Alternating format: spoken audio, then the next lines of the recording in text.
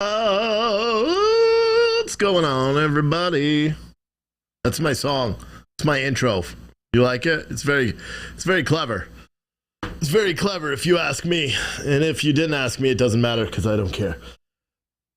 We're starting like day 17 of this stupid trial, but it's kind of mildly entertaining because now Johnny Depp's lawyers are investigating or they're cross-examining Amber Heard. Yesterday, they already caught her lying on the stand, which was mildly entertaining. And we're going to be covering this for the entirety of the day today. I will be doing some news updates sporadically throughout the day. I did put out a video already on YouTube and Facebook. I encourage you to go find it, to go share it. It's in regards to the Pennsylvania Senate primary that's taking place today. People need to pay attention to who you're voting for. You know, we don't endorse candidates here, and again, you don't vote because whether you like someone independently or not, you vote for someone based on what they can do for the country and what you believe they will do for your country. You may not like someone, but you may say, okay, well, this person, even though I don't like that person, this person is a better fit for our country in the direction that we want to take said country, instead of just voting for someone. The stuff that's going on in Pennsylvania now, the hit pieces and all that. And I'll just do it again. I'll say it again because I think it's super important. If you live in Pennsylvania right now, you need to get up off your butt and you need to go cast a vote. You have three main candidates for senator in the Republican primaries. You've got McIntosh, you've got Dr. Oz, and you've got Kathy Barnett. McIntosh, he's not really in the polls right now, so if you vote for him, your vote's kind of pointless. Yeah, I think he's double digits behind as of the latest update, and I could be wrong on that. But then you got Dr. Oz, who has a Republican nod, right? He is the establishment Republican. He does have the nod from Donald Trump, but he also has the nod from Sean Hannity and all these other people who have been, endorsing him and going to bat for him. Sean Hannity has literally ruined any credibility he has as a political commentator because he's thrown out any symbolism of just being neutral and gone full on to attack Kathy Barnett. Kathy Barnett is an African-American black woman. I don't even know the proper way to say that now. She's a black conservative that's running for Senate there. She was a nobody essentially 3 weeks ago, right? She started going up in the polls. Essentially, when Donald Trump endorsed Dr. Oz, everybody's like, wait, this is wrong. Because Dr. Oz, make no mistake, here's my personal belief about it. Dr. Oz is not a conservative. Is he a Republican? Yes, he is. He's an establishment Republican. My personal belief is if you want another Adam Kinzinger in office, vote for Dr. Oz. If you want another Liz Cheney in office, vote for Dr. Oz. If you want another Mitt Romney in office, vote for Dr. Oz. If you want anybody, vote for anybody else for all that matters. But you know how I vote? I don't vote whether I like someone or not. I vote whether I believe that person will do a better job for me in Washington. I may hate the personality of someone, but I will still vote for them because I believe in trying to make this country great. And what's going on in there, I mean, here's the latest example. Sean Hannity, we've covered it already. He's gone after Kathy Barnett. Sean Parnell, Greg Kelly from wherever the hell he is, Newsmax, they've all run like essentially paid campaign ads, except they're not getting paid, slandering her military record, throwing up fake posts saying that she supports and donated to BLM. If you've listened to her speak, that's 100% false. And now the latest one is they took a known Antifa member, a known Antifa sympathizer's photos and published them saying that she was essentially part of the January 6th insurrection. That was on Sean Hannity's show last night. He literally showed her marching next to Proud Boys, practicing her First Amendment speech and insinuating that she was part of this violent Proud Boys group. Keep in mind, Sean Hannity has had Gavin McInnes on 24 times. Gavin McInnes is a founder of the Proud Boys. And he's defended them numerous times saying, well, they're not racist because, well, they're not. Just because whatever, it doesn't even matter. I know black Proud Boys, so it's kind of hard for them to be white supremacists when I personally know Proud Boys that are black. But long story short, they are pulling everything out right now to try to just ruin this woman and her chances of getting elected. My thing is why are they trying so hard? And then I realized it. She is not an establishment Republican. She is a conservative.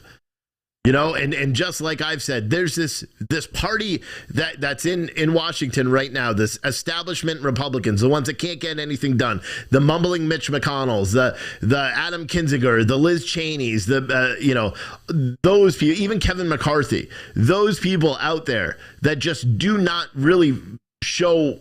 They're not there representing the interests of America. And if you vote for those people, those types of candidates, we're going to sit in that same pattern of nothing getting accomplished for us. I really implore all of you guys, if you live in Pennsylvania, vote with your head. Okay, don't vote with who you like. Vote with who is going to be better. Think about me. I live in Virginia. I can't vote in the primary in Pennsylvania. Who would I vote for? Who would your family vote for? Who's going to help your kids the most? You may not like her policies. You may not like some of the crazy shit that she has said, because she has. But you have to look at what she's going to do in office. I guarantee she's going to do more than Dr. Oz. That's my personal belief. And this is not an endorsement. This is a warning. Be very cautious of who you vote for if you live in Pennsylvania. Please, I implore you. Now, what I would like everyone that's watching on Facebook and everyone that's on YouTube, both of those platforms, I put out a short 4-minute video talking about this. I beg you to go and share that. Come back to this. We're going to cover the trial. The jury's not in. The lawyers are meeting. But we're going to cover the trial here in a minute. But I beg you, go share that out. If you live in Pennsylvania, share it out, share it out, share it out, because it's imperative that people understand what's happening.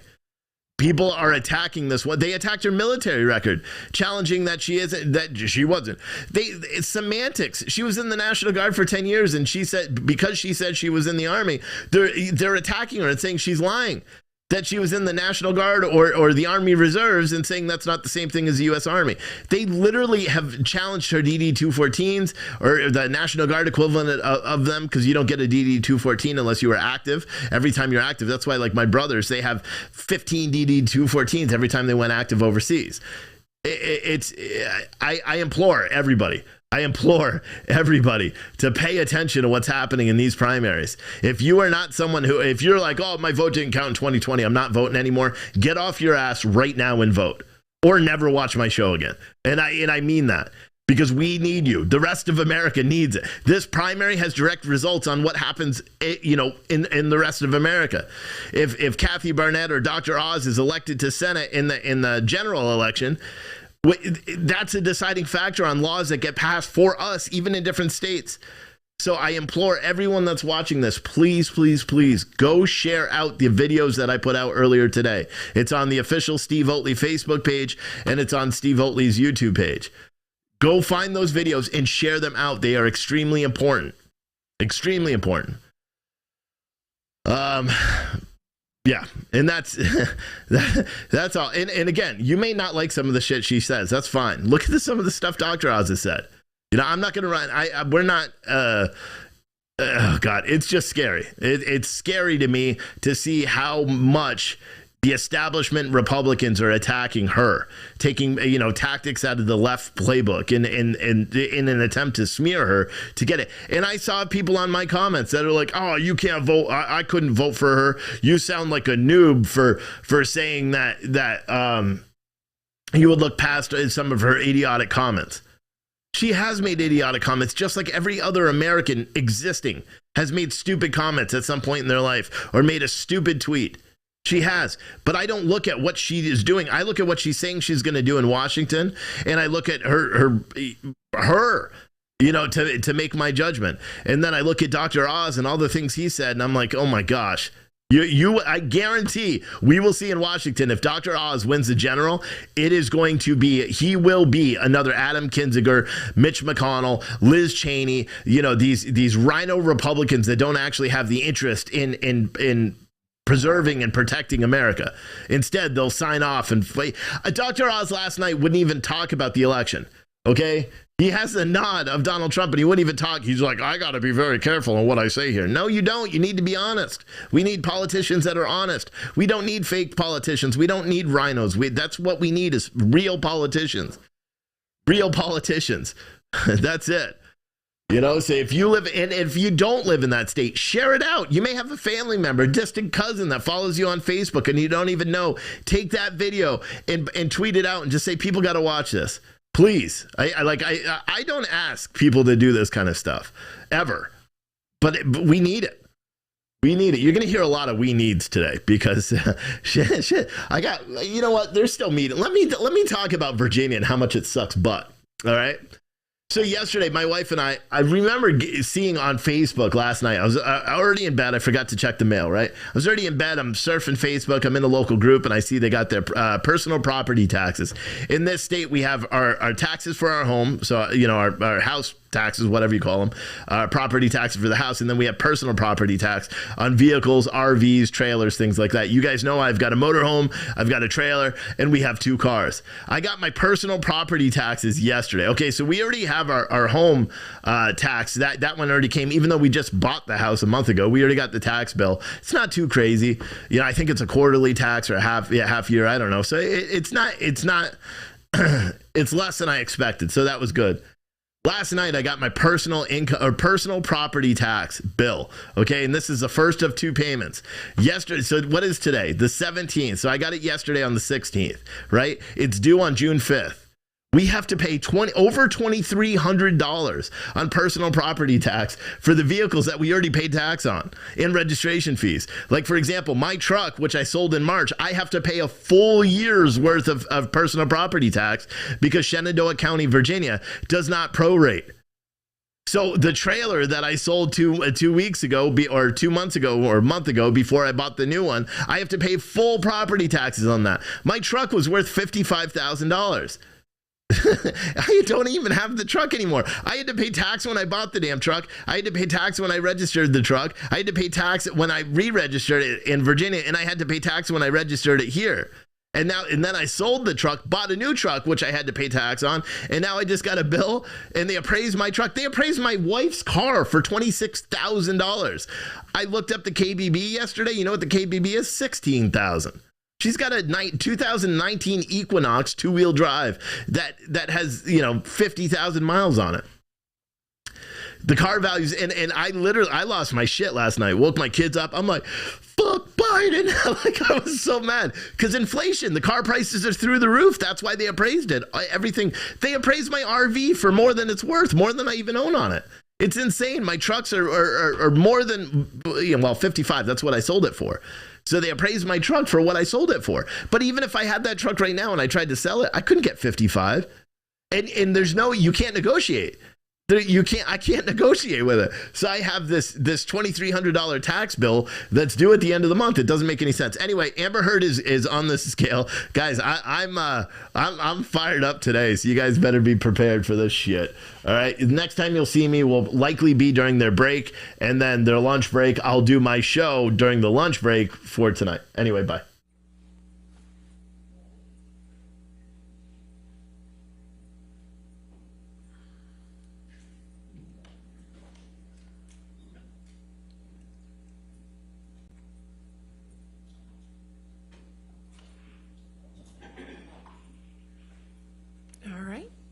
Be seated.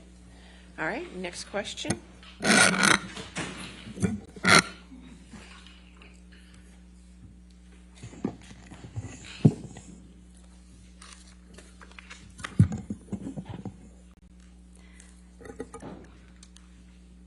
Good morning, Ms. Heard. Good morning.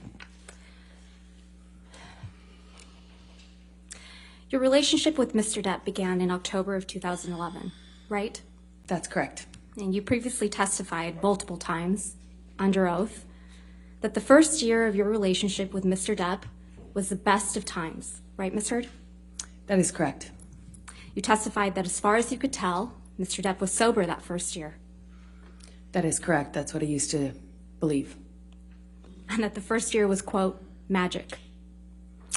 Yes, I always estimated it was about a year.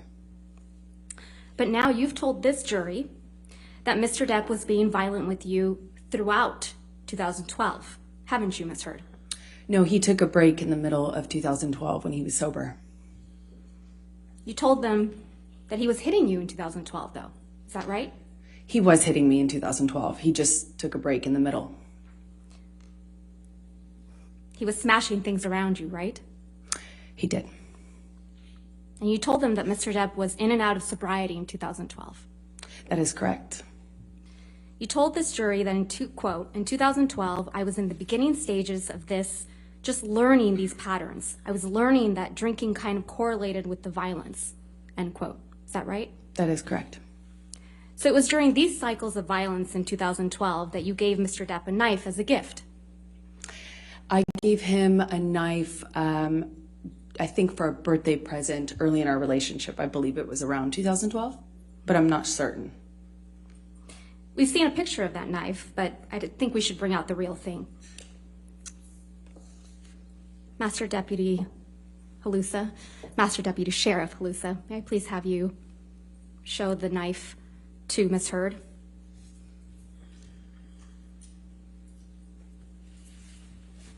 Yes, that's it. That's the knife you gave to the man who was hitting you, right, Ms. Heard?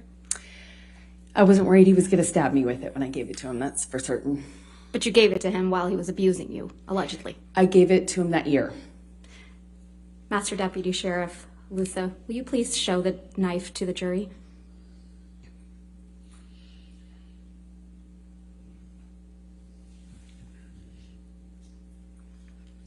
Thank you.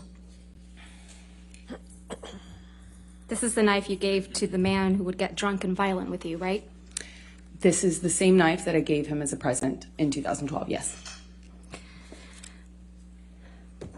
Now, Ms. Heard, I'm going to need to talk to you about what happened in Australia in March of 2015. You've testified that at some point during the incident you described, you witnessed Mr. Depp bashing a phone against a wall, right? That is correct. You testified that the phone was breaking into pieces. I was watching it disappear. That Mr. Depp smashed it, I think your word was smithereens. Yes, that is correct. And according to your testimony, this was a wall-mounted phone in the bar area. That is correct. Let's take a look at Defendant's Exhibit 1820. I believe this has already been admitted into evidence, so if we could have it published.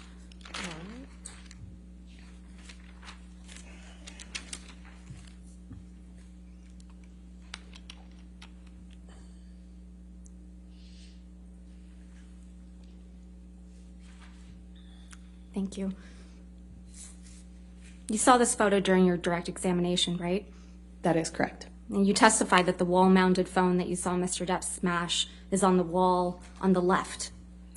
That's correct. So if you were looking at this picture, the wall-mounted phone would have been behind you on the left-hand side of your shoulder. But it's not depicted in this photo, correct? Whoever took this photo was standing right in front of where that mounted phone was. That's convenient. The pieces of the phone Mr. Depp smashed aren't in this picture either, right? You don't see it because it's whoever took this photo standing in front of that. Whoever took this photo, it's Mr. Ben King, correct? That's what I believe. Yeah. Mr. King testified under oath in this trial, right? That is correct. And he testified that there was no wall-mounted phone smashed to smithereens that he had to replace, correct? I didn't hear him testify to that, no. He did. Your counsel elicited it. I disagree with that representation. You also saw this picture. Actually, can we please bring up Defendant's Exhibit 1821, which is also admitted into evidence?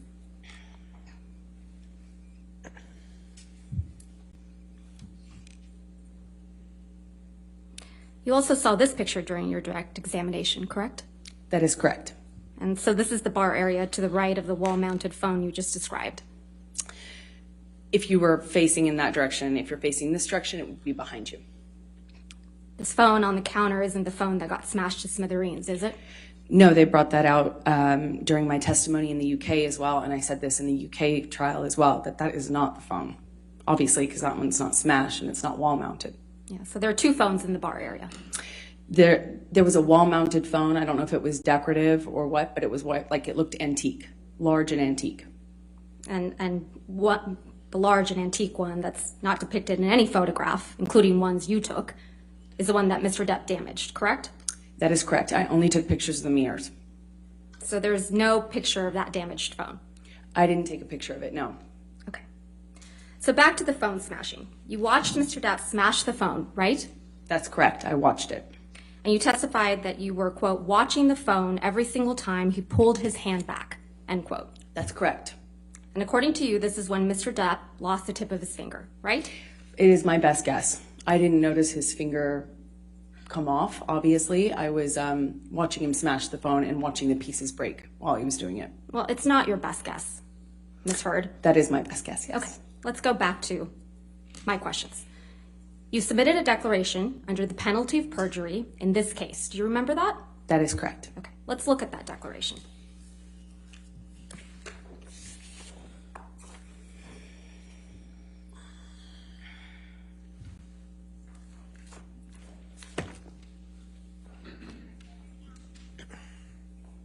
Yes, ma'am.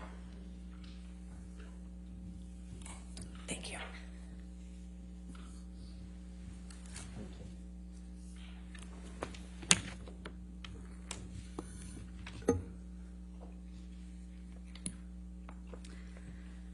If we could direct your attention, Ms. Heard, to the page 14 of the declaration.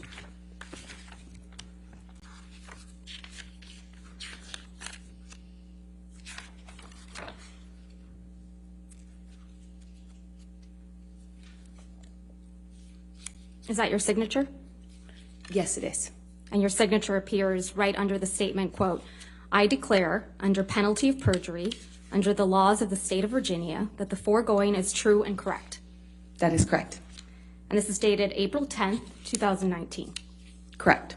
Now let's look at paragraph 16, which is on page 5.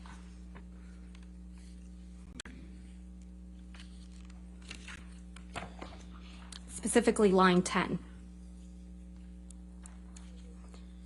Quote, you write, testify under oath, while he was smashing the phone, Johnny severely injured his finger, cutting off the top of it, end quote.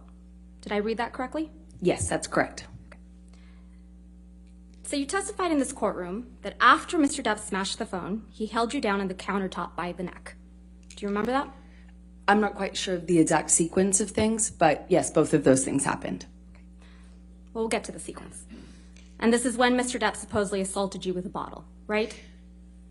On the countertop, he assaulted me. So Mr. Depp was able to get you on the counter, right? He held me down by my neck. And hold you down by your neck. That is correct. And he grabbed a bottle, according to you, while holding you down by the neck, correct? I'm sorry, can you clarify what you're asking me? While Mr. Depp is holding you by the neck against the countertop, he grabs a bottle. That's your testimony. No, those two things didn't happen at the exact same time, no.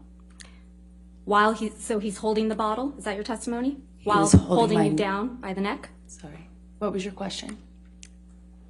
Your testimony is, Ms. Heard, that either he has the bottle before or after he's holding you by the neck on the counter. Is that your testimony? He held me by the neck on the counter. Where's the bottle that he At assaulted what with? point? While holding you down by your neck. When he was assaulting me with the bottle, it was in his hand. Was it in his hand before or after he holds you down by your neck? I was being held down while he assaulted me with the bottle. When he puts you on the counter, does he have the bottle in his hand, yes or no? As I have always said, I don't remember exactly what happened first, or I don't remember the sequence. I just remember being aware that I was being assaulted by a bottle while I was on the countertop. So he penetrates you with this bottle.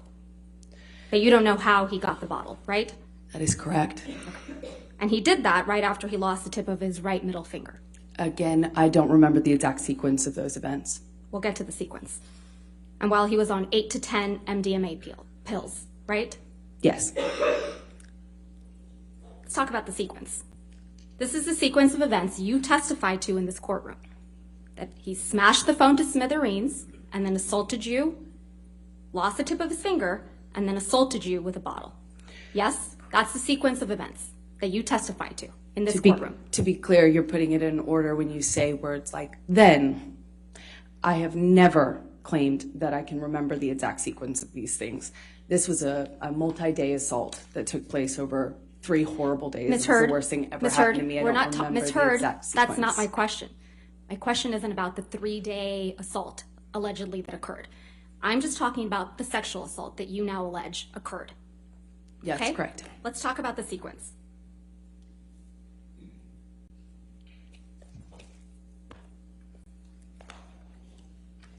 So you testified, actually.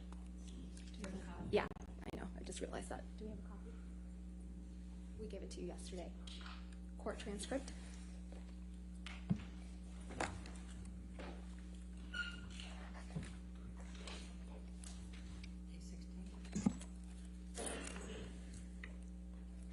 Yes.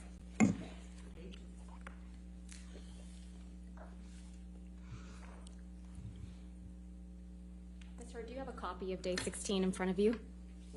Day 16? Yes, of Court my transcript? deposition? Yes. No, of the court transcript from this trial. Oh. Yes. I didn't realize that. Yeah, I do. Let's look at the transcript.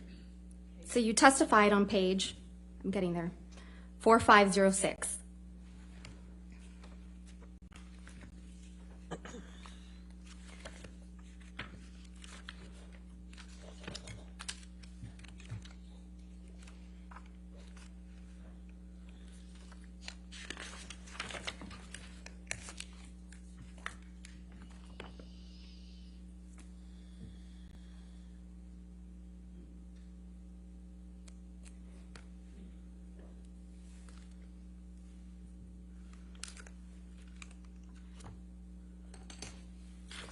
All right. There? Okay. And the reason that we need to go through this, Ms. Heard, is because we understand that these are very serious allegations that you're making, right? It was horrible. What happened to me, yes. Okay, so let's go through them. Page 4506, line 2 through 3. I sit here now. Apologize. You testified on page 4506. This all started when Mr. Depp took 8 or 10 pills of MDMA, right? That is correct. Okay. Then, directing your attention to page 4518.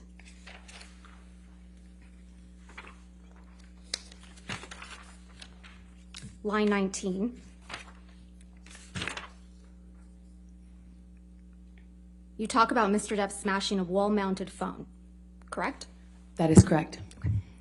Then on page 4519, at line 3, you testified that while Mr. Depp is smashing the phone, he is screaming, quote, "I fucking hate you," end quote, right? Yes, he was screaming that, among other things. And further down on page 4519, same page, lines 12 through 19, you talk about how you watched Mr. Depp smash the phone to smithereens, right? That is correct. Then, continuing on the same page, 4519, line 20, you say something really important. Quote, "At some point, he's on top of me. No phone, but screaming the same thing," end quote, right? I just remember the sound, yes. But you remember, and you testified to this jury, that he didn't have the phone in his hand anymore. When he was assaulting me with the bottle, Right. he had the bottle in his hand. When he was punching the wall with the phone, he had the phone in his hand. When he was punching the wall next to my head, he had me by the throat. He did a lot of things that night. So you're acknowledging, by this sequence, not my words, your words, Ms. Heard, that you testified to this jury, that Mr. Depp smashed the phone to smithereens before he assaulted you. That's the sequencing in which you testified, correct? I have never testified to a sequence. Keep talking about that sequence. Then on page 4521, starting at line 3, you testified to being bent over backwards on the bar, right? Okay.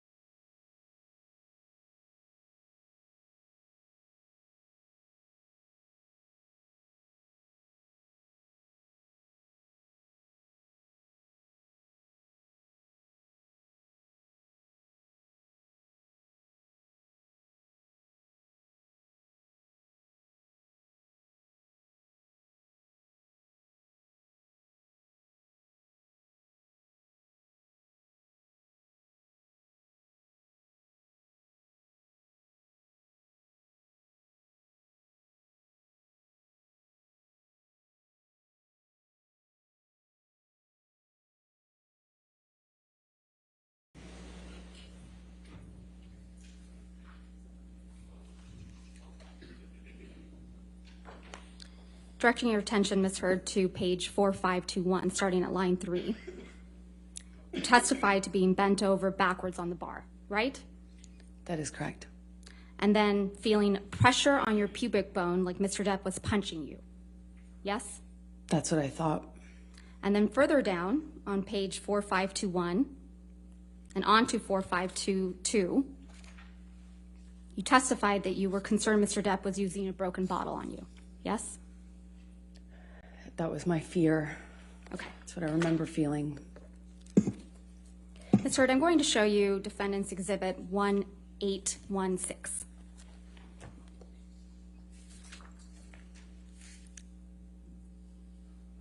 Which has already been admitted. Yes, ma'am. Thank you. You saw this picture during your direct examination, right? I did. And you testified that this is a picture of the bottles that were next to Mr. Depp on a desk when you found him drinking in the morning, right? That's correct. And this was the morning after Mr. Depp had allegedly sexually assaulted you, right? It was the morning after he did assault me. Yes. And if I understood your testimony correctly, you testified that this is the Maker's Mark bottle that Mr. Depp sexually assaulted you with. I was never sure it was, but it was definitely that shape. Felt like that shape. But you testified in this courtroom that you had not seen this bottle until Ben King provided these photographs, correct? Not in the course of the trial. I hadn't seen the photograph.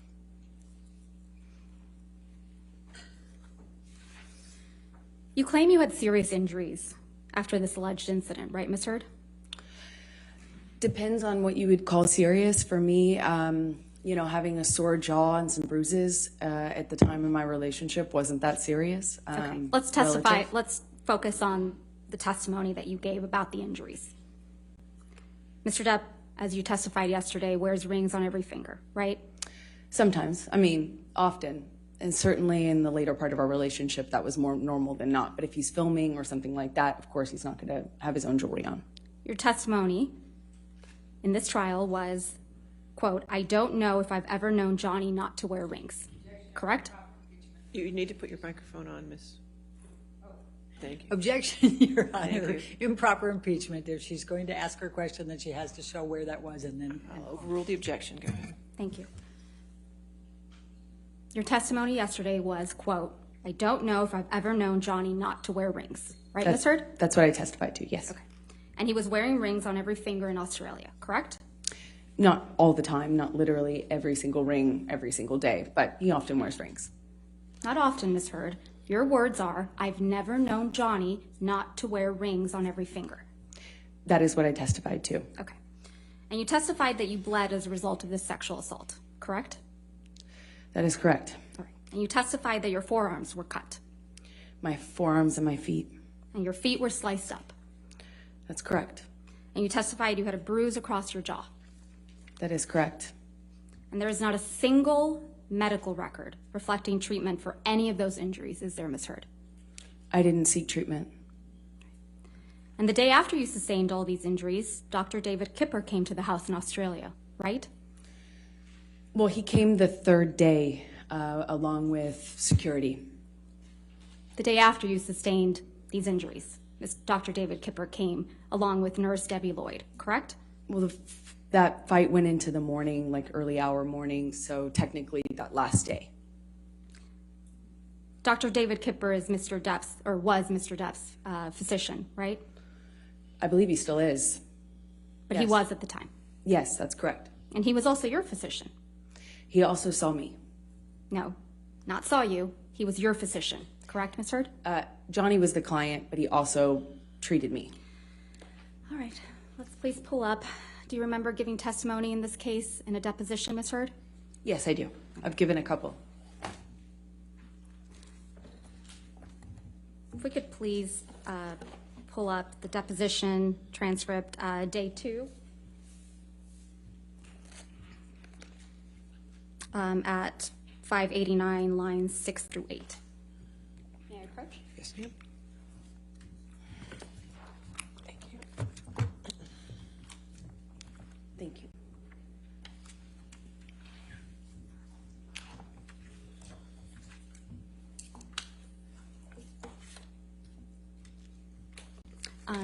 Your Honor, we're going to play Ms. Heard's deposition for the jury. lines, day 2, page 540, lines 6 through 9. We have permission to publish it. You ought to give me a minute. Excuse me, I'm sorry, day 2, page 589, lines 6 through 8. All right, if you could just give us a minute to get there. Of course. 589. I'm sorry, what were the lines again? Page 589, lines 6 through 8. Wait. Did you say 540 or 589? 589, lines 6 through 8. All right, thank you. Thank you. I have no objection, Your Honor.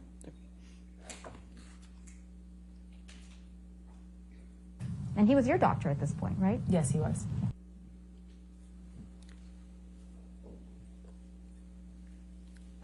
Debbie Lloyd also came to the house that day. Yes, she came with Kipper. Yeah. Miss Lloyd is a nurse, correct? That is correct. Malcolm Connolly also came to the house that day. Yes, that's correct. Mr. Connolly is one of the security guards, correct? That is correct.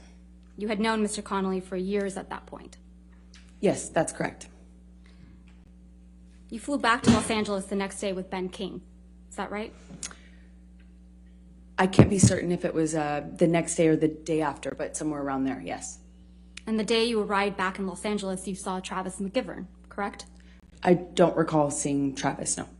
You don't recall Mr. McGivern picking you up from the airport with Ben King? I don't remember that, no.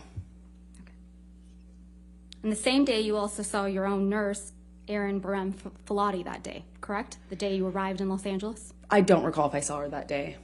You saw Miss Filati's testimony in this case by video deposition, correct? That is correct. And you heard her testify that she saw you the day you arrived back from Australia on March 9th, 2015. I believe she testified that she came to dinner where I was with friends. Yeah, I believe that. So she saw you that day.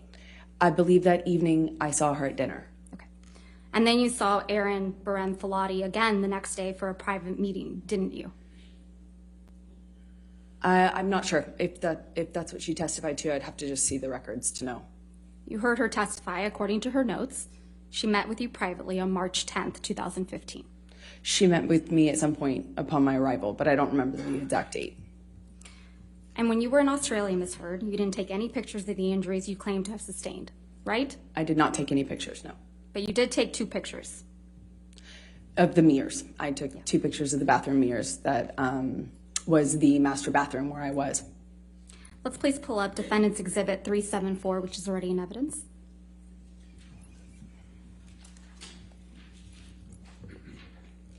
You took this picture, right, Ms. Heard? Yes, that's correct.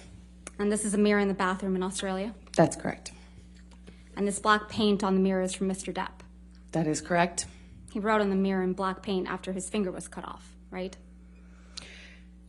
Yes, I only know that because there was blood as well as paint. So you took this picture after Mr. Depp had injured his fingers, correct? This was while I was packing, when I was leaving. That's a when I yes, took right, the photo. Ms. Heard? That's, what's the question? I'm sorry. You took this picture after Mr. Depp had injured his finger. That's correct. And you took this picture after you had allegedly been assaulted by Mr. Depp, yes? That's correct.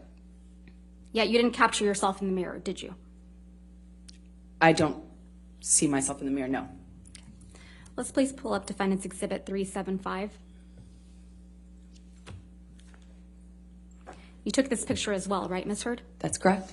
And this is from one of the bathroom mirrors in Australia? That's correct. This is also a picture taken after Mr. Depp had injured his finger. That's correct. And this is also a picture taken after you had allegedly been assaulted by Mr. Depp. That's correct. You didn't capture yourself in the mirror in this picture either, did you? I do not see myself in the mirror in that picture. Is that because you didn't have any visible injuries on you? It's because I was taking a picture of the writing. Let's talk about the writing on this mirror. So the writing in black paint is from Mr. Depp, correct? It's all from Mr. Depp. And it's your testimony under oath that you did not write the red text that says, quote, "Call Carly Simon, she said it better, babe," end quote. That's correct. Because if you did write that, it means that your husband was walking around the house bleeding from his amputated finger, and you're writing snarky messages to him on a mirror, right? I don't know what your question to me is. I'm sorry.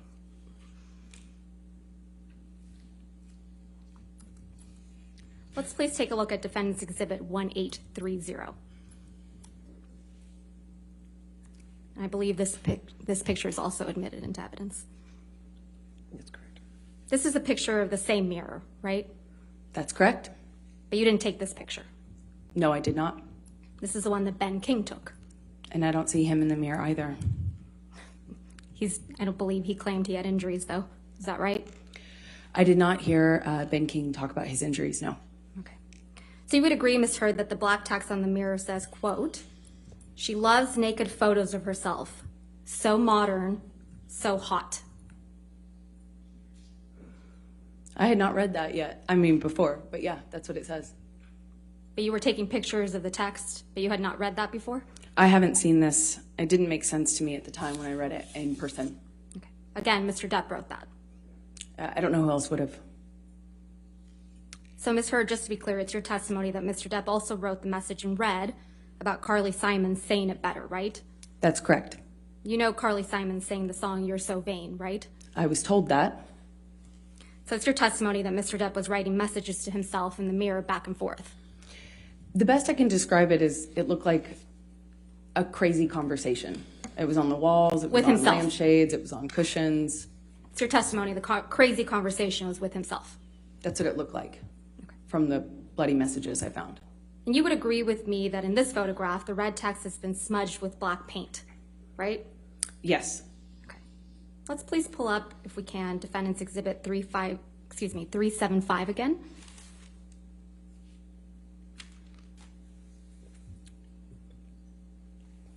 The black smudge isn't in this picture that you took, right? That's correct. So Mr. Depp must have not liked his own message to himself. I'm not quite sure what was happening when Ben took his photograph, no.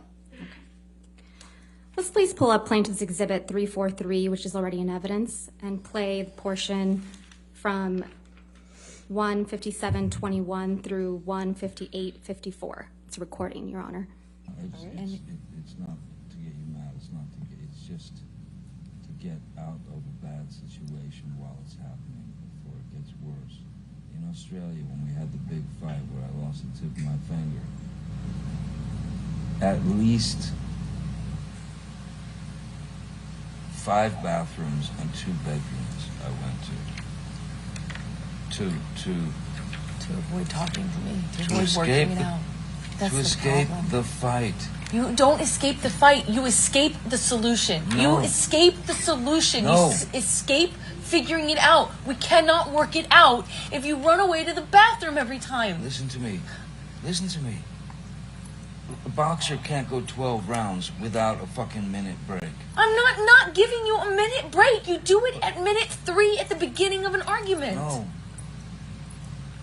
There are rounds, man. And when it gets too fucking hairy, the ref splits them apart or whatever. But all I'm saying is, you can't have a solution if the argument just keeps mounting and mounting and mounting and mounting. I fucking go into the bathroom and sit on the floor. Bam, bam, bam, here you come. I come out. Fight, crazy, escalated.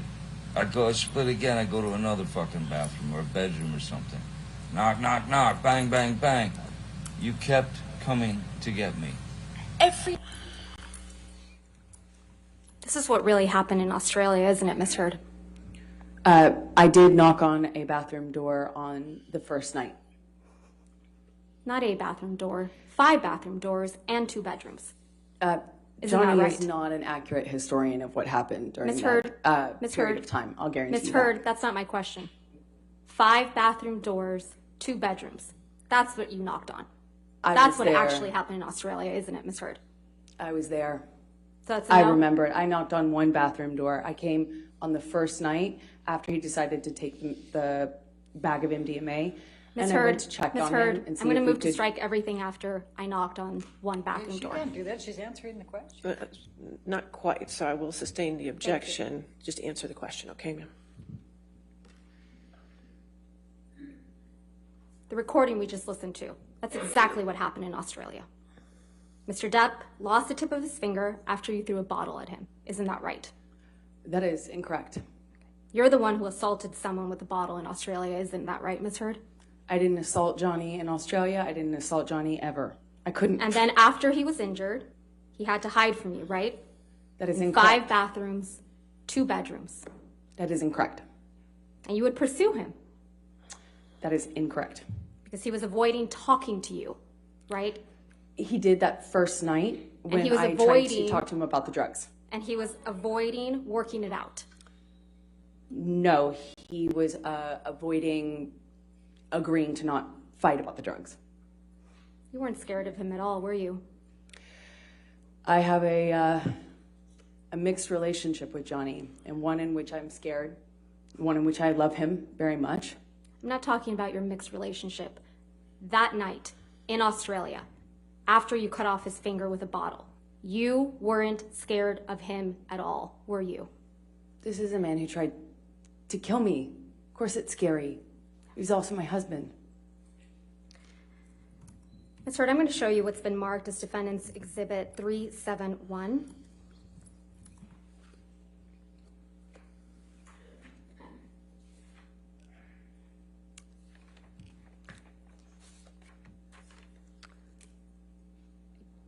I do not believe these have been admitted into evidence. No, I don't. Okay. I don't have them. If we can scroll down, please. Is this one already No. Ms. Bretterhoff, if you don't have your microphone on, I cannot hear you. You still don't have it on. Redacted, oh.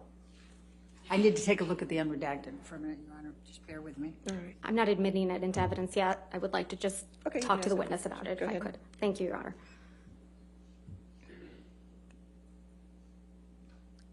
Ms. Hurd, I'm going to show you what's been marked as Defendant's Exhibit 371. Do you recognize these text messages between you and Dr. Cowan? I don't recognize these, no. Who's Dr. Cowan? He was my therapist that was recommended to me from Dr. Kipper. He and Dr. Kipper worked together. He was your therapist at the time, correct? That's correct. And you had been seeing him for almost a year in March of 2015?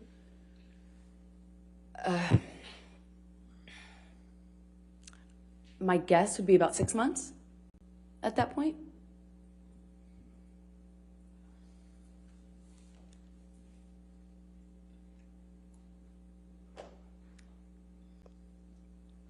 Your text messages are in gray, correct?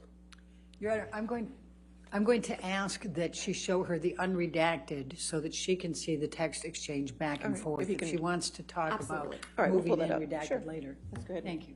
Pull it up.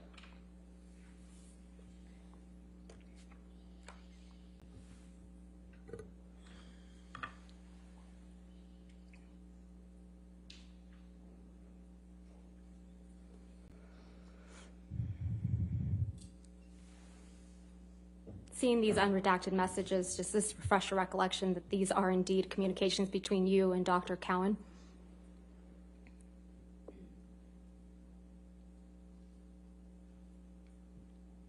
Yes, that's correct. Okay. Doctor, your text messages are in gray, correct? Yes, that's correct. And Dr. Cowan's are in blue? That is correct. Okay. Do you see the text message at the bottom of the page from March 8th, 2015 at 8:29 p.m.? Yes, that's correct. March 8th is the day that you were allegedly sexually assaulted by Mr. Depp in Australia, correct? That is correct. So on March 8th, 2015, you were in Australia, That is correct. and Mr. Depp's finger had just been cut off, right? That is correct. And you write to Dr. Cowan, quote, "I feel so lost. I can't talk. I don't know if I'll ever be able to change," end quote. Did I read that correctly? That's correct. You weren't able to change, were you, Ms. Hurd? I very much wanted to leave the relationship I was in, but I didn't have the power. I didn't feel I had the power to leave. I knew I was in a very toxic relationship with Johnny, and I knew I needed to change that. I knew it was, at this point, horrible for me. And I I'm gonna talked to move my to therapist admit often about that. Defendant's Exhibit 371 as redacted with just Ms. Hurd's messages. All right. Your Honor, I object because she has left out the next 2 lines from Ms. Hurd that clarify even further, and I also think Ms. that Dr. Bretterhoff, Cowan's... Could you Your show Honor, them may just- we yeah, please let's go. approach? Let's- This is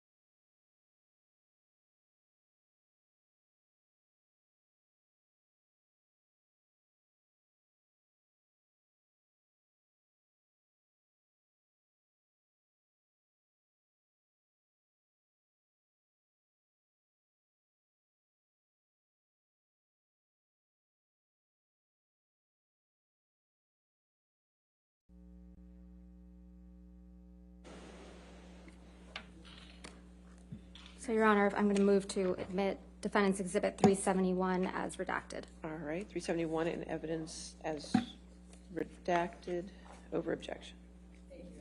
Yes, ma'am. If you can publish that to the jury, thank you. So you write, Ms. Heard, to Dr. Cowan, I feel so lost. I can't talk. I don't know if I'll ever be able to change. Right? And I said I clearly can't figure this out, meaning the relationship. You didn't say that. You I said, did. not the relationship.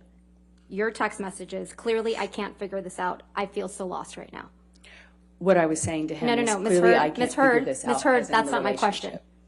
The text, just the text. That's exactly what I you was saying. What you texted. Clearly, I can't figure this out. I feel so lost right now. That's That's what right. I was saying. Okay. Thank you.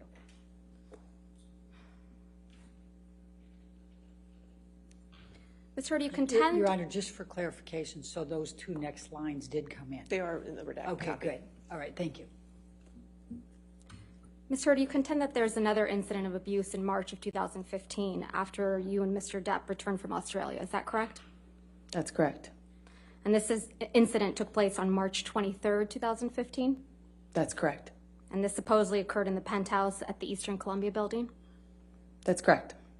You had found text messages between Mr. Depp and another woman, right? That is correct. So you confronted him about cheating on you. That's correct. And this was about 2 weeks after you had returned from Australia. That's correct. So this is shortly after Mr. Depp supposedly sexually assaulted you with a bottle, right? It was 2 weeks after he assaulted me, yes. And you decided to confront him about cheating on you? I didn't decide to. I wanted to. Mr. Depp's finger was freshly injured at this point, right? He had a cast on it. The top of his right finger had been cut off 2 weeks prior. That is correct. And he had a pin in his finger, true? I don't recall when the pen was placed. A skin graft? I'm not quite sure. He had several different procedures and they were kind of spread out over a period of time. So I don't remember what happened and when One of those exactly. procedures was to treat the MRSA that got on his finger too, right? At some point, I knew he had an infection. And his right hand was in a bandage, right? It was casted. So it's your testimony that Mr. Depp was able to attack both you and your sister with his hand in that state, right?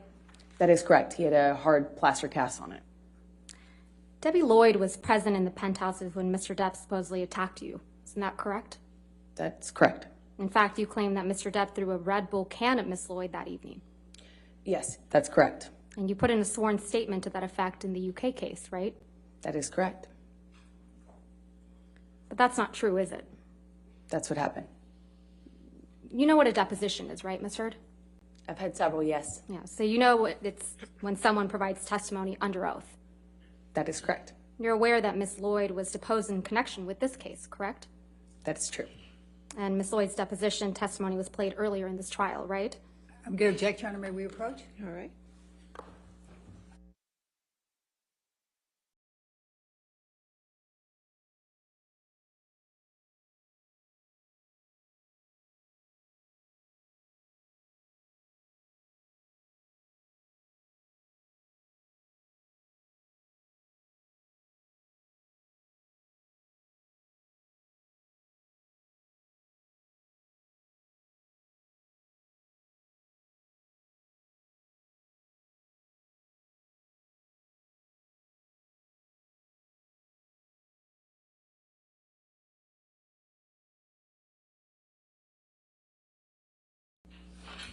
So in a deposition, Ms. Heard, you know it's when someone provides testimony under oath, right?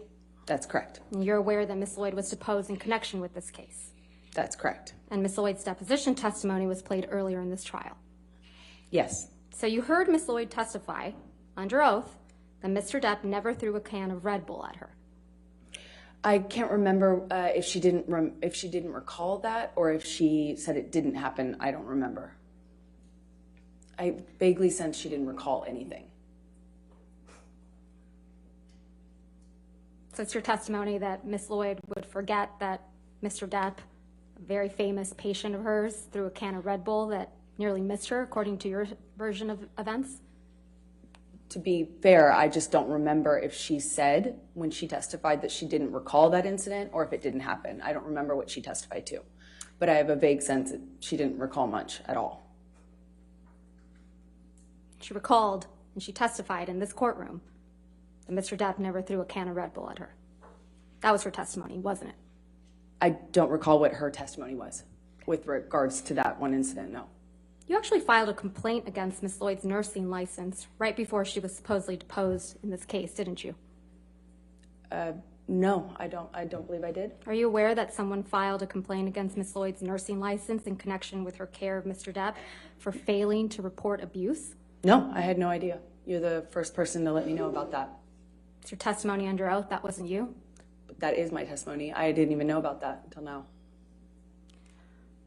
Travis McGivern was also present when Mr. Depp supposedly attacked you, correct? He walked in at some point. And you heard his testimony that it was actually you who punched Mr. Depp. Isn't that right? It's always been my own testimony that I hit Johnny. And you who was throwing things at Mr. Depp. I hit him in defense of my sister. I didn't have anything to throw at him. I never threw anything at him. I hit him when he attacked me and my sister. Specifically when he moved for her. That's when I hit him. So it's your testimony under oath. You threw nothing at Mr. Depp. Mr. McGivern's lying. I have thrown things at Johnny, No, to be clear, but not that occasion. That evening. Not on that occasion. So it's your testimony, Mr. McGivern imagined that you were throwing things at Mr. Depp from the mezzanine level down towards where Mr. Depp and Mr. McGivern were standing. Well, he certainly wasn't going to say it about his client.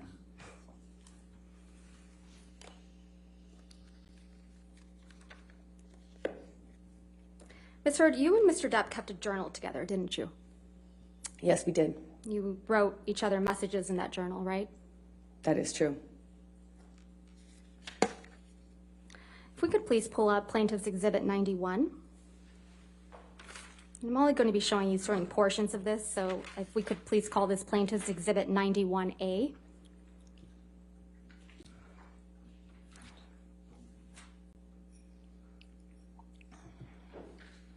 This is the journal that you and Mr. Depp kept with each other in electronic form, correct?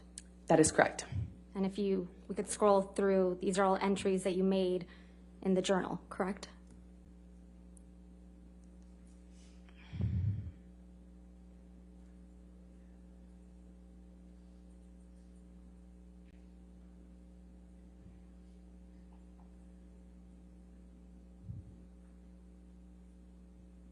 Is it done? Yes. I'm going to move for the admission of Plaintiff's Exhibit 91A, and I've gone ahead and redacted Mr. Depp's writings as on hearsay grounds. I'm going to object, Your Honor. May we approach? Okay.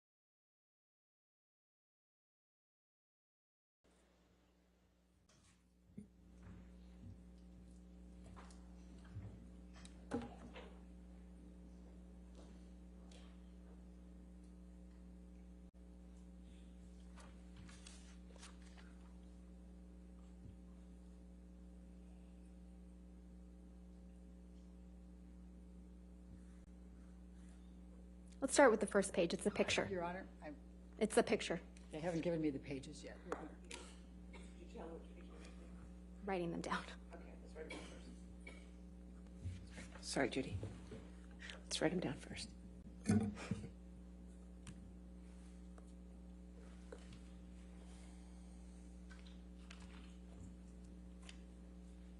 Thank you, Your Honor. Yeah, all right.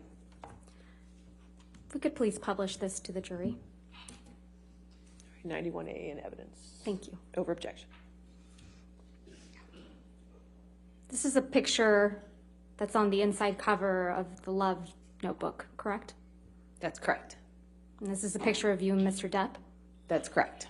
And you're in Australia in this picture, aren't you? Yes, but that's much later once we returned. You can see that Mr. Depp's right hand is bandaged, right? Yes, that's correct. That was after it had recovered significantly. That's not what it looked like during the incident we were just talking about. So this is a picture after the events in Australia in March of 2015, correct? Yeah, yes, that photograph was taken months later. We have the jury look at that photograph again, please.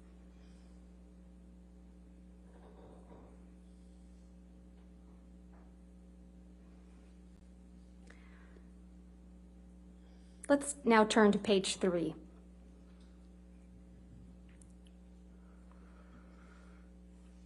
This is a note you wrote in the journal to Mr. Depp, correct? That's what it looks like, yes. This is actually the first note you wrote to him in this journal. I don't remember what the first note was. The date on this note is May 22nd, 2015, correct? That is correct. That was during our honeymoon period. This is just a little bit over 2 months after the events in Australia in March of 2015, right? That's correct. We were back in a honeymoon phase. That was the period of sobriety I spoke about yesterday. When after Mr. Depp had allegedly assaulted you with a bottle, right? It was after the stairs and it was after the Australia incident, yes. And he got clean and sober and we went back to Australia. It's also 2 months after you punched Mr. Depp because you allegedly thought he was going to throw your sister down the stairs, right? I hit him when he swung at my sister. And this is written months later, yes. You thought he was going to throw your sister down the stairs like he had thrown Kate Moss down the stairs, right? He swung at Whitney, and I had heard a vague rumor about that. And so it's what I thought of. In this first message to Mr. Depp in your journal, you write, quote, "True love isn't about just the madness of passion or instead picking the safety of peace. No, it's about having both, falling madly in love with your friend. That is what has surprised me perhaps the most, that I have seen in you the true bones of friendship and respect. But of course, I still, perhaps more than ever, want to rip you apart, devour you, and savor the taste. Fret not, XX Slim." Yes, it's a love note. Did I read that correctly? Yes, you did. And you're Slim, right? That's correct. Ms. Hurd, I'm now going to ask you to take a look at the very last entry you wrote in this journal, which seems to be from April 8th.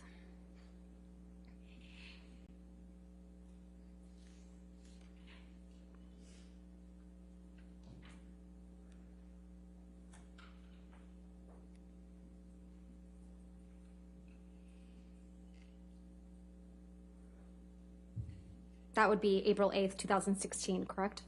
I'm not quite sure. I don't see the year written on there, and I don't recognize it yet. It would be a couple weeks. April 8th would be a couple weeks before your birthday, though, right? That's correct. Just to confirm, this is a note you wrote to Mr. Depp, right? That's what it looks like, yes. And on the second page of this note, you wrote the following. Quote, "I'm sorry I can get crazy. I'm sorry I hurt you. Like you, I can get wicked when I am hurt, when I feel provoked, shattered. And last night I was. I felt abandoned about the Lily Rose thing, felt absolutely bewildered about your not coming home on my last night here, and was heartbroken and angry after many attempts in vain on my part to rectify the situation and make amends on the last night of what was otherwise a gorgeous trip with you. I am so sorry for my part. None of this is meant to be an excuse for hurting you, because the truth is, nothing is. There is never a reason good enough to hurt you. You are the last thing in the whole world who deserves it. Last person I ever meant to hurt. I love you, Steve. I am forever yours, Slim." Did I read that correctly? That's correct. Thank you. Ms. Hurd, let's take a look at Defendant's Exhibit 423, which is already in evidence.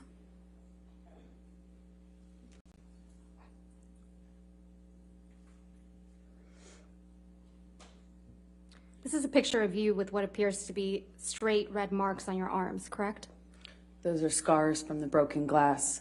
And they're straight and red, right? I disagree with how you characterize that, but they are red, yes. And they're on your left arm? Yes, that's correct. Ms. Hurd, you have a history of cutting yourself, don't you? I do not. You cut your arm once as a teenager, isn't that right? No, I said I wanted to. When I was put on birth control pills when I was a teenager, I felt crazy, and I said I felt suicidal. So it's your testimony under oath that you didn't report to Dr. Hughes, your retained psychologist, that you had cut yourself as a teenager once? I said I had told my mom that I wanted to when I was a teenager. Ms. Hurd, we heard some testimony from you yesterday about a trip you and Mr. Depp took on a train in Southeast Asia. Do you recall that? Yes, that's correct. That was when you and Mr. Depp went on your honeymoon trip, correct? That's correct. And that was in July of 2015? Yes, that sounds right. Let's take a look at Plaintiff's Exhibit 162, which is already in evidence.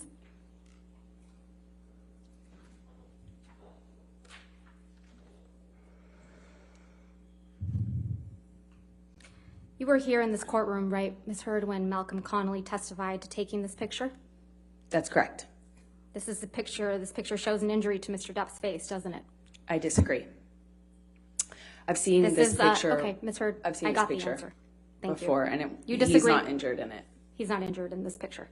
That's your testimony. Fine. This one is Photoshop. Ms. Hurd, I have your answer. Thank you. This is the only photograph from your honeymoon that shows someone with an injury, correct? That's not true. We haven't seen any photos of injuries to your face from that train trip, have we? I don't believe my face was injured on that trip. Let's take a look at Exhibit 91A at page 46, going back to the Love Journal.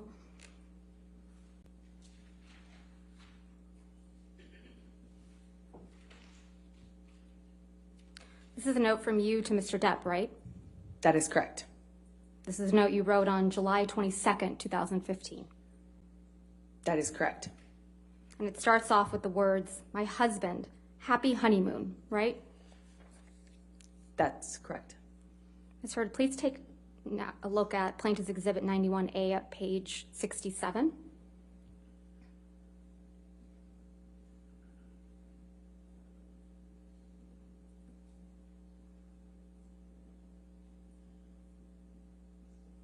This is another note from you to Mr. Depp in your journal, right? That is correct. And this one is dated August 1st, 2015. That's correct. And you write, "That's enough. You've held this book hostage long enough. Although I can't wait to read my note, I also couldn't wait to tell you how much I adore you. What a beautiful, extraordinary, magical, memorable, wonderful, stunning, surprisingly evolving, and impulsive adventure. I couldn't have imagined a more gorgeous honeymoon. I love you more and more every passing day.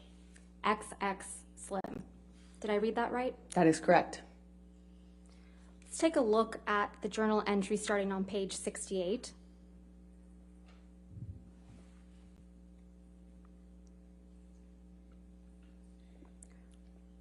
This is another entry from you writing to Mr. Depp, right? That is correct. And this one's dated August 2nd. That is correct, yes. And this one is a longer one, so let's go to where it ends on page 70 of the journal.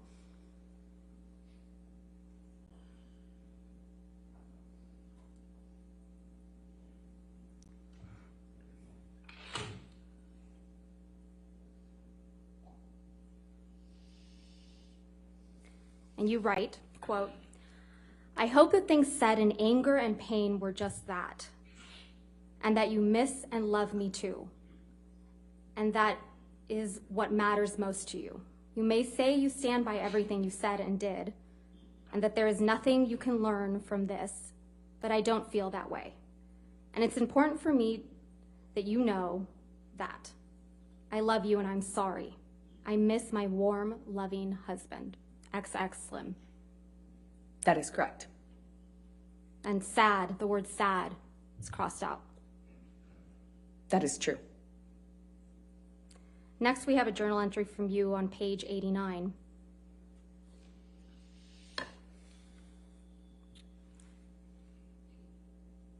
This is another note from you to Mr. Depp. That is correct. The whole book is love notes. So this is dated August 15th, correct? That is correct.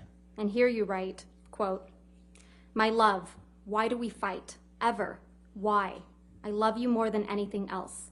Are we that uncomfortable with being vulnerable? Were we scared? Or is it something else? I don't know. But I am sure of one thing, and if it's that I can't imagine my life without you. I love you. I will do better. I am sorry. X Slim." Did I read that correctly? That is correct. Your testimony, this was a love journal? That is correct. It was primarily love notes and apology notes from you to Mr. Depp? The book was more of a love note book, and part of that communication, obviously, since we fought so much, it was important for me to,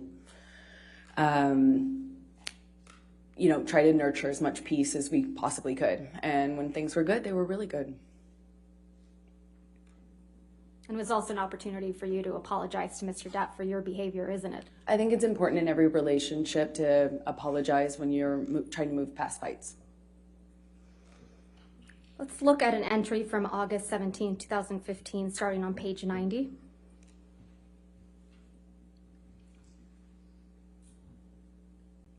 Here you write, quote, "I'm sorry I shook the wheels so hard.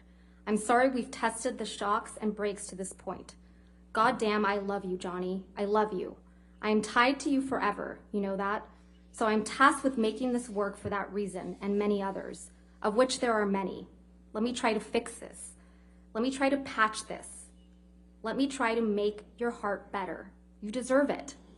Hell, maybe even I do. I need you. We need each other. You're my cornerstone, my heart, my all. You are my life. I hate it when we fight. I hate having you hurt. I hate that you're hurting. I love you more than anything. Let me prove it. I need you. I love you. Slim." Did I read that correctly? Yeah, another example of me trying to fix it. I was always trying to fix it. Fix it by apologizing for your bad behavior? I tried everything. I tried apologizing, I tried reading, I tried therapists, I tried everything to fix But it. yet you couldn't change like you told Dr. Cowan, right? I couldn't change my relationship. Okay.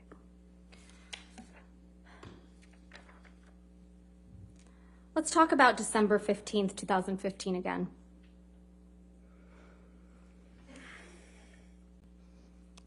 Erin Filati, your personal nurse, saw you 2 days after the incident on December 15th, 2015. Isn't that right? She did not see me as in a medical visit. She just dropped off meds late at night. She saw you personally, though, right? She physically saw me, but did not see me in a medical sense, the way a doctor might see a patient. She did not see me in that way. She was your personal nurse, right? She was a nurse assigned to me. I didn't hire her. Johnny did. She was assigned to you, and so when she would see you, it would be physically in person in your home and traveling, correct?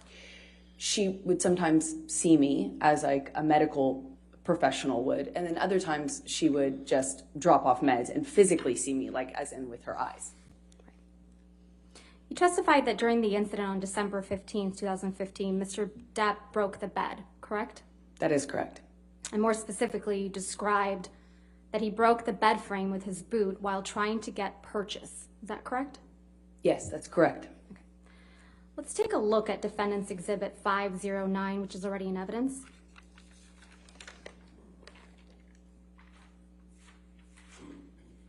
If we could please have that published to the jury. Thank you. Ms. Hurd, this is a picture that you indicated depicts the broken bed, right? That's exactly it.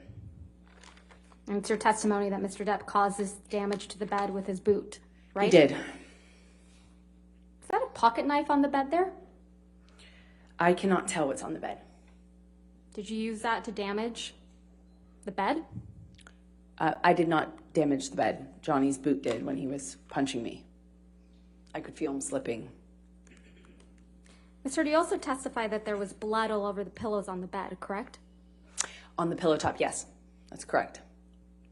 But you didn't take a picture of that, though, did you? I did not take a picture of this.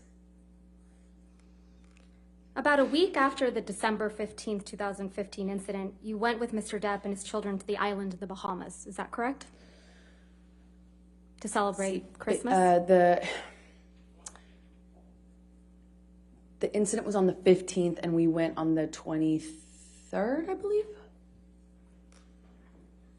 While you were there, you did a photo shoot with Greg Williams, correct? A few days later, I think the photo shoot was about 2 weeks after this assault. Let's please pull up Plaintiff's Exhibit 99. This is a photograph of you on Mr. Depp's island shortly after December 15th, 2015, correct? No, this was taken weeks later. On the island, on that trip? It was taken on the island. On that trip? Yes, Weeks later? weeks later. December 15th, you traveled to the island December 23rd? That's your It's testimony? my recollection that this picture was taken on New Year's Eve or the first day of the year. I think New Year's Eve. And this is the photo shoot with Greg Williams, correct? That is correct. I'm going to move to admit and publish. No objection? All right, 99, you can publish.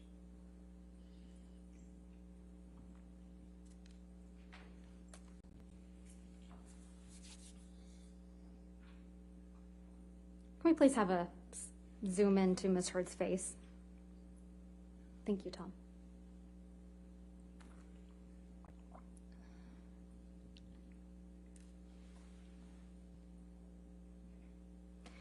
Let's please pull up Plaintiff's Exhibit 100.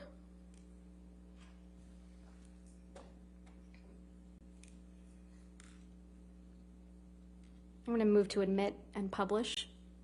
No objection. All right, 100 in evidence, you can publish.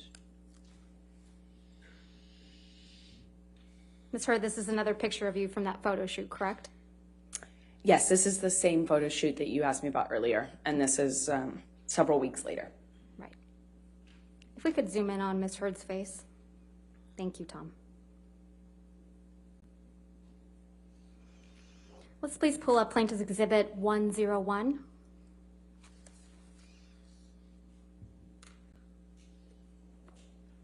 And I'm going to move to admit and publish.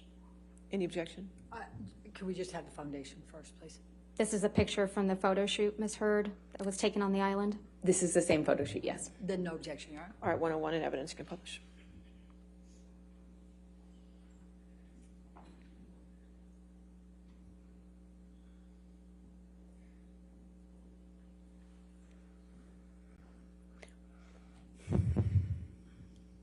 If we could please zoom in, excuse me, Tom, on Ms. Heard's face.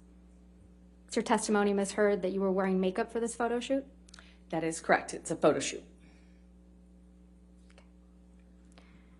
If we could please pull up Exhibit 102.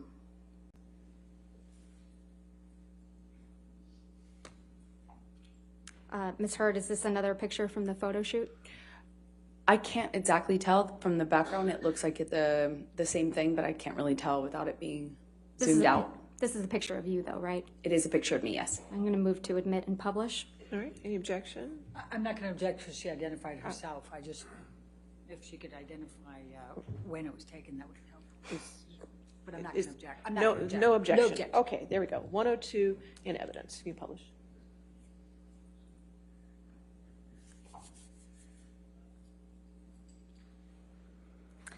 Let's please pull up Plaintiff's Exhibit 103. 03.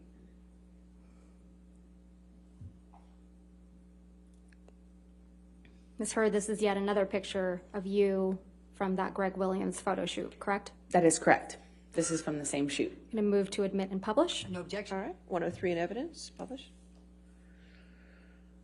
And again, if we could zoom in on Ms. Heard's face.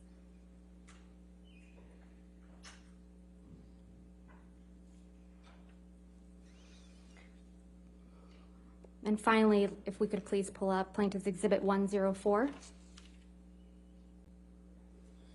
And Ms. Heard, this is a picture of you from that photo shoot, correct? Again, this is the same photo shoot weeks later. I'm going to move to admit and publish. No objection, Your Honor. All right, 104 in evidence, thank you.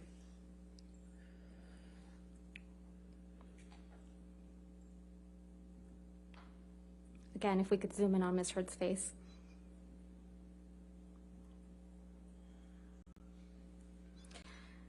Thank you, Tom. You testified that you and Mr. Depp got into a fight while on the island in December of 2015, correct? That's correct. And this all started because you perceived Mr. Depp as nodding off during the trip, right? I thought he was passing out again in a similar fashion to what he had done the previous year. And when he nodded off, he spilled wine on you, correct?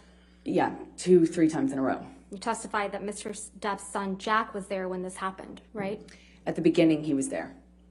He was there when Mr. Depp allegedly spilled wine on you 2 or 3 times, right? He was there for that because he offered me help.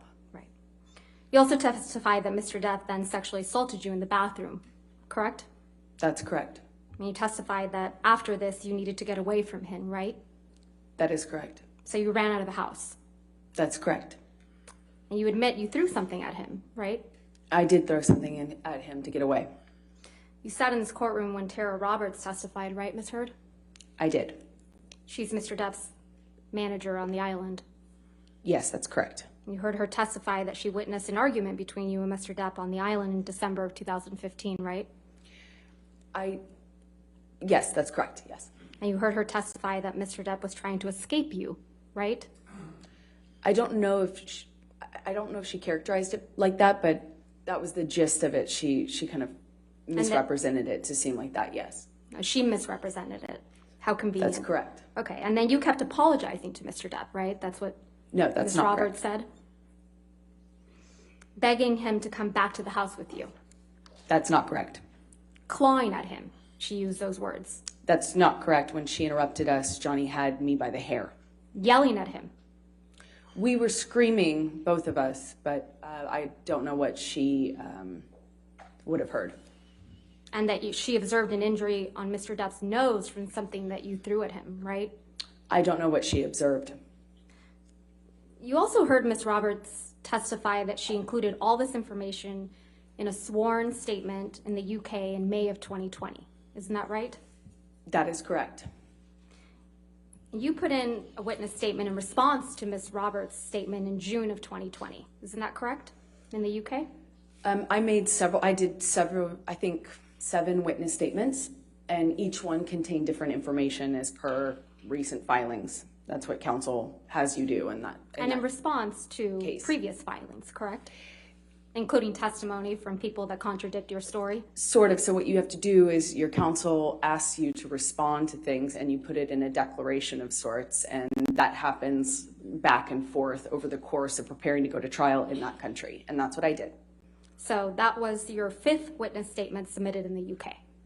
I don't recall which one I was asked to comment on Tara Roberts' testimony. I'll remind you. If we could have Ms. Heard's 5th witness statement from the UK.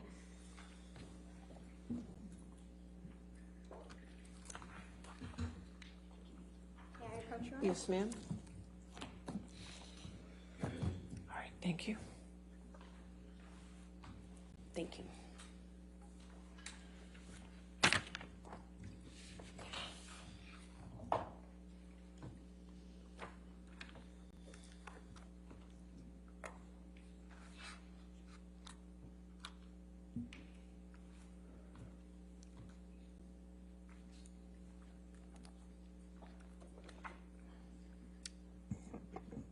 Directing your attention, Ms. Heard, to page 6 of your 5th witness statement.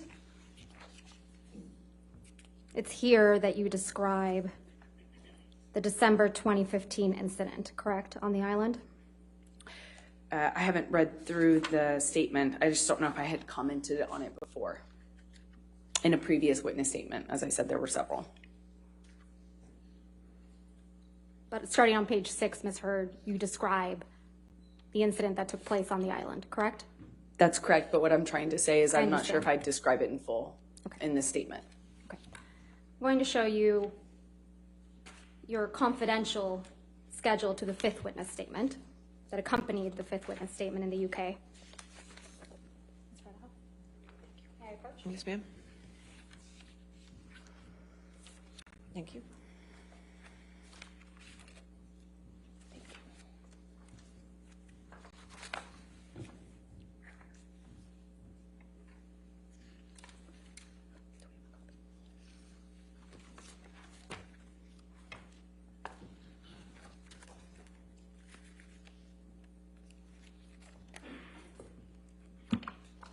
In the confidential schedule to your fifth witness statement,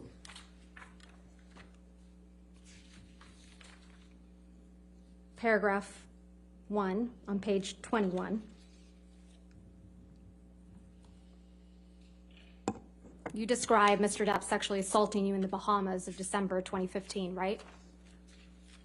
That is correct. And that's the first time you ever claimed that Mr. Depp had sexually assaulted you in the Bahamas. That is incorrect. You only submitted the confidential schedule in the UK claiming Mr. Depp had sexually assaulted you after Miss Roberts had said that she saw you on the island chasing, clawing at Mr. Depp. Isn't that correct? That is incorrect. If we could please pull up Plaintiff's Exhibit 394.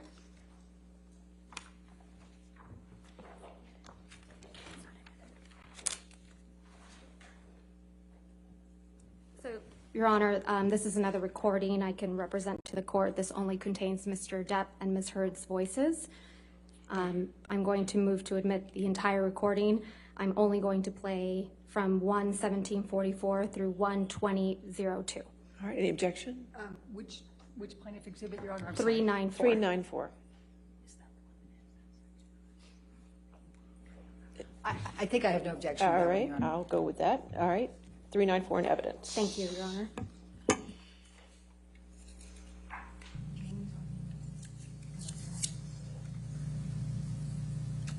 When I say I'm going to try and change X, Y, and Z thing or network on blah, blah, blah, I can only do those things.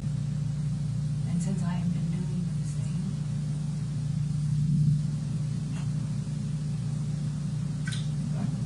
What things have you been doing? working on these things and not doing certain things, trying to change things. Last several times we discussed. Hence, screaming when I spilt wine accidentally on you for falling asleep, and screaming in front of my kids and freaking Jack out. And that's trying. I would appreciate. Yeah, you're right. You're right, Johnny. That fucked him up, you know. I'm sorry I fucked your son up. No, it weirded him out. It never. I'm so sorry I fucked your kids up. You didn't fuck my kids up, but I'm it so was pretty sorry. fucking. It was pretty fucking weird for him, you know. Because I jumped up and screamed because I had one. No, it's amazing. Yeah. You're right. I'm surprised he's. It's everything for the council. I'm sure that's terrifying. I don't need your No, you're right. Poor kid. your clever It's not against me again. comebacks. That's something- No, Your- you think your you're controlling your yourself. character You is- think you're controlling Your yourself. character has become so clear, especially when you use them. It's embarrassing for you. I'm going to walk away now because you're actually making me seem even worse. And believing me, I'm not going to be calling you at 3 o'clock in the morning after I have an Ambien and think, oh, I'm going to just fucking forgive and move on. Trust me. It is gross how you're using the kids. I've done nothing but be there for them in a good way. And if you take that for granted, fine. Fine. You're right. Meet a woman who would not jump up and scream if she'd been spilled on 3 times in a row. And I hope you're happy with whoever that is. Because that would be a special kind of fucking person. No doubt.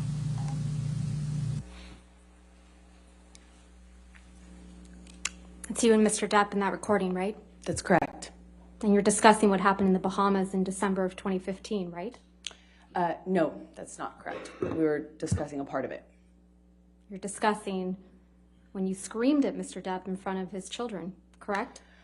No, we were talking about a part of that argument. Including when you screamed at Mr. Depp in front of his children. That's not a fair characterization of what happened. Mr. Depp says you screamed at him when he accidentally spilled wine on you, correct? I realize that's what Johnny said. Yeah. And Mr. Depp tells you that this freaked out his son, Jack. Johnny often used other people to back him up in our arguments. You don't seem too concerned about that, do you? I had a lot of concerns.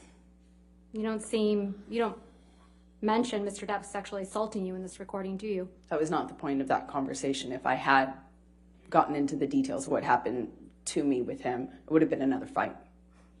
You just accused Mr. Depp of, quote, using his kids, right? In that He recording. would Ms. often Heard. use other people, yes. And you challenge him to find a woman who will not, quote, jump up and scream if she has been spilled on 3 times in a row. That is correct. Not a woman who would put up with sexual abuse, right? I was pointing out the ridiculous nature of him expecting me not to react to something that basic. Your Honor, would this be a good time for a break? All right, we can do that. That's fine. Thank you, Your Honor. All right, ladies and gentlemen, let's go ahead and take our morning recess for 15 minutes. Do not discuss the case with anybody. Don't do any outside research. We'll see you in 15, okay?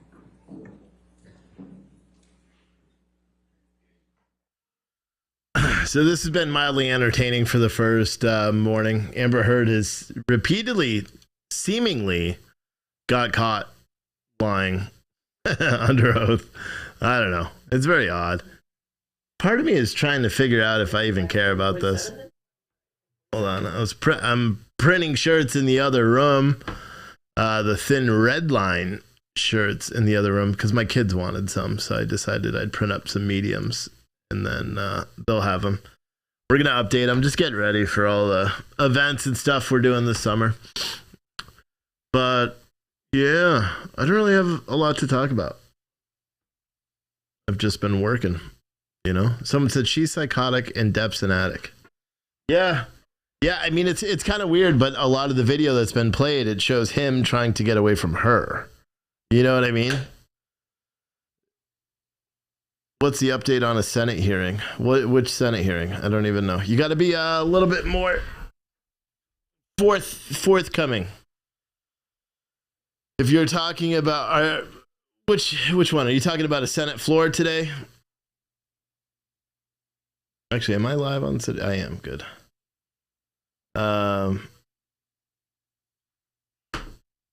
UFO one. I don't give a crap about the UFO one. Am I sunburned? No, I've been in front of the printer. So, can we legally restream the UFO hearings? Yeah, you can stream them. You can. I'm not going to. I'm covering this. But I don't really care about UFOs. Maybe what I'll do then is I'll play that at 9 p.m. tonight on Citizen Stringer, the hearing in its entirety. How about that? Will that work for you? I'll play that after my show tonight, 9 p.m. Eastern time on citizenstringer.com. And it's free. You can watch it for free. What else? They're running it live, multiple live streams. Those are just weather balloons. Have we heard anything about the Sussman trial? No, that's a federal court case, so they don't televise federal court cases. So we just got to wait until, I'm sure on Twitter there's someone that's keeping an update. Because that's jury selection, right? I don't know. Let's see. I don't care about UFOs. We got such big, we have bigger things to deal with than some silly UFO stuff right now. I'm surprised you guys, people in the chat are like, ooh, play the UFO thing.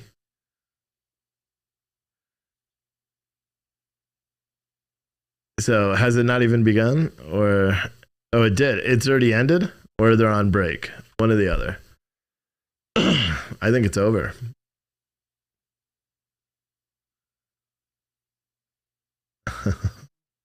It's a short meeting if it's actually over already.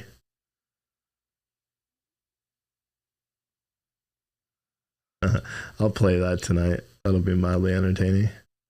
Yeah, it's ended. House Intelligence Subcommittee holds an open hearing on UFOs. Now I'm interested because you never see a committee that ends that quick. You know what I mean? You never see a committee meeting that ends that fast. That's mildly entertaining to me. Now I am a little bit interested in it. I'll play it at 9 o'clock. 9 p.m. tonight. So Angel said, we have aliens coming across our border, so don't worry about the ones in the sky. That's true. He's got jokes.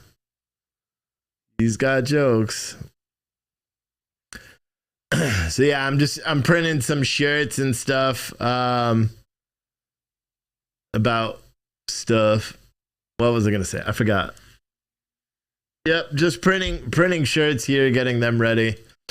We're going to I'm waiting on UPS. UPS is dropping off the boxes so I can get rid of the mystery boxes for last month. Get those and the pint glasses and the shirts. Everything's already done. I just need the boxes to be able to ship them. Today is primary day in Pennsylvania. I made a big video already on that, so you could check that out on YouTube. And yeah, it's fun stuff, man. There's a couple of hearings today, and frankly, I don't even care. These politicians in DC, Republican or Democrat, they're just all worthless. I'll be completely honest with you. They are 100% worthless. It doesn't matter what side of the aisle you're on. They're all pointless. All I see when I watch these different hearings, like there was one I just saw about nonsense. I see the money. There's an oversight of immigrant military members and veterans. That's at 3:00. Open hearing on UFOs. That one's over. You got revoking your rights, the ongoing crisis in abortion care access. That is set for tomorrow. I don't really care about any of them. to be honest, I don't. I know RSBN was streaming the UFO thing. I guess they're really interested in it too. Man, why are so many people interested in UFOs? I don't know. Very odd. Who cares? We got our own issues to deal with. Our own issues.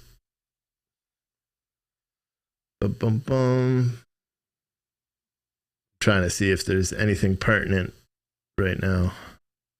I'm hungry too.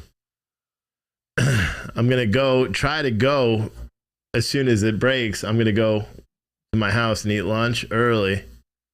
That way I can do a full show during lunchtime, because it's hard for me to do a show at night if I've been live streaming all day and working all day. It's just hard, especially when I'm doing other things and I can't pay attention to the actual news cycles, over the course of the day. FMCSA is giving you a headache today. Why? Because of the searches.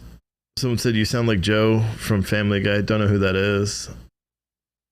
What are they doing? FMCSA, don't they have one of their annual inspection things going on? Have I looked up something on the WHO? No, I don't care about the WHO. I don't care about UFOs. I don't care about anything. You know what I care about today is getting some food in my stomach. I care about getting these shirts printed. I care about you guys going to the store and buying a bunch of coffee because I ordered even more coffee. That's the stuff I care about right now. I care about making sure I can continue doing this. For anyone that doesn't know, it's been an uphill struggle the past couple of months, So we just, I don't televise that kind of stuff that much, but it's getting hairy. Getting hairy. Them UFOs will fly over your house, see the green fog coming out of it, and say, "Get us out of here." I don't even know what that means. I know a couple of people on Citizen Stringer they seem concerned that I have a couple of ads, Google ads, on that live stream. And it's really funny because people were like, "Why are there ads? I thought Steve said he wasn't doing ads." That's because too many of you are on free memberships, and I certainly don't expect people that are on free memberships that didn't pay for it to be complaining about ads. I really don't. Also, let me address something on the Citizen Stringer chat. I don't think we have the people in there where this is addressed to. I've gotten a couple of complaints about some what do you call it? Some comments that are just unacceptable. Okay. We have women in this chat. I'm going to be monitoring the chat more. This is your only warning. If I see any sort of anything I even deem as sexual harassment in there, or derogatory comments towards women, or sexual comments towards women, you're going to be banned. All right? It's not a matter of free speech or anything like that. I've gotten probably 4 or 5 different complaints from different women on there about one particular user. that is just pushing the envelope. And I haven't seen the comments, and they're not, screenshotting them. But yeah. Someone said, which of your coffee blends is the closest resemblance to Folgers Classic Dark Roast? I have no fucking clue, okay? Because I actually have real taste buds, so we don't drink Folgers in our household. All right, Folgers is literally the sky. It's like the dirt that, like, imagine here. You want to know what the closest to Folgers is? All right, you take the new one, Victory or Death. You brewed 3 pots of coffee with the same grounds in it. That third part of coffee, that's the closest to Folgers coffee. Like, no, we drink real coffee over here. That's why we have a coffee company. We make real coffee, not that crappy coffee. Unbelievable. Which of your coffees are closest? What? Are you kidding me?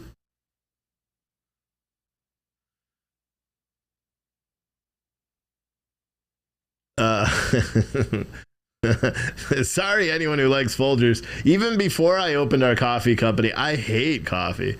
Or I hate Folgers. I absolutely hate it. So, but Keith said, well, damn it, man, I guess I'm spending money on your coffee. Yeah, use code COFFEE and you get 10% off your order. puretruthcoffee.com. My suggestion, if you've never had it, order a coffee box. Because now you're going to get a free t-shirt in every coffee box. You get 5 different flavors. I choose the flavors that I put in there.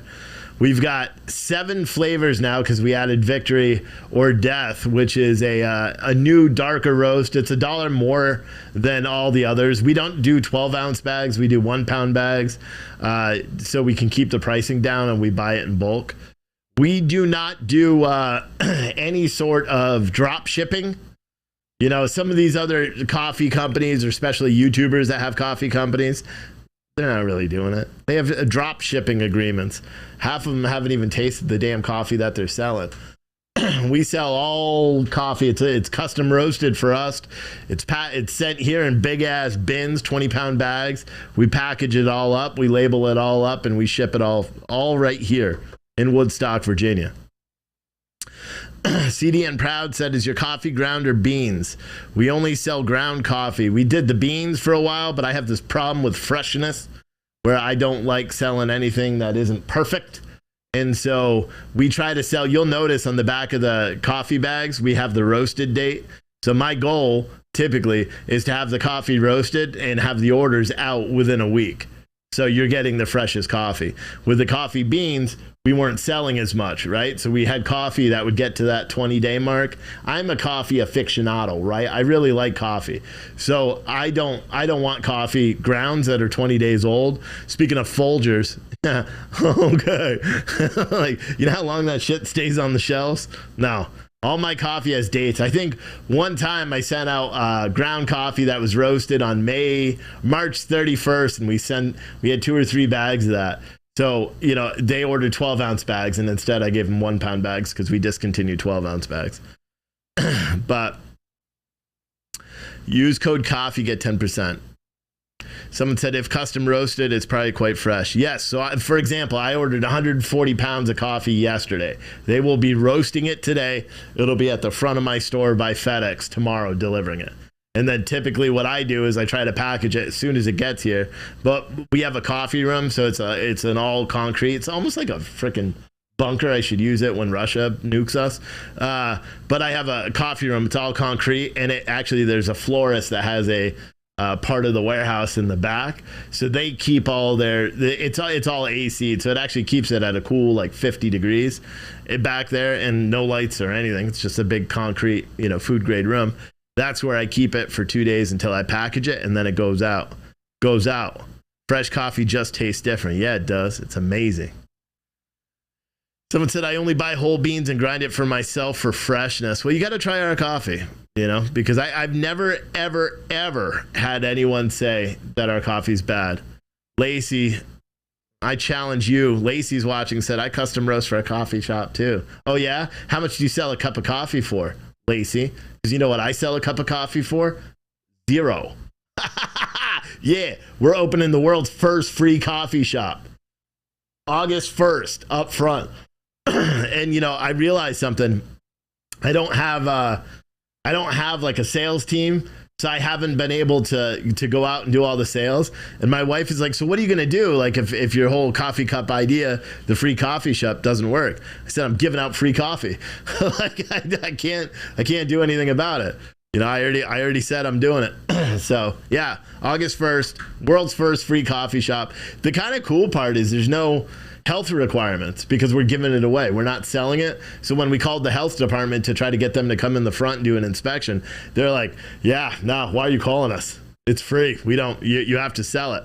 They're like, what about milk? Are you doing milk? And I said, no, we're doing the little, what are they called? I don't know, disposable milks, whatever.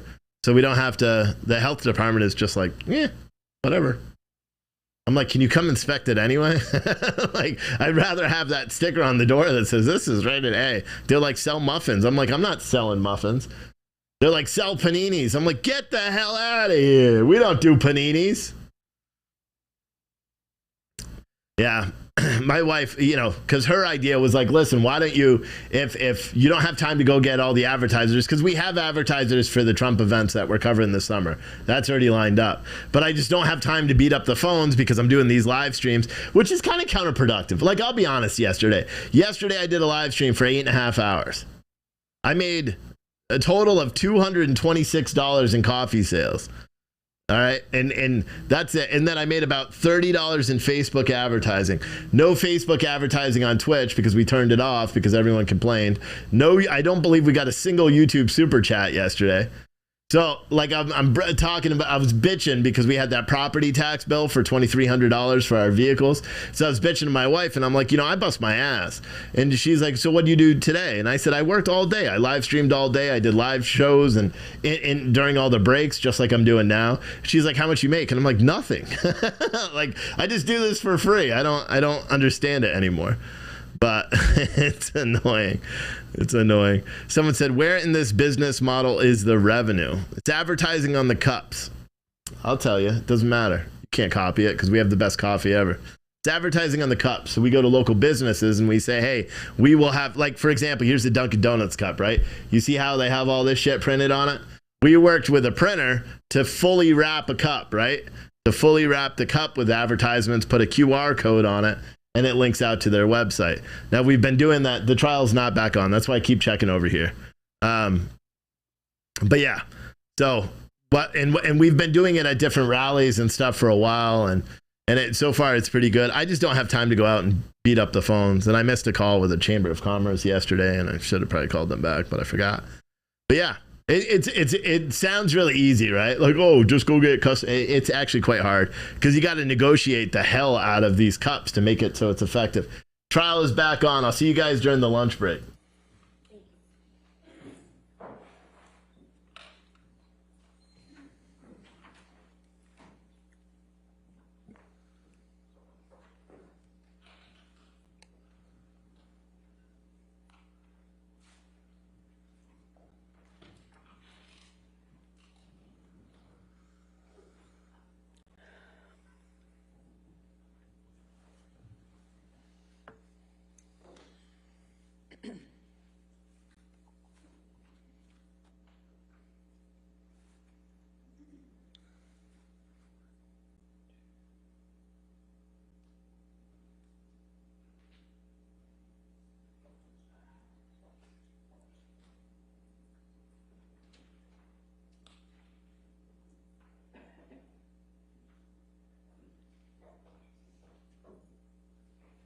All right, thank you. You be seated.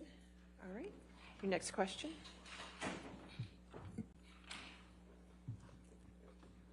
Thank you, Your Honor.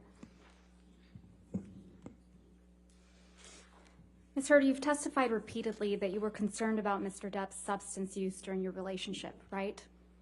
Yes, that's correct. But you weren't concerned enough to stop using drugs and alcohol yourself, were you? I did not use drugs when I was with Johnny, like in his presence, aside from the times I testified about with you. So you weren't concerned enough to stop using drugs and alcohol the times you testified to in front of this jury, right? As I testified to earlier, I took drugs in Johnny's presence on those two occasions, early in our relationship in 2013. So you never changed your own behavior to support Mr. Depp in his sobriety, did you? I did a lot of changing to support his sobriety. I tried everything that I could possibly think of. But you drank wine around Mr. Depp on a regular basis, correct? I did drink wine. And you took Mr. Depp to Hicksville to do, quote, laughy drugs like mushrooms, end quote, right? That's correct. And you testified that despite what supposedly happened in Hicksville, you decided to take MDMA with Mr. Depp on a plane to Russia in June of 2013, correct? As I mentioned, those are the two occasions. You testified that this was the last time you would make that mistake, right? That is correct. And when asked if you would ask Mr. Depp to get you MDMA in Australia, you said that was, quote, ridiculous, right? That is correct. Because you had learned your lesson the hard way on the plane to Russia. Russia, yes, that's correct. Yours and Mr. Depp's wedding in the Bahamas was in February of 2015, right? That is correct. So that would have been after the Russia flight. Yes, when I did, when we had mushrooms on the island for my hen party, my wet bridal party before. We were not with Johnny. I was not with Johnny at the time. It was your wedding with Mr. Depp on the island, right? To be clear, we were both on the same island. We just weren't around each other that evening. We had kind of separate parties, a bridal party and a groom's party. And your wedding was a month before Australia, correct? That is correct. And you arranged to have drugs at your wedding, correct? Like I said, we had mushrooms for my bridal party beforehand. On the island for your wedding? Before the wedding. On the island? On the island, yes. Okay. Can we please pull up Plaintiff's Exhibit 1262?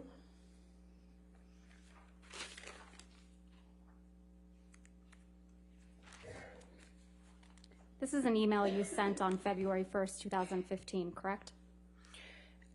That is correct. Yes, that's correct. I'm going to move to admit and publish Plaintiff's Exhibit 1262. Any objection? Yeah, sure.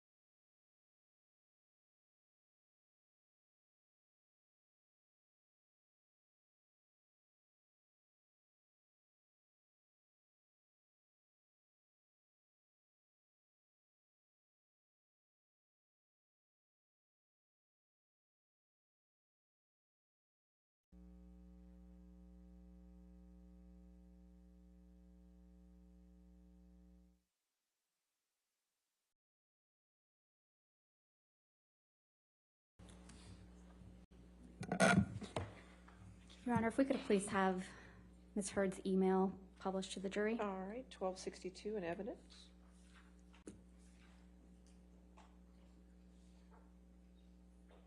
This is a schedule for your wedding weekend, right, Ms. Heard? No, it's not. It's a proposed draft of a schedule. It ended up being quite different. Do you see where it says 7 p.m. rehearsal dinner? Yes, I see that. And the next item on the list says, quote, after dance party and drugs and music, end quote, right? That is correct. So you plan to have drugs at your wedding to someone you characterize as a drug addict? To be fair, we were going to have separate parties, as I mentioned. So a bridal party before this. The schedule ended up changing quite a bit, and this is a draft clearly that was sent before there were a lot of changes made. The bridal So party your original and the idea, groom's Ms. party were Heard, separate. Ms. Heard, your original idea was to have a rehearsal dinner with your husband, the drug addict, the monster, and then do drugs with your girlfriends on the island after your rehearsal dinner? I realize that's what the email suggests, but that wasn't No, a it's plan. not what it suggests, Ms. Heard. It's what you said in that email. Right, but what I'm trying to say is that the schedule ended up changing. We ended up doing the little. So your as I original called idea it, was cuddle to do puddle drugs. before. Yeah, your original idea was to do drugs on an island after your rehearsal dinner to the drug-fueled monster that you were about to marry, right? As the email suggests, there was going to be weed on the island. This does not reference the cuddle puddle that I just referenced to you. You like to do drugs on special occasions, right, Ms. Heard? I have before. And you did drugs again for your 30th birthday, right? That is correct. That was a huge mistake. Your 30th birthday dinner was on April 21st, 2016. Yes, it was the day before my birthday, correct. And you testified that Mr. Depp was running late to the celebration, correct? That is correct. And you asked Mr. Depp to bring you alcohol when he arrived. Is that right? So the utility closet where we kept the wine was right by the elevators, and I also told him he could bring in a joint. I wouldn't bite his head off if he did. So that's a yes. That's correct. I told him I wouldn't be angry. Let's look at Plaintiff's Exhibit 1263.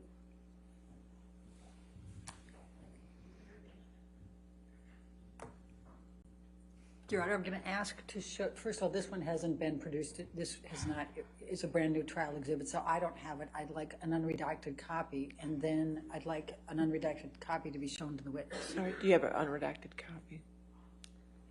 We can make one, Your Honor. Okay. Your Honor, may we approach about All this? right.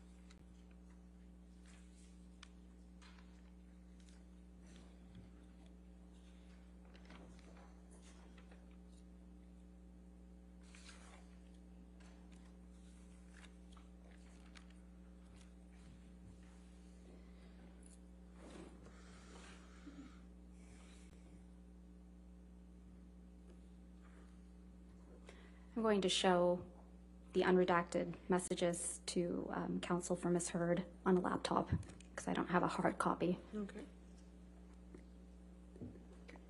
Yeah, could we, let's just approach for a minute. I don't want to see it. What's that?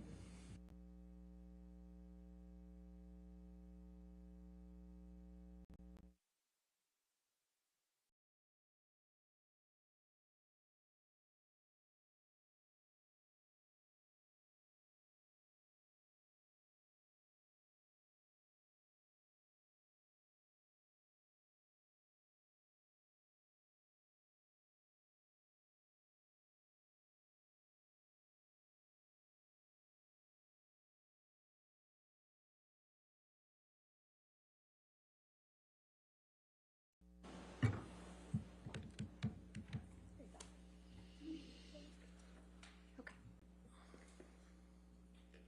So, Ms. Heard, I'm only going to... Your Honor, I'm going to object to asking questions while I'm looking at this. All right, if you could give her a moment, please. Sure. Thank you. I'm only going to ask her about text messages on the screen. It's right off.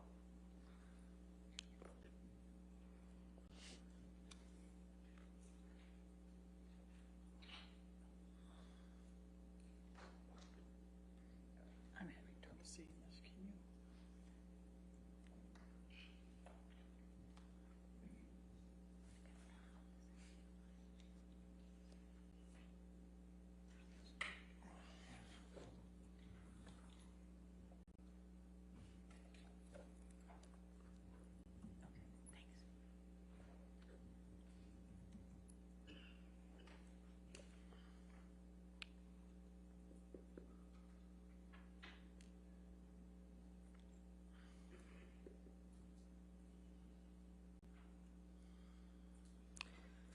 Okay, thank you, Your Honor. All right, thank you.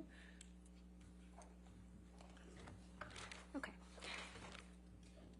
So any objection 1263 as redacted? No, Your Honor. All right, 1263 in evidence. So, Thank you. Thank you, Your Honor. Ms. Heard, directing your attention to the Plaintiff's Exhibit 1263. This is a text message that you sent to Mr. Depp, correct? That is correct. And you sent this message to Mr. Depp the day you had your 30th birthday dinner, right? That is correct. And you write, quote, "Hey baby, bring up something to drink and or a joint. I'm in if you are. See you in a minute. Question mark. XX." Did I read that right? That is correct. And then the next day you went to Coachella and consumed MDMA and mushrooms, right, Ms. Heard? I did. Johnny was not there for that. Right. Let's talk a little bit more about your 30th birthday. You testified about this incident multiple times, haven't you? That is correct. But yesterday you told this jury that you were not called upon to provide a detailed accounting of all physical and sexual abuse by Mr. Depp until February 2020. Is that correct? I testified that I had not been able to do so until February 2020 in outside of the context of a cold deposition. Actually, I misspoke. February 2022, this year. Right. Sorry, I did the same thing you did. Okay. And you did that in something called an interrogatory. Is that correct? The interrogatory response was the first time that I could do that outside of the context of being asked certain questions in a deposition. And you testified about your 30th birthday in this interrogatory, correct? I believe so, yes. Nonetheless, you testified to a new detail about your 30th birthday for the first time in this courtroom, didn't you? No, that's incorrect. A sexual assault, no less. I had just not placed when that happened. I was never sure if that was the same time that he did that on the night of my birthday. And I maintained that as well in my deposition. You told this jury that the evening of your 30th birthday dinner, Mr. Depp, quote, grabbed you by the pubic area, end quote, pushed you down, right? That is correct. This detail isn't in your interrogatory response, is it, Ms. Heard? That detail is in my interrogatory response, yes. Let's pull up your interrogatory response. If we could please bring up Ms. Bredehoff. Thank you. May I approach, Your Honor? Yes, ma'am. Thank you.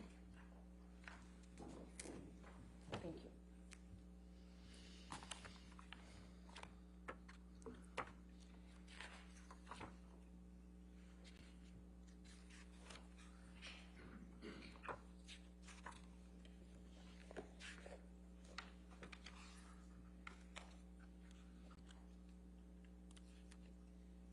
we can go to your interrogatory responses at page 57.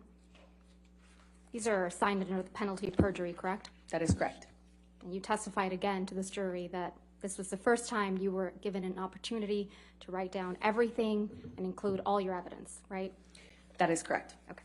So let's go to page 57.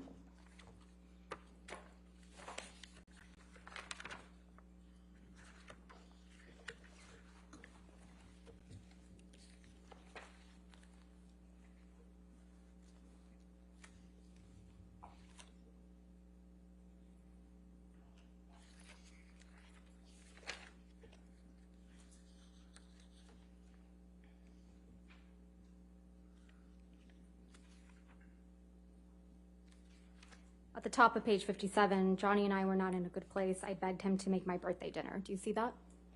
That is correct. Okay, so starting on page 57, you start describing your birthday dinner, correct? That is correct. All right.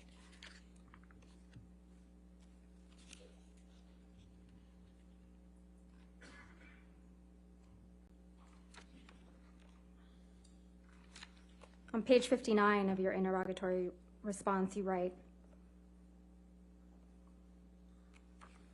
fourth paragraph down,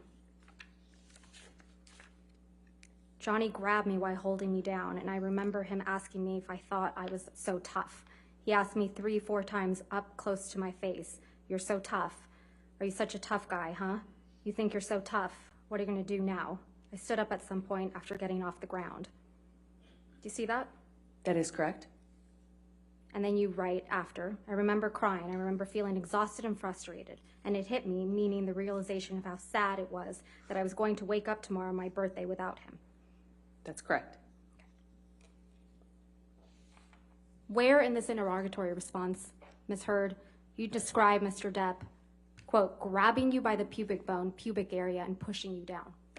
On page 64.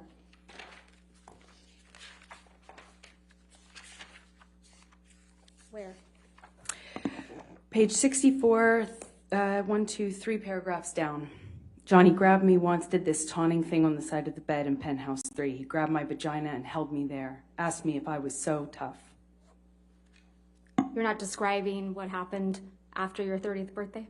I am. I just had not prescribed it to that date with the limited evidence I had at the time. Only in the course of looking at the evidence, preparing for this case, have I put those two pieces together. But I've always said what happened.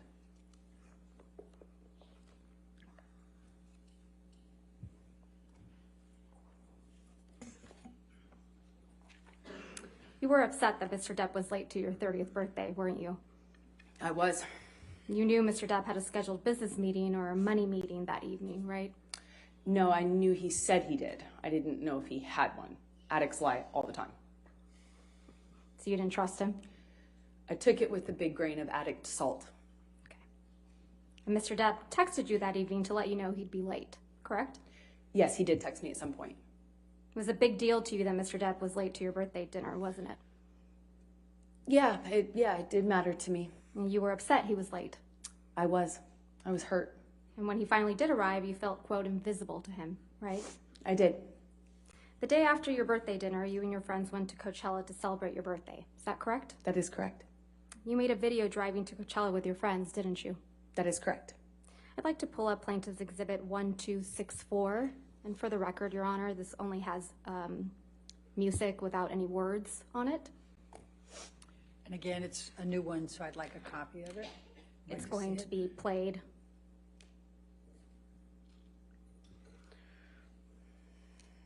There is no sound other than a song. Yes, sure.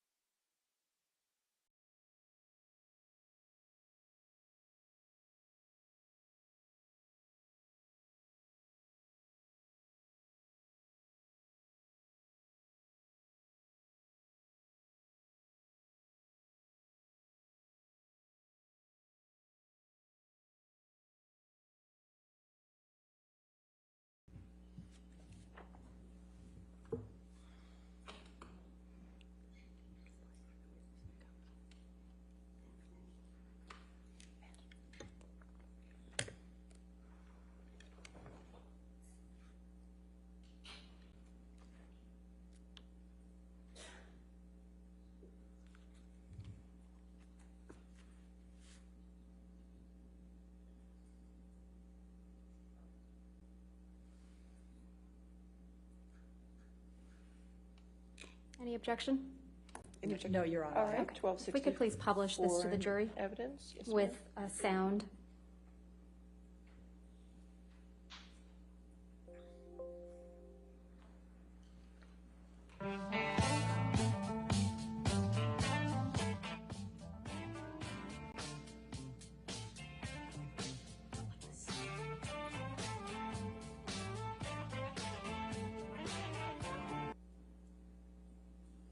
This is the video you made when you drove to Coachella with your friends for your 30th birthday, right? That's correct. I'm not quite sure which one of us made the video, but that's correct. You're featured in that video, driving. That's correct. And it's set to the song Miss You by the Rolling Stones, is that right? That's correct. That was a message for Mr. Depp, wasn't it? No, that's ridiculous. You consumed drugs at Coachella, didn't you? Yes, I did. You took MDMA and mushrooms at the same time. I did, yes. And it made you feel sick, right? I felt horrible, yes. So you left Coachella. Yes, that's correct. You testified yesterday that when you left Coachella, you left with, quote, your entire group. That is correct. And you were, quote, never alone with Starling, right? That is correct. You weren't anywhere near him. Not alone, no. You sat here when Starling Jenkins testified that he collected you from Coachella when you were sick, right? He picked up my entire group. And Mr. Jenkins testified, quote, I collected her, got her in the vehicle. She didn't want anyone else to know that she was sick. Take her back to the Parker, which I assume was in reference to the hotel, alone. I took her to the 7-Eleven where I retrieved hydrating fluids, Advil, and let her have those. Got her back up to the Parker, got her in the suite, and then went back to pick up everyone else. You were there when Mr. Jenkins testified, right? Yes, he was wrong. So it's your testimony that Mr. Jenkins is lying. He's just wrong. I don't know what his intentions are. He was just wrong about that. We were a big group of us. I wasn't alone with him. Isn't it possible that you don't remember correctly because you were sick from taking MDMA and mushrooms at the No. same time? I remember everything about that night. Okay. I'd like to play for you Plaintiff's Exhibit 1229, which is already in evidence, at 1720 through 2128.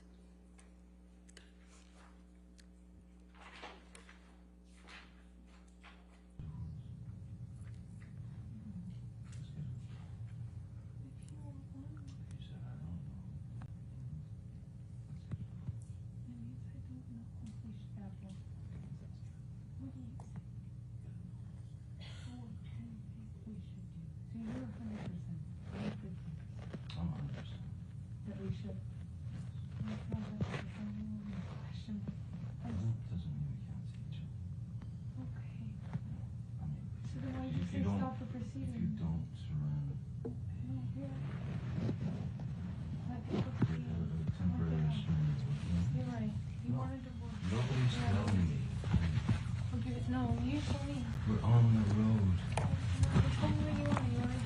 That's what I came to figure You're out. not going to call your lawyers and say, stop the process. I don't want to do this. You're not going to do that. Now this question, if you, Okay, I don't want a divorce. we don't? How, which one is, what do I know, which one is? I don't want a divorce. I never wanted a fucking divorce. I never wanted a divorce. I didn't want you to fucking go to Coachella without fucking talking to me. Because I left you because you were fucking... You fucking haymakered me, man. You came around the bed to fucking start punching on me. Why? I love you.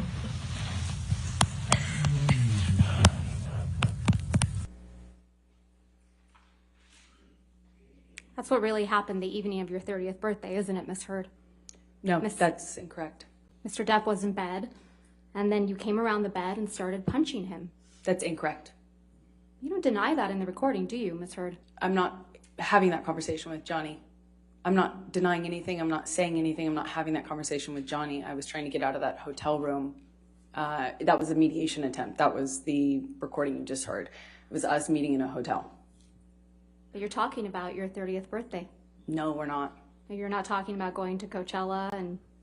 Johnny's talking about that. I am not arguing with him about any of that. Right. You don't deny anything, do you? I'm not talking to him about that. Going to publish exhibit, or ask that the witness be shown exhibit 1265. That's a new one too, right?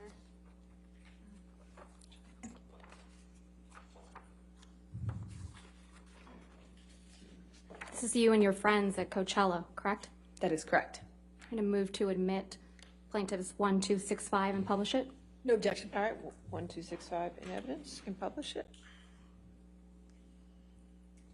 There's no injuries to you, are there, Ms. Heard, visible in this picture? You cannot see any visible injury, no.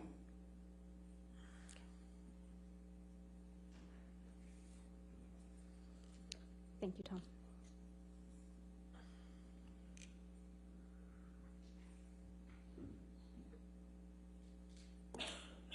Ms. Heard, you remember during Mr. Depp's examination, a number of recordings were played, correct? That's correct. And in one of those recordings, you told Mr. Depp, quote, "I hope to God Jack's stepfather teaches him more about being a man than your fucking left nut," end quote. Do you remember that? I do not remember what exactly I could hear of that recording. I remember I heard myself make a mention of Jack's new stepfather, or potential stepfather, I can't recall. Jack is Mr. Depp's son, right? That is correct. And I believe I was referencing a marriage that his ex-partner was going to have or getting into, I suppose. You were referencing that Jack's new stepfather would teach him how to be a man because Mr. Depp couldn't. I right? don't recall exactly what I said, but it was something to that effect. Let's listen to some of what happened before you said that to Mr. Depp. If we could please play Plaintiff's Exhibit 397, which is already in evidence. And for the record, it's at 3504 through 3547. And then the next clip is 3635 through 4308.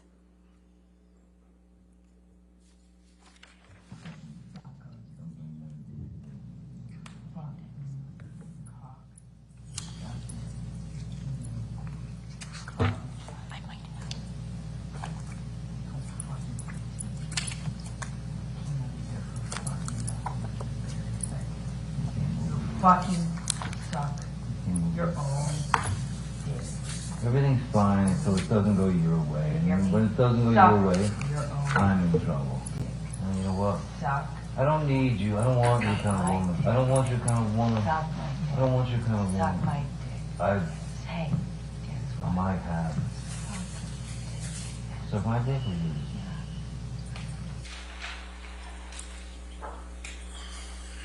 Big mistake. I wish I had fucking hadn't. Oh, yeah. I wish I fucking hadn't. I wish I fucking hadn't bought into any of your fucking lies, your bullshit, your sober fucking presence, your fucking goodness, your sweetness, all the lies.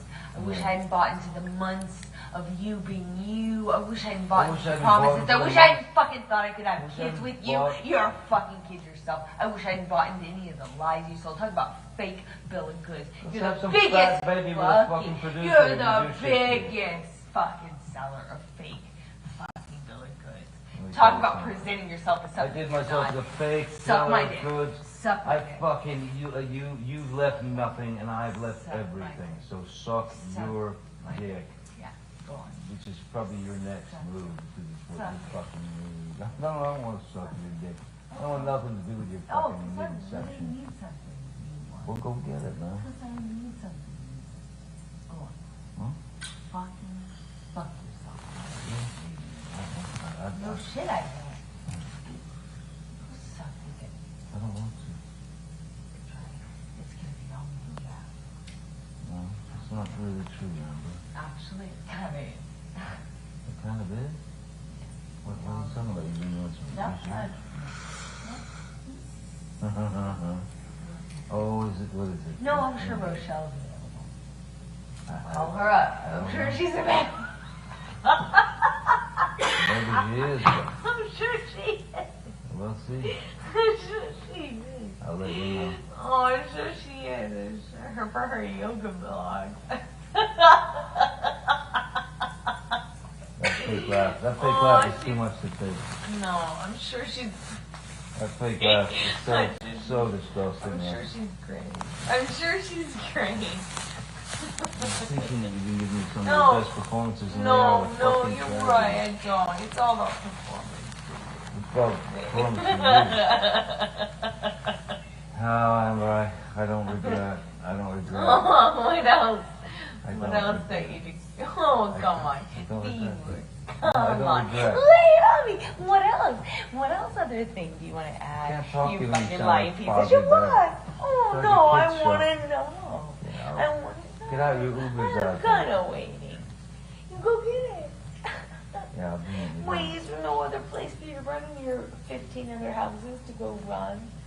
Come on, go be a real married man. Go deal with your shit the way that a man does. Go run to the next house. Every man does. Yeah. Go. Going Run through away. I know it's with hard to your look at yourself. fucking ridiculous I know. plan. It's Your hard. panic fucking plan. It's hard. It's hard. Screwing everybody else Poor over thing. to get You're your right. fucking. I tried. get That's you what I want. do. You're the most spoiled fucking brat. And you got everybody out here almost full, but it you're don't right. last You're long. right. I've I'm been sorry. here a lot longer You're than right. you. You got to because figure it out. You don't have. Figure out what you have to offer as opposed to going out and get your tits out. You're right. That's what I do. Well, yeah. Okay. London Field is excellent. You're right. You're Excellent right. choice. Back to that. Well, I wonder what we else. I wonder what else we can reach for in the last 60 minutes. Oh no, it was 4 years ago. You're right. I'm sure there's other things you can find. Go loud. No, I'm not laughing. Or, no, matter of fact, I'm laugh not here. laughing. I'm not. It's Oh. serious. I'm sure you can find other things. I know.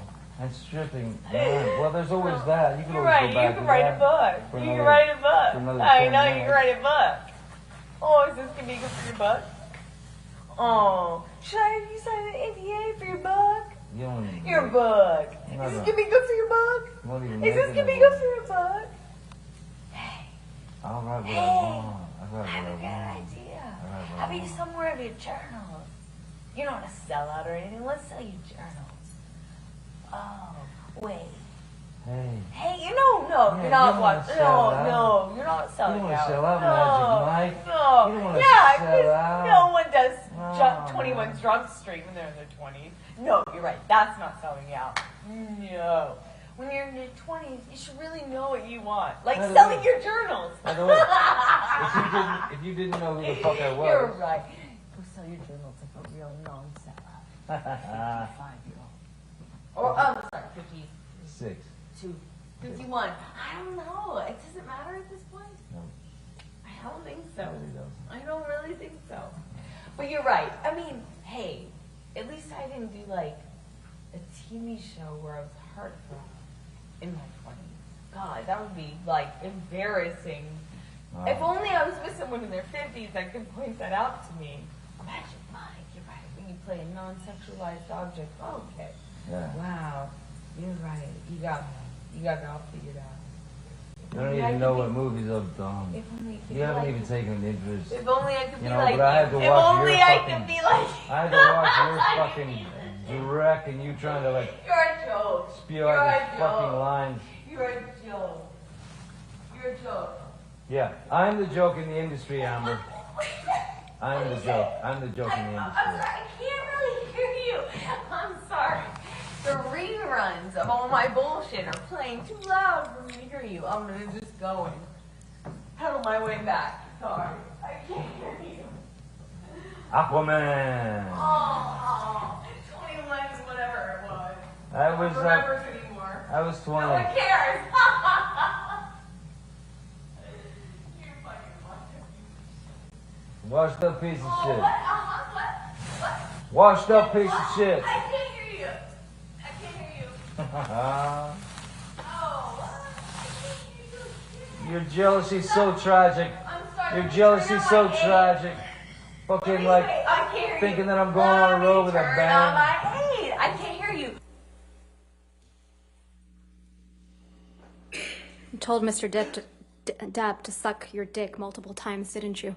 Yes, I did. You tell him to go run to his 15 other houses, right? That's correct. Because that's what he would do when you behave like this, isn't it? Eventually, he would go and stay in one of the other houses. You call him a sellout, don't you? I was expressing frustration about his criticism of my career and how many problems that caused within the dynamic of our relationship, yes. So you call him a sellout and a joke? I called him horrible, ugly things, as you can hear. And Sellout. We spoke to each other in a really horrible way. Pretty sure we just heard you speak to him in a really horrible way. You called him a sellout, I just right, Ms. disagree. Heard? You called him a sellout, right, Ms. Heard? I called him a lot of ugly things. And a joke. I called him a lot of ugly things. You called him a joke on that recording. You called him a washed up piece of shit. I think we both called each other that on that occasion, yes. Mr. Depp mentions Aquaman, doesn't he? Yes, he does. Mr. Depp got you that role in Aquaman, didn't he? Excuse me? Mr. Depp got you that role in Aquaman, didn't he? No, Miss Vasquez, I got myself that role by auditioning. That's Mr. how that Depp works. says, quote, your jealousy is so tragic. I heard him say that, yes. You were the jealous one in this relationship, weren't you, Miss Heard? I think he was indicating I was jealous of his career. But now you've twisted it to say it was Mr. Depp that's the jealous one. Johnny's always been very jealous when I worked, when I did anything, friends. Yes, he's always been very jealous. Ms. Heard, I'm going to ask you to take a look at Plaintiff's Exhibit 120E.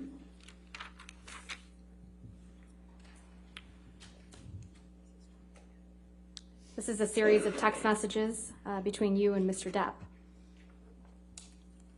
That is correct.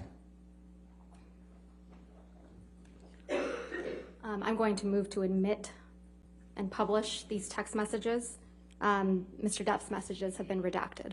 All right, any objection? No, Your Honor. All right, 120E in evidence, you can publish.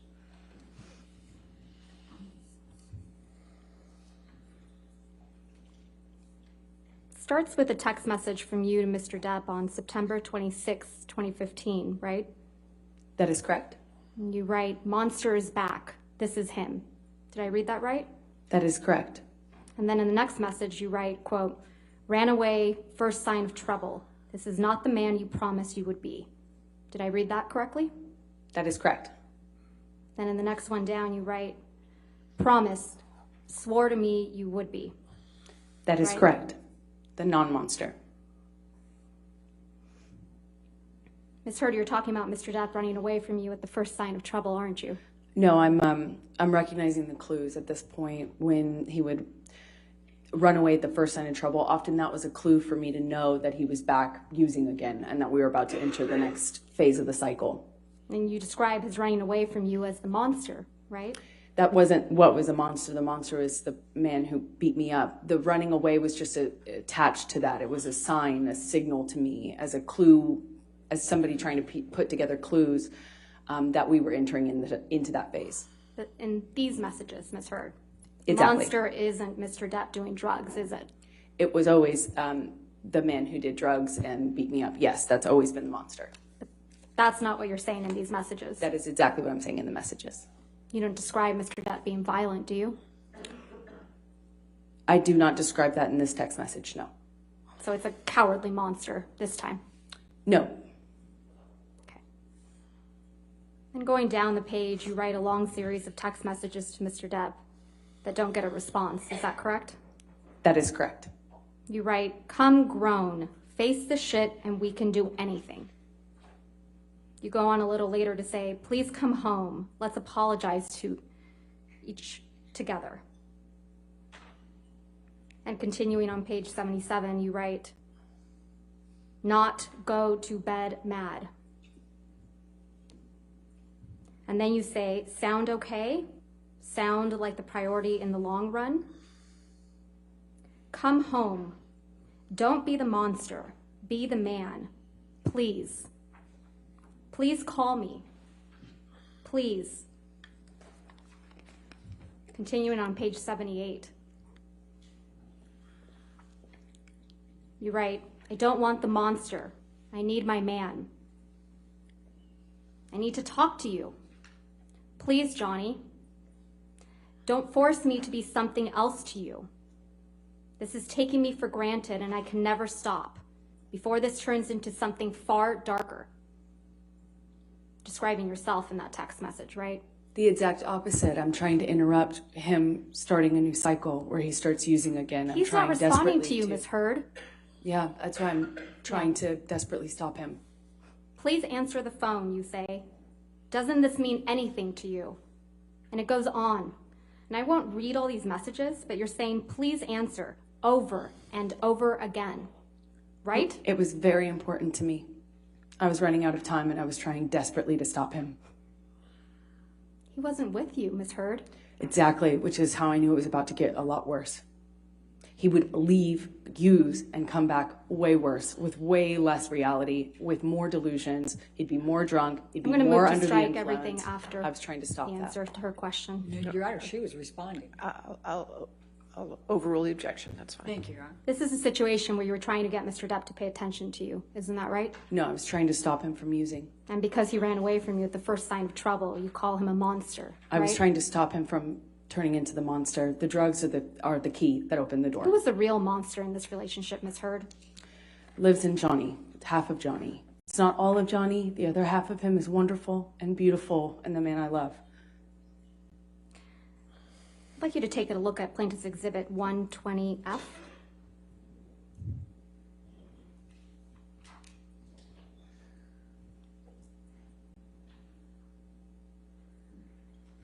There's another set of text messages between you and Mr. Depp. Is that correct? Yes, that's correct. And then move to admit and publish. Any objection? No, Your Honor. All right, 120F in evidence. You can publish. This is a set of text messages, and it's from October 2015. Do you see that? Yes, I do. In fact, you sent all of these messages to Mr. Depp on October 22nd, 2015. Isn't that right? Exactly. Same thing was happening here. And again, I'm not going to read them all, but you start off again by trying to get Mr. Depp's attention, right? You write, please come home. I was trying to stop another bender. You write, please come home, right? That is correct. Please answer. Don't break us up. Please answer. Please. And continuing on page 97, you write, give me some piece of your heart. Please, no fight, I promise. Please, no fights. Please, just pick up. Please give me 2 minutes. I'm dying. Please. And continuing on page 98, you write, please come home. Please come home, Baba. I am so sorry. Actually, you didn't say Baba, you said baby. Apologies. And it goes on. Did I read those correctly? That is correct. That was another time I'm trying to stop another twist off. This is what would happen when Mr. Depp would try to take some space from you, right? No, this is what would happen when Johnny had moved into the next phase of the cycle, decided to use, No, and our Ms. lives Heard. were getting a lot worse at that Ms. point. Heard, I'm talking about your actions. This is what you would do to Mr. Depp when he would leave you. You would harangue him. I would try Isn't that to- correct? You I would would harangue try- him. Your Honor, at least let her answer the question. She interrupted you. That's fine. Go ahead and answer the question. I do not think I would characterize my behavior that way. I was trying to stop him from using. You were texting him incessantly. Isn't that correct, Ms. Heard? It was imperative for my life. Ms. It Heard, was very my important question is to me. much more simple. You were texting him incessantly. I would Yes try or no? everything to Ms. get a hold Heard? of him and So to that's a stop the yes. cycle. That's a yes, right? I would try everything to stop the cycle. It was that important to me. And he's the monster for not responding to you, That's not what made him the monster. for No. needing space from you. The monster was not the guy who needed space. The Not monster for was doing who he drugs. was when he came back. Not for doing drugs, Ms. Heard. Not for being violent. Just for needing space. That's when you called Mr. Depp the monster. Incorrect. Let's listen to Defendant's Exhibit 598C, which is already in evidence. And let's not do this anymore, because I'm really getting frustrated. And I'm really, really sick of this argument. Stop. I'm sorry. Okay? So let me go, and you go, and I'll speak to you in a couple hours. Okay? Okay? Stop. Okay. Why are you saying stop? Because May you're being I so- go? Please, it causes me so much stress when you walk away from me with that. It's like you don't understand how much worse you're making this. I can't believe this. Please, you're making it worse for me. Okay, I'm sorry for you. Please, I'm only trying to tell you so that you know you're causing me immense stress right now when you walk away like that. There's no reason to be mad. Well, then say goodbye. I haven't walked away. You're not saying goodbye. You won't let me fucking leave. Let me leave. Stop rushing me! Stop pushing me in the corner and then poking me with a stick and then saying, why are you saying the words you want me to say? Stop poking me! Stop rushing me! Stop throwing me against the wall and going, what? You don't like that wall? You don't like the fucking wall? Stop pushing me! Remember? I'm not pushing you. I'm not rushing you. I said, I need space. I don't want this conversation anymore right now. I need space. And I will take my space. Whether you like it or not, I will take it. And you will take your space. But if you keep halting I'm not doing anything this to you. and continuing I'm with not the rhetoric, continuing it. I'm begging you to stop. I don't. Okay, stop. I'm stopped. Stop. Now I have to go. Okay? So we will speak to each other in a couple of hours. Okay? I hope you have some kind of revelation that makes you feel better. You know? I hope I do too. But we'll just see when I get home. We'll just talk, or we won't talk, or we'll finish this, or we won't finish it.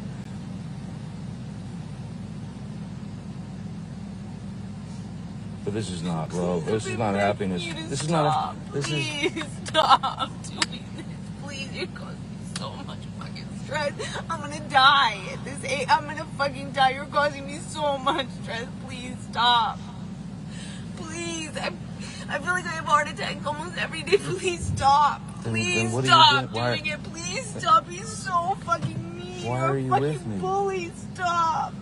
Please stop. I've been begging you not to fight. I just said, can we please have a normal argument? Just even a normal conversation, fucking normal argument. And for the last hour, I've been begging you to please just leave it at that. Let's just go on with our night. I would have been able to come in with you. We would have been able to let it go in a few minutes. It would have been fine. If we allowed ourselves to have fucking normal arguments. Please, you're killing me with this. You're killing me. You're fucking killing me. Fuck. Sean, could you, please, I want you to just go. I want you to take your medicine or whatever. I'm sorry that I've upset you this much. Thank you, Sean. I'm ready to go. Thank you so much. I'm really sorry. I'm really ready. It's you and Mr. Depp in the recording, correct, Ms. Heard? That's correct. You just won't let him go, will you? That's not true. We were outside of his studio and he wanted to go and use. It was a pretext. The claim that he was upset with me was a pretext so that he would go on a bender. I knew that pattern by the time this recording happened. Is this your testimony now that you were outside Mr. Depp's studio? I believe that And he was recording going to go was. use? Excuse me? He was going to go use drugs? That's your testimony now? We were outside his studio, his man cave house, if you will, in the car, I believe, during that recording. And he was going to go inside and use? That was the pattern. And as you can hear from my voice, I'm very, very, very scared of entering into the next cycle under what I had been conditioned to understand we were at that point in our relationship. That's not true, is it, Ms. Heard? Mr. Depp was trying to go inside his house to see his daughter, Lily Rose.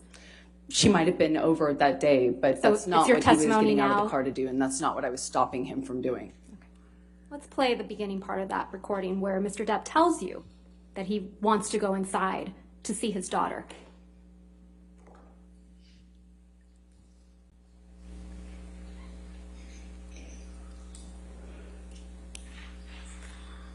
And let's not do this anymore, because I'm really getting frustrated.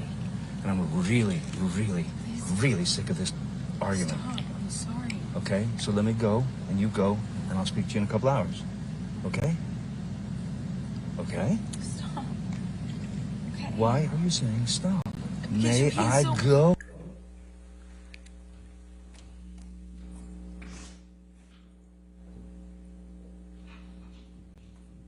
We'll circle back to this, but it's your testimony that you were outside Mr. Depp's studio. We were in the car.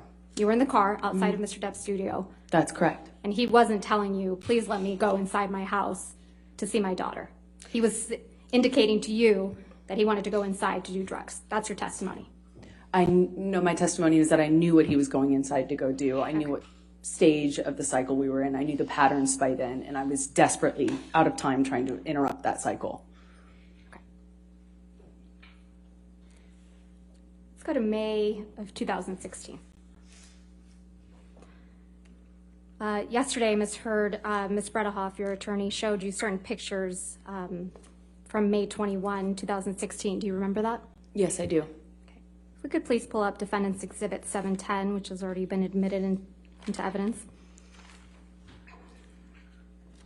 Ms. Heard, you testified yesterday that this is a photograph taken of you on May 21st, 2016. Do you recall? Yes, that's correct. And keeping this exhibit up, if we could please do a split screen, Tom, and also pull up Defendant's Exhibit 714, which has already been admitted with redactions. Ms. Heard, you testified yesterday that this is the photograph that was also taken on May 21st, 2016, correct?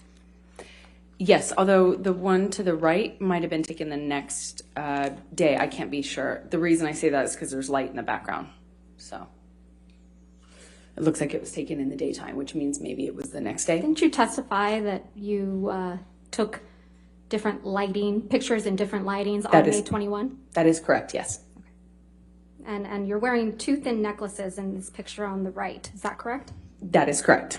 You testified that these pictures were taken the same night. The one on the right looks like it was taken in the daytime because I can see the daylight behind me. But you testified that they were taken the same day. I don't know if I think I testified that they came from the same incident of the same day, not necessarily taken on the same day. Okay. Let's please pull up Defendant's Exhibit 712, which has already been admitted.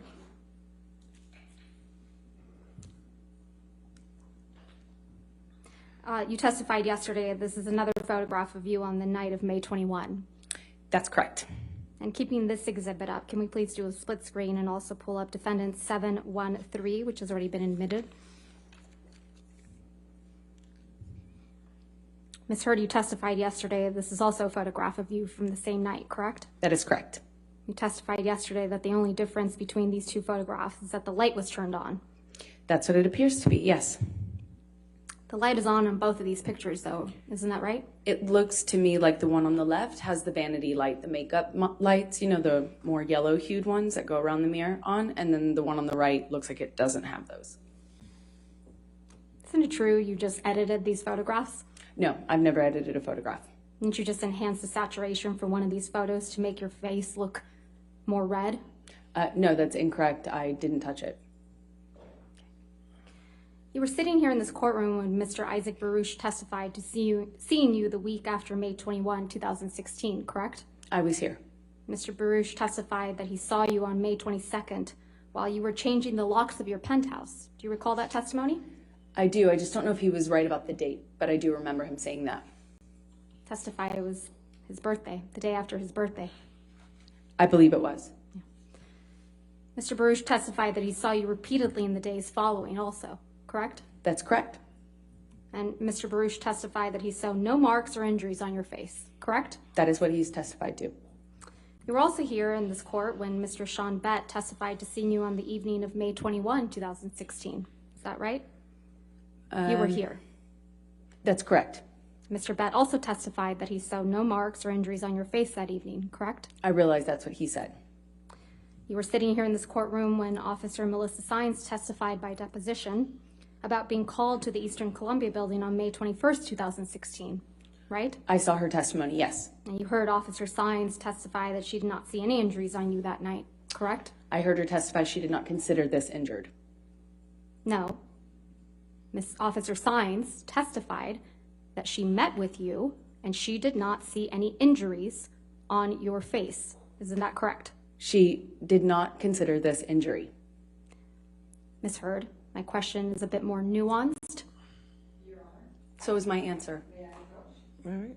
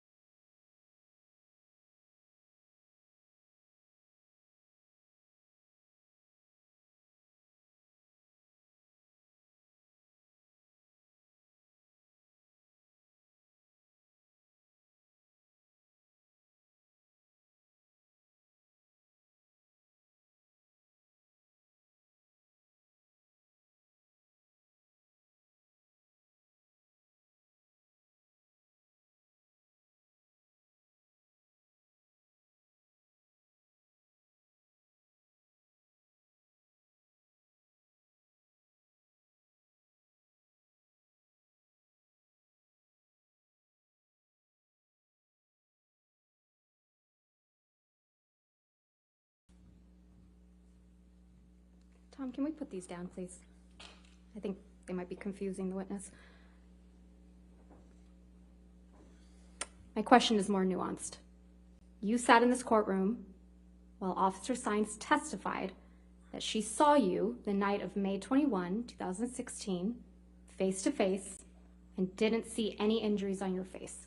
Isn't that correct, Ms. Heard? I believe she was testifying about these photographs, and she said that I was not injured in them. Is it your testimony under oath now that Officer Sines testified that she saw injuries on you when she saw you in person on May 21?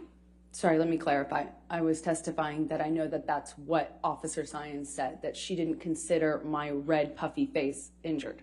That's what she said. The red, puffy face, that was your counsel's question, correct? That was She her said- testimony in the UK. That's incorrect, and you know that, Ms. Heard. I disagree. It's just inconvenient for you that Officer Sines didn't see injuries on you on May 21, 2016. It doesn't matter right? what's convenient for me. Right. Officer Tyler Haddon also testified by deposition about being called to the Eastern Columbia building on May 21, 2016, and he also testified no injuries on your face on May 21, 2016. Isn't that correct? They both said that they did not consider me injured. They did not see injuries on your face on May 21, 2016. Isn't that what their testimony was? What their testimony was is that they did not consider what my face looked like to be injury. They didn't consider what they walked on in the house damage, but it was. You were sitting here when Officer William Gatlin testified by deposition about being called on May 21 to the Eastern Columbia building, and he also did not observe any injuries on you, did he? And that's what he testified to. He didn't even know which one I was. No, I think we all saw on video camera you identify yourself. Isn't that correct? I had to because of how far away he was. He didn't even know who he was But there after to you see. identified yourself, he looked at you. Isn't that correct? From a distance, yes. And he didn't see any visible injuries either, did he? I don't know what he saw. He testified that he didn't see any visible injuries, did I he? would believe that he didn't, yes. You were also in this courtroom when Alejandro Romero, who worked at the front desk at the Eastern Columbia building, testified about seeing you on May 25th, 2016. Isn't that correct? That is correct. I think he said the 25th. Yeah. And Mr. Romero testified that he didn't see any swelling or bruises on your face when you were talking to him at the front desk. He wouldn't have. No, he wouldn't have, even though he had a habit, because his parents taught him correctly, to look into someone's eyes when speaking to them. Isn't that correct? I know that's what he testified to, yes.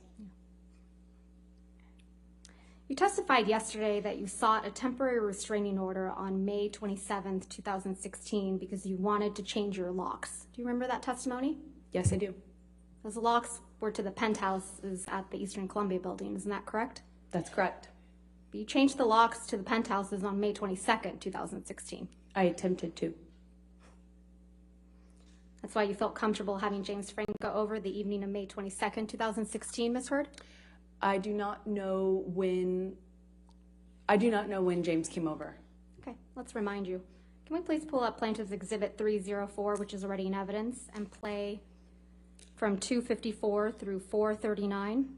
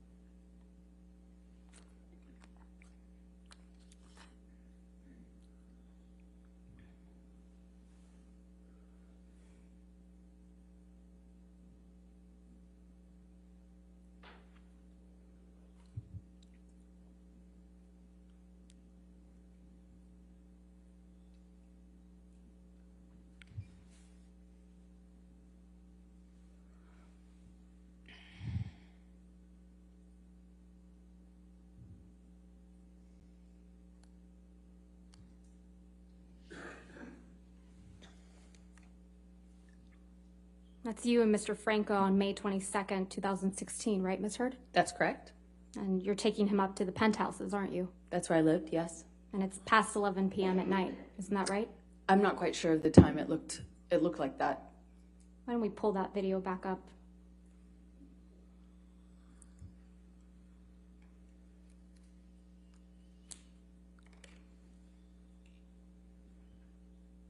$22:51. Almost midnight, right? That's Or, excuse me, almost 11 o'clock at night. exactly. You knew Mr. Depp was out of town the week of May 21, 2016, didn't you? I don't know what I knew of his schedule at the time. You knew Mr. Depp was out of town on May 27th when you went to get the domestic violence restraining order, isn't that right? I don't know if I knew that at the time. You knew Mr. Depp was heading out on a European tour that week, isn't that right? I'm not quite sure what I understood of his schedule at that time. You knew he wouldn't be back for weeks, right? No, that's incorrect. Let's go back to that recording. It's Defendant's Exhibit 598.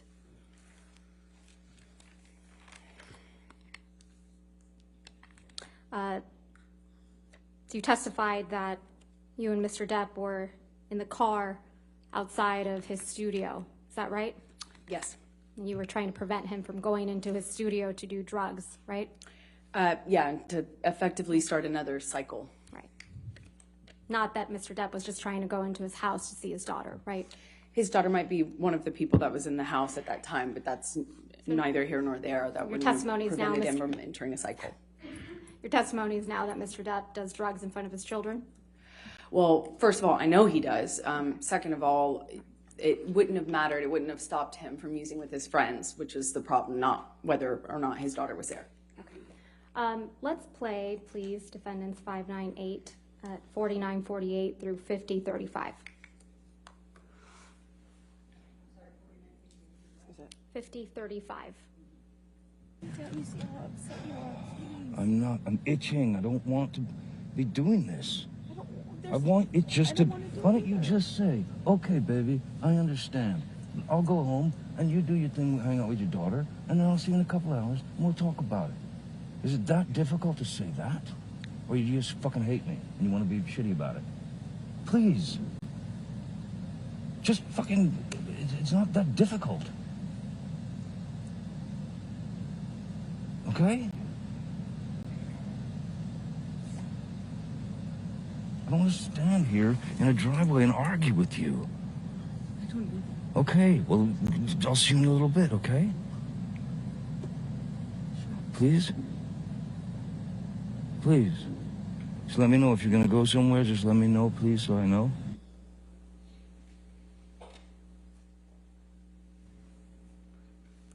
And almost an hour later, you're still arguing with Mr. Depp outside, right? I don't know how long that argument lasted, no.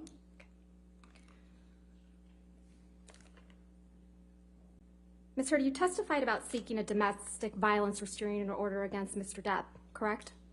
Yes, I have. And how you wanted to do it discreetly? That's correct. That you wanted as much privacy as you could have? Yes, that's correct. And how you walked out to a sea of paparazzi and cameras and photographers, right? That is correct. And how this overwhelmed you? It was overwhelming, yes. Because you didn't want this attention on you? That is correct. If we could please pull up Defendant's Exhibit 800, which has already been admitted into evidence.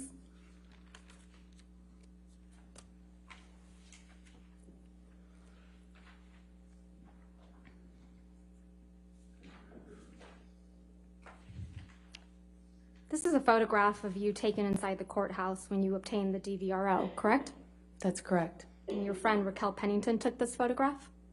Yes, that's correct. Because you needed to document your time at the courthouse getting a DVRO? She just took a picture of me. I'm assuming it was in relation to my divorce, yeah. If we could please pull up Defendant's Exhibit 801, which has already been admitted into evidence.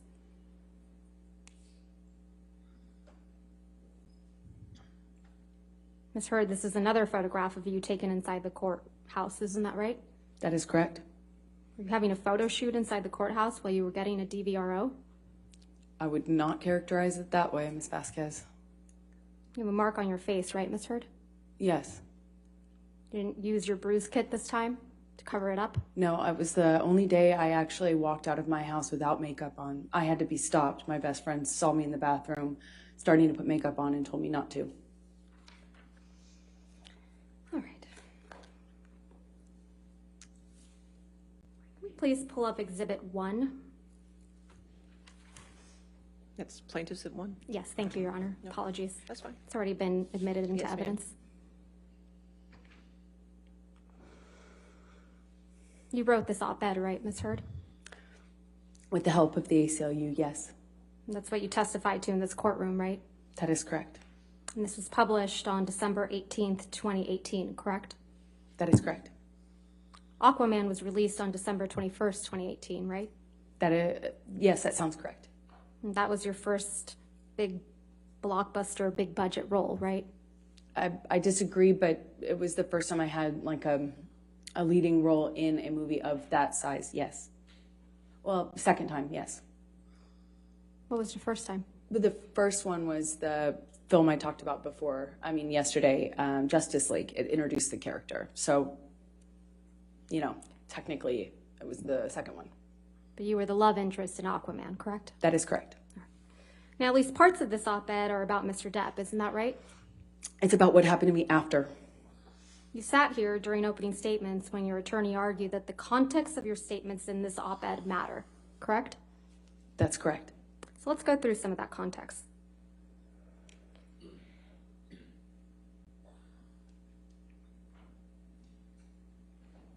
He wrote here, quote, "Friends and advisors told me I would never work again as an actress, that I would be blacklisted." That is You're correct. referring to your accusations of domestic violence against Mr. Depp in the statement, aren't you? Can you repeat the question? I'm sorry. You're referring to your accusations of domestic violence against Mr. Depp in the statement, aren't you? In general, I'm referring to being associated with domestic violence. And you're referring to what you claim happened after you got an ex-parte domestic violence restraining order against Mr. Depp in May of 2016, right? Are you asking me if that's what I was writing about? That's what you're referring to, correct? Can you just give me the question again? I'm sorry. You're referring to what you claim happened after you got an ex-parte restraining order against Mr. Depp in May of 2016. That's correct. You also wrote, quote, "Questions arose as to whether I would be able to keep my role of Mira in the films Justice League and Aquaman." This is also referring to your accusations of domestic violence against Mr. Depp, right? This is referring to what happened to me after I got my TRO, my restraining order. Against Mr. Depp, right? That is correct. These questions arose only after you accused Mr. Depp of domestic violence in May of 2016, allegedly, right? Yeah, from the time I got the TRO, being associated with domestic violence, that's what it's in reference to, yes. You also wrote, quote, "Imagine a powerful man as a ship like the Titanic.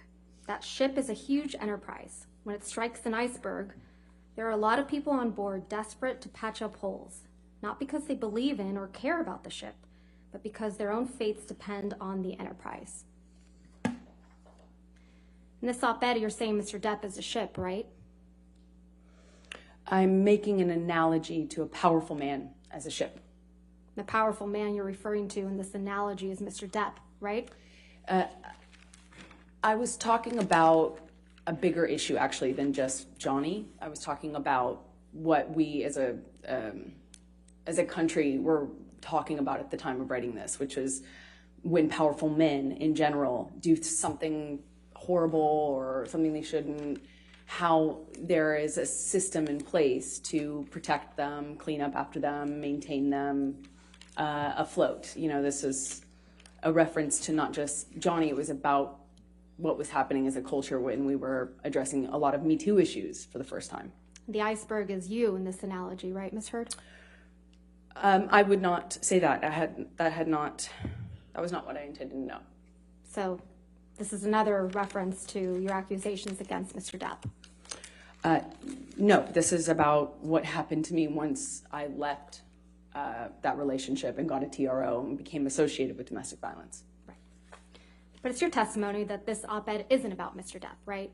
It's about what happened to me after. That's It's correct. about your experience after obtaining a temporary restraining order against Mr. Depp, right? That is correct, among other things. But it's not about Mr. Depp.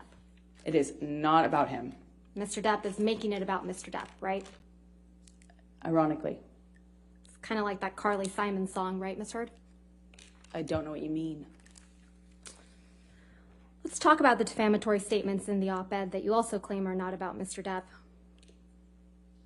Then 2 years ago, I became a public figure representing domestic abuse, and I felt the full force of our culture's wrath for women who speak out. This is about Mr. Depp, isn't it? No. You wrote this in 2018, right? Exactly. And 2 years prior was 2016, right?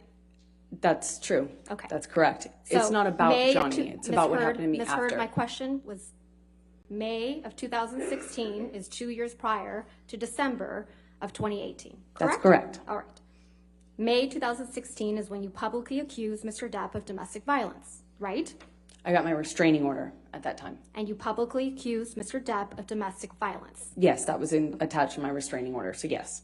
May of 2016 is when you sought a restraining order against Mr. Depp. That's correct, and I had to May- provide testimony for that. Right. And May 2016 is when you walked into court with a mark on your face to obtain that restraining order. Yes or no? That was the day I walked into court with a bruise on my face, yes. And you were photographed with that mark on your face, weren't you? I walked out to a bunch of photographers, yes. May 2016 is when you told the world that Mr. Depp had physically abused you during your relationship. Isn't that right? That I had to provide testimony as part of my restraining order application, yes. And that's how you became a public figure representing domestic abuse. Right, Ms. Heard? From that point on, yes. That's when you claimed you faced our culture's wrath, That's right? when it started, yes.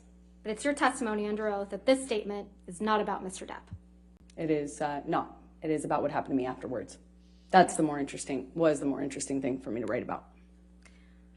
The next statement reads, I had the rare vantage point of seeing in real time how institutions protect men accused of abuse. This is also about Mr. Depp, isn't that right? Not just about him, but he is included in that, yes. He's the man you accused of abuse 2 years prior to this op-ed, isn't that right, Ms. Heard? Yes, but I wrote this op-ed in the context of many men at the time that were public figures or in this public eye being accused as well. So it was a reference in general to a larger phenomenon, not just Johnny. Not just Johnny. Not just Johnny. Okay. And then you write, I spoke up against sexual violence and faced our culture's wrath. This one's also about Mr. Depp. I did not write that. Well, you've accused Mr. Depp of sexual violence in this very courtroom, haven't you?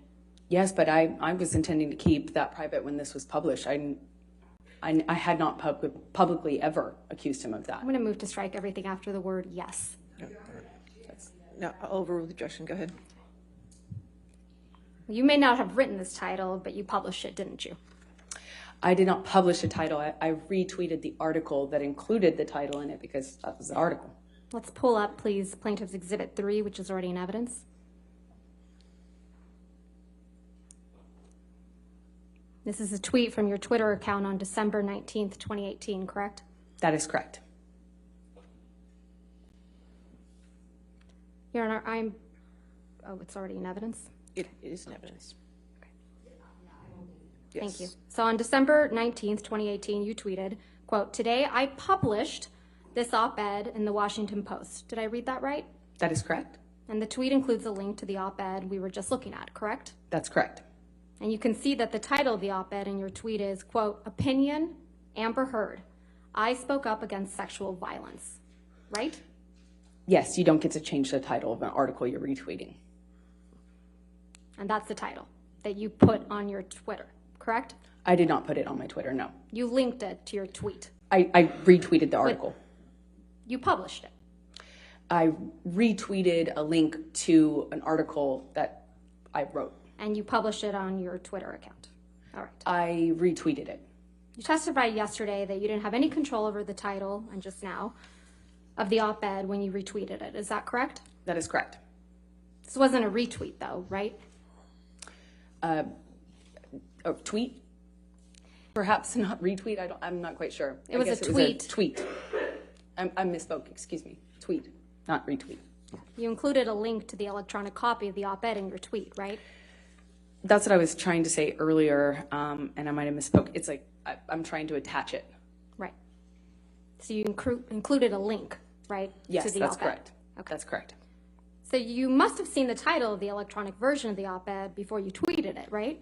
I may have. I just didn't notice it. Not very careful about what you publish, are you, Ms. Heard? I just didn't notice the title. You didn't need to include the link to the electronic version of the op-ed in your tweet, did you? How else would I have linked it?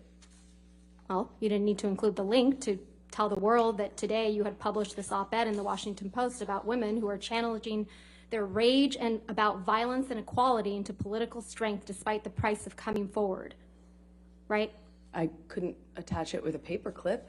No, but you didn't need to attach it at all to tell the world Oh, I that see what you you're had saying. published an op-ed. No, the goal was to tweet about it and to provide a link so that people could read it. The op-ed is in your name, right? That's correct. So if you had noticed the title of the electronic version of the op-ed before you included it in your tweet, you could have asked the Washington Post to change it. Isn't that right? No, that's not. But you didn't do that, right? You never asked the Washington Post to change the title. I didn't notice it, and I didn't ask them, nor do I think I needed to. At the bottom, do you see that there's another tweet from December 19th, 2018? Yes, I do. And in this one, it reads, I am honored to announce my role as an ACLU ambassador on women's rights. Did I read that right? That's correct. So you announced your ACLU ambassadorship the same day you posted the op-ed on your Twitter. I think right? that was always the plan, is to attach the article with the announcement that I was an ambassador. Your Honor, if I may, would this be a good time to stop for lunch? No, it's too No. early. Okay, Sorry. that's okay. We got to keep going at least till 12:30. Okay, that's thank fine, you. Your Honor. Thank you. Ms. Hurd, you testified yesterday about your counterclaim against Mr. Depp in this case. Do you remember that testimony? Yes, I do. Your counterclaim is based on 3 statements made by Mr. Depp's attorneys, Adam Waldman. Is that right? That's correct. We looked at those 3 statements yesterday, right? That's correct. And the first statement was from an April 8th, 2020 article, right? That's correct. And that's Defendant's Exhibit 1245 that's been previously admitted. Would you please pull that up? Thank you. If we could please publish that. Thank you. We can scroll down to the 8th page. Mr. Waldman's statement is buried on the 8th page of a 12-page article. Is that right, Ms. Hurd? I don't know how many pages are here. Well, this is the 8th page. Let's go to the 12th.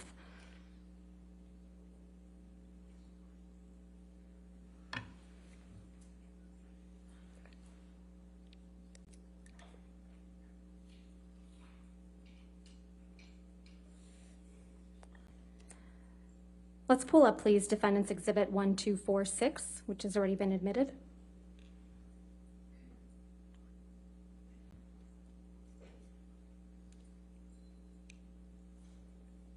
And if we could please go to Mr. Waldman's statement on page 10.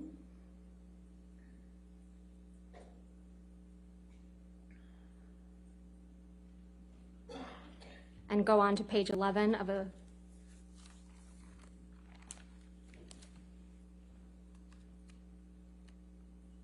That's Mr. Waldman's statement, right? That is correct. Okay. I think it's Mr. Waldman speaking on behalf of Johnny, yes. You don't have any evidence of that, do you, Ms. Hurd? This is Mr. Waldman's statement, right? I think it's included in the article as well. That this is Mr. Waldman's statement, correct? That a representative or an attorney, I don't know which word it says in the article, that it says very clearly that they're speaking on behalf of Johnny or representing Johnny. Can we please pull up Plaintiff's Exhibit 8818, 881A, excuse me?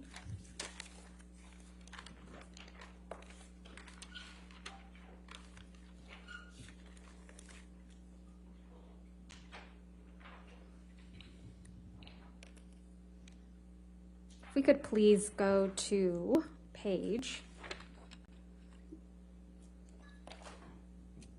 8 of this article.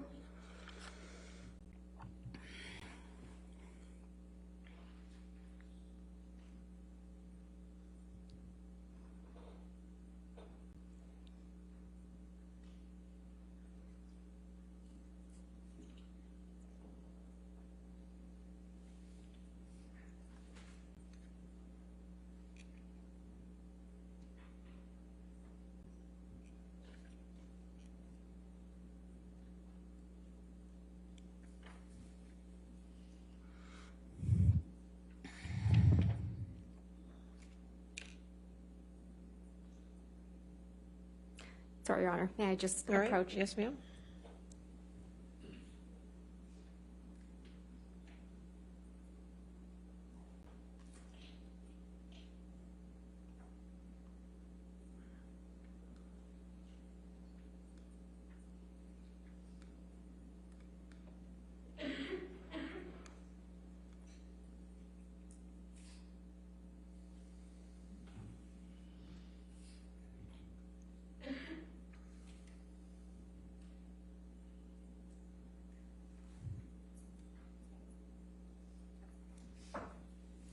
We'll come back to this. Sorry, Ms. Hurd.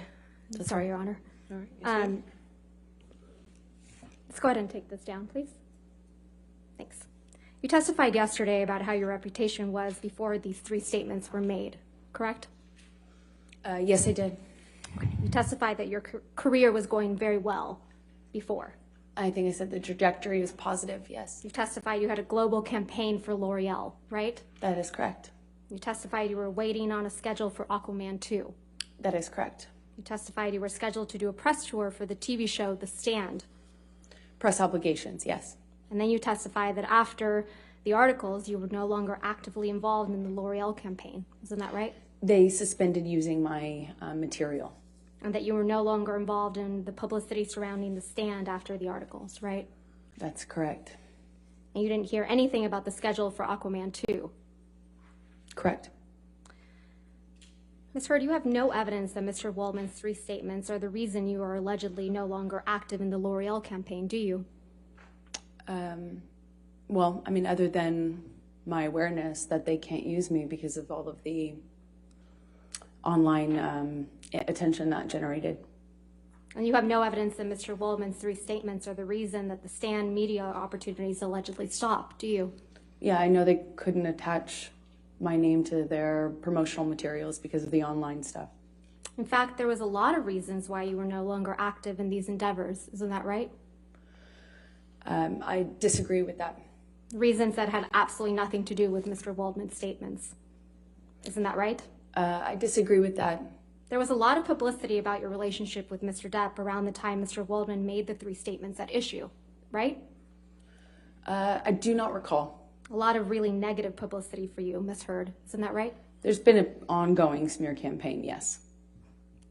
An ongoing negative publicity campaign. It's an orchestrated smear campaign. You have no evidence of that, do you, Ms. Hurd? Just look me up, you'll see. Let's take a look at some of that. All right.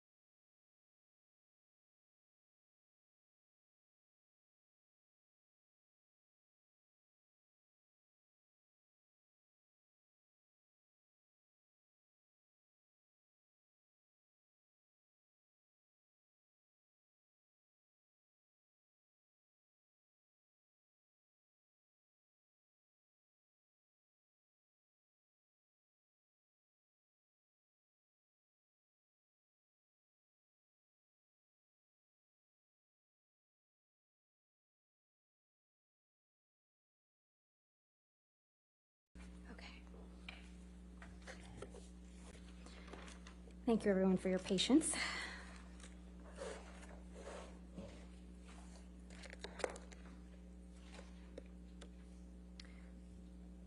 So, Ms. Heard, my last question to you was that there was a lot of negative publicity for you around the time that Mr. Waldman made these statements. Isn't that correct?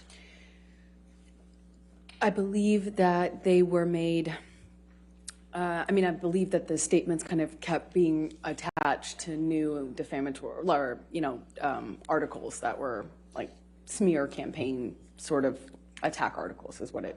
Okay. Let's go through some of the articles that were out in the press.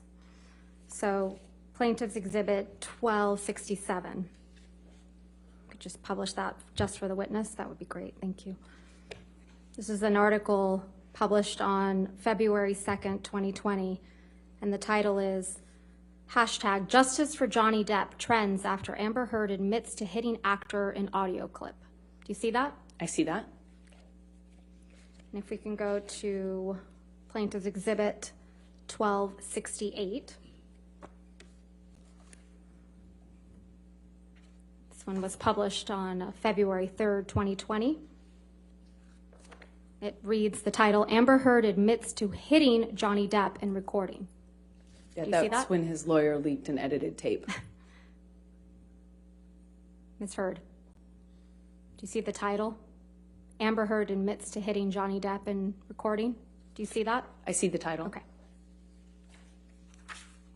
If we could please go to Plaintiff's Exhibit 1269.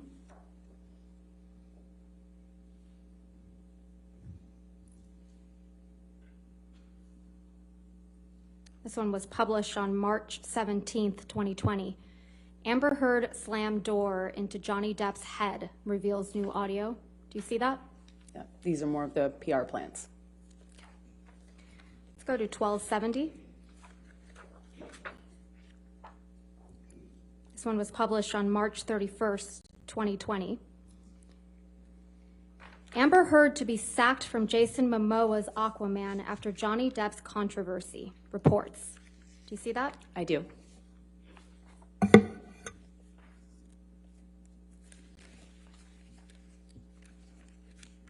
can go to Plaintiff's Exhibit 1271.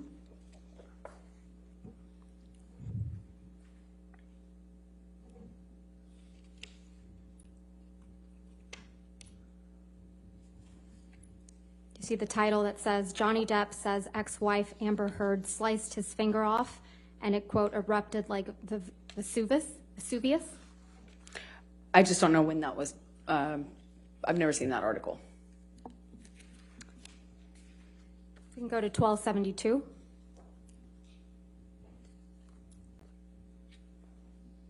This one was published on May 29th, 2020, and it says, when Amber Heard confessed to smashing a door into Johnny Depp's head, clocking him in the jaw. Do you see that? I see that. Going to 1275. This one was published on July 15th, 2020. Amber Heard stole my sexual assault story. Ex-aide tells libel trial. Do you see that? This was Adam Waldman as well. It doesn't say Mr. Waldman. It actually says Kate James also says she often received abusive text messages from Johnny Depp's ex-wife, doesn't it? I just know because he threw down the article. Ms. Heard, isn't that what that says? Mr. Waldman threw the newspaper at me afterwards. Ms. Heard, that's not my question. What My was your question I'm is, sorry. the title of the article says, Amber Heard stole my sexual assault story, ex-aide tells libel trial. Kate James also says, Your Honor, she opened the door by saying it was Adam Waldman. I'll sustain the objection. Next question. Okay. Let's go to Plaintiff's Exhibit 1276.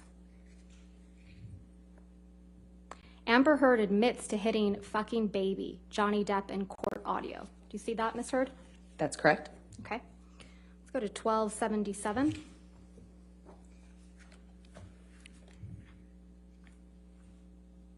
Published July 28th, 2020. Amber Heard's sister thought she was going to kill Johnny Depp, claims a witness. Do you see that, Ms. Heard? I see that. And 1278. published on July 28, 2020.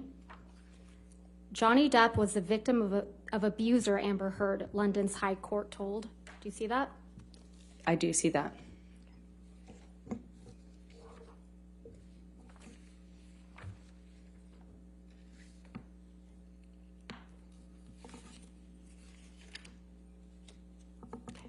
Thank you, Your Honor.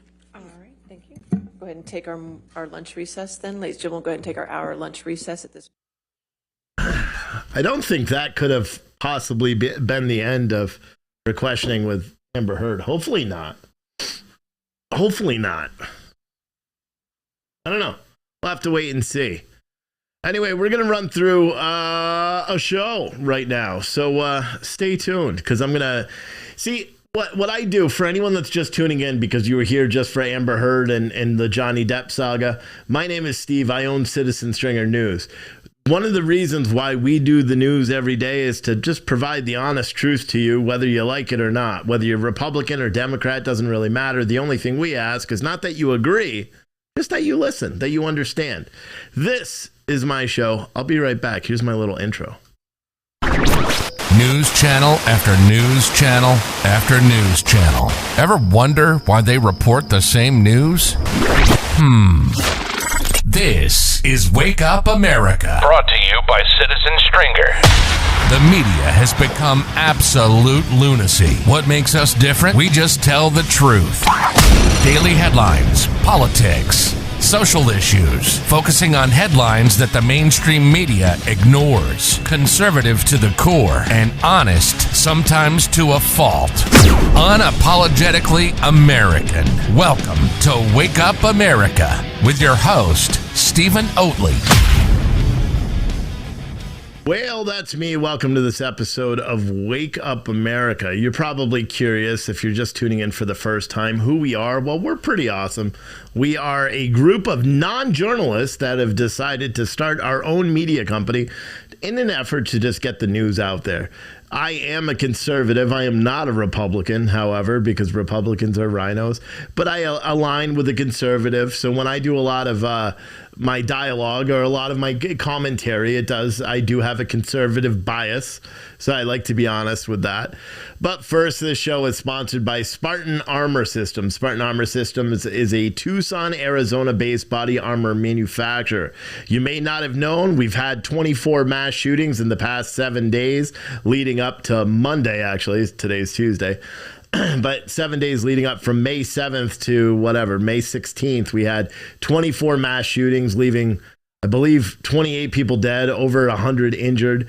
It's not safe to go grocery shopping, walk in the streets, go to New York City at all, anywhere in New York City, or anywhere. Get your body armor, SpartanArmorSystems.com. And if you use code YEET, you get 10% off your order. So let me talk a little bit first about this trial. For anyone that's been watching or you're kind of curious as to why we're even covering it, is this newsworthy? You know, just a few minutes ago, I decided to look up how many people were watching this on YouTube. Law and Crime had well over 930,000 people watching their live stream live on YouTube. Many other channels had hundreds of thousands of people. Millions of people right now all around the world are committed to finding out what has gone on between Johnny Depp and Amber Heard. I say turd because, in full disclosure, in Johnny Depp's testimony, he said that she took a poop on his side of the bed while they were having an argument. She tried to blame it on a dog, however, but the dog was apparently a 5-pound dog and the poop weighed 6 pounds. So I really don't know. I'm hoping that does come into question. I think the attorney will likely have a little bit more class and won't question Amber Heard on her turd. Who knows? But we've seen a lot of interesting stuff so far during this case. You know, I try to say that I'm fair and balanced, right? Not like Fox News, because we are actually fair and balanced. I try to say that, especially when I'm listening to trials. I try to listen, you know, as if I was a juror. I was listening to this trial, and there's no way in heck I can make the argument that Johnny Depp is a good dude. I mean, he was definitely verbally abusive towards her. We've seen that from the videos. But I also don't believe that Johnny Depp physically or sexually abused her based on the testimony we've heard so far. Unfortunately, you have to go with witness testimony, doctor testimony, police testimony, security testimony, other witness testimony to corroborate any sort of attack like that. And unfortunately for Amber Heard, turd burglar, you're not hearing anything that correlates with what she's saying. Instead, she is saying, like, I mean, for example, let's take what happened about an hour ago, right? Amber Heard was sitting. It's going to be hard. I'm trying to be professional here, guys, and say Amber Heard instead of Amber Turd. But I see her and I think pile of poop on the side of a bed. It's weird. It's really weird. Once it's there, it's there. It's hard to get it out. Anyway, Amber they played a video where Johnny Depp was apparently trying to get away from her into the home to be with his kid. And her argument for continuing that confrontation was that he was going to go and do drugs. Now, I wish the attorney would have, challenged just a tiny bit more. But Amber Heard was saying repeatedly that, she knows his progression. She knows that he was going to go in and do drugs. She was trying to stop that from happening. For someone that is claiming abuse, the majority of the videotapes that were taken by both Amber Heard and Johnny Depp, the majority of the videotapes and audio seemingly, who is the aggressor in that relationship? It doesn't appear to be Johnny Depp. Now, maybe because the Amber Heard's attorney are presenting it, this case now, it's their turn. So maybe they'll have somebody that'll say, oh yeah, the bruises that were on her face were actual bruises. Because so far you have security guards saying no bruises. You have 3 Los Angeles County police Los Angeles police officers that said she had no injuries to her face. You've got the doorman saying she has no injury to the face. You've got friends saying she has no injury to the face. And you have photos that prove she had no injury to the face. The whole thing is just very perplexing. And just for clarity, like if I was on the jury right now and they did closing arguments and they're like, yeah, Johnny Depp abused her, I would be awarding Johnny Depp $50 million. No joke. Just based on the evidence that's been provided so far. We don't know. I mean, other stuff may come out. We may see a video where Johnny Depp punches her in the face. We don't know. We'll have to wait and see. But this is mildly entertaining because so much information is being provided.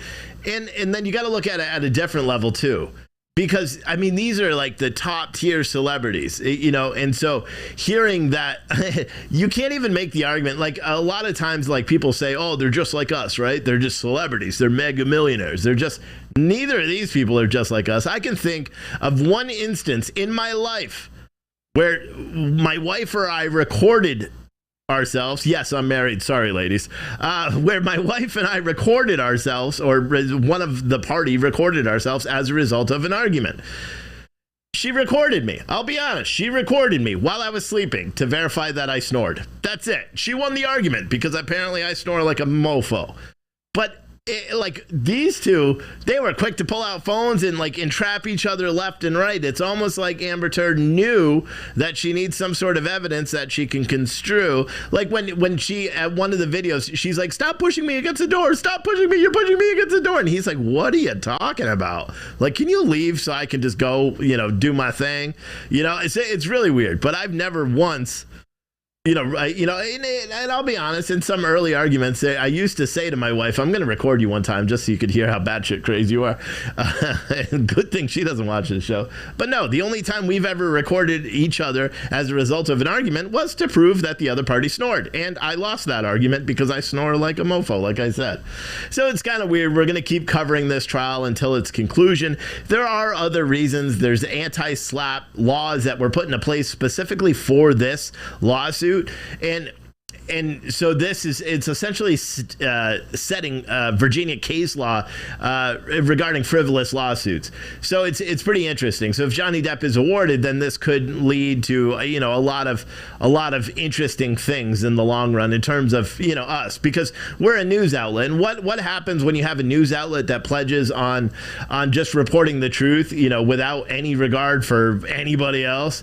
What happened? What's the result of that typically? Oh yeah, you get sued, and so that's what's happened to us. We have 2 lawsuits totaling $5.5 million about a company that we've covered that was doing some paid BLM protests and stuff, and we'll fight them, and it'll just continue on until everybody fades away into obscurity. I mean, they have a lot to deal with because one of the executives that we wrote about has now been indicted on 10 federal felonies. I mean, those, and it's not because of my writing either. Well, maybe.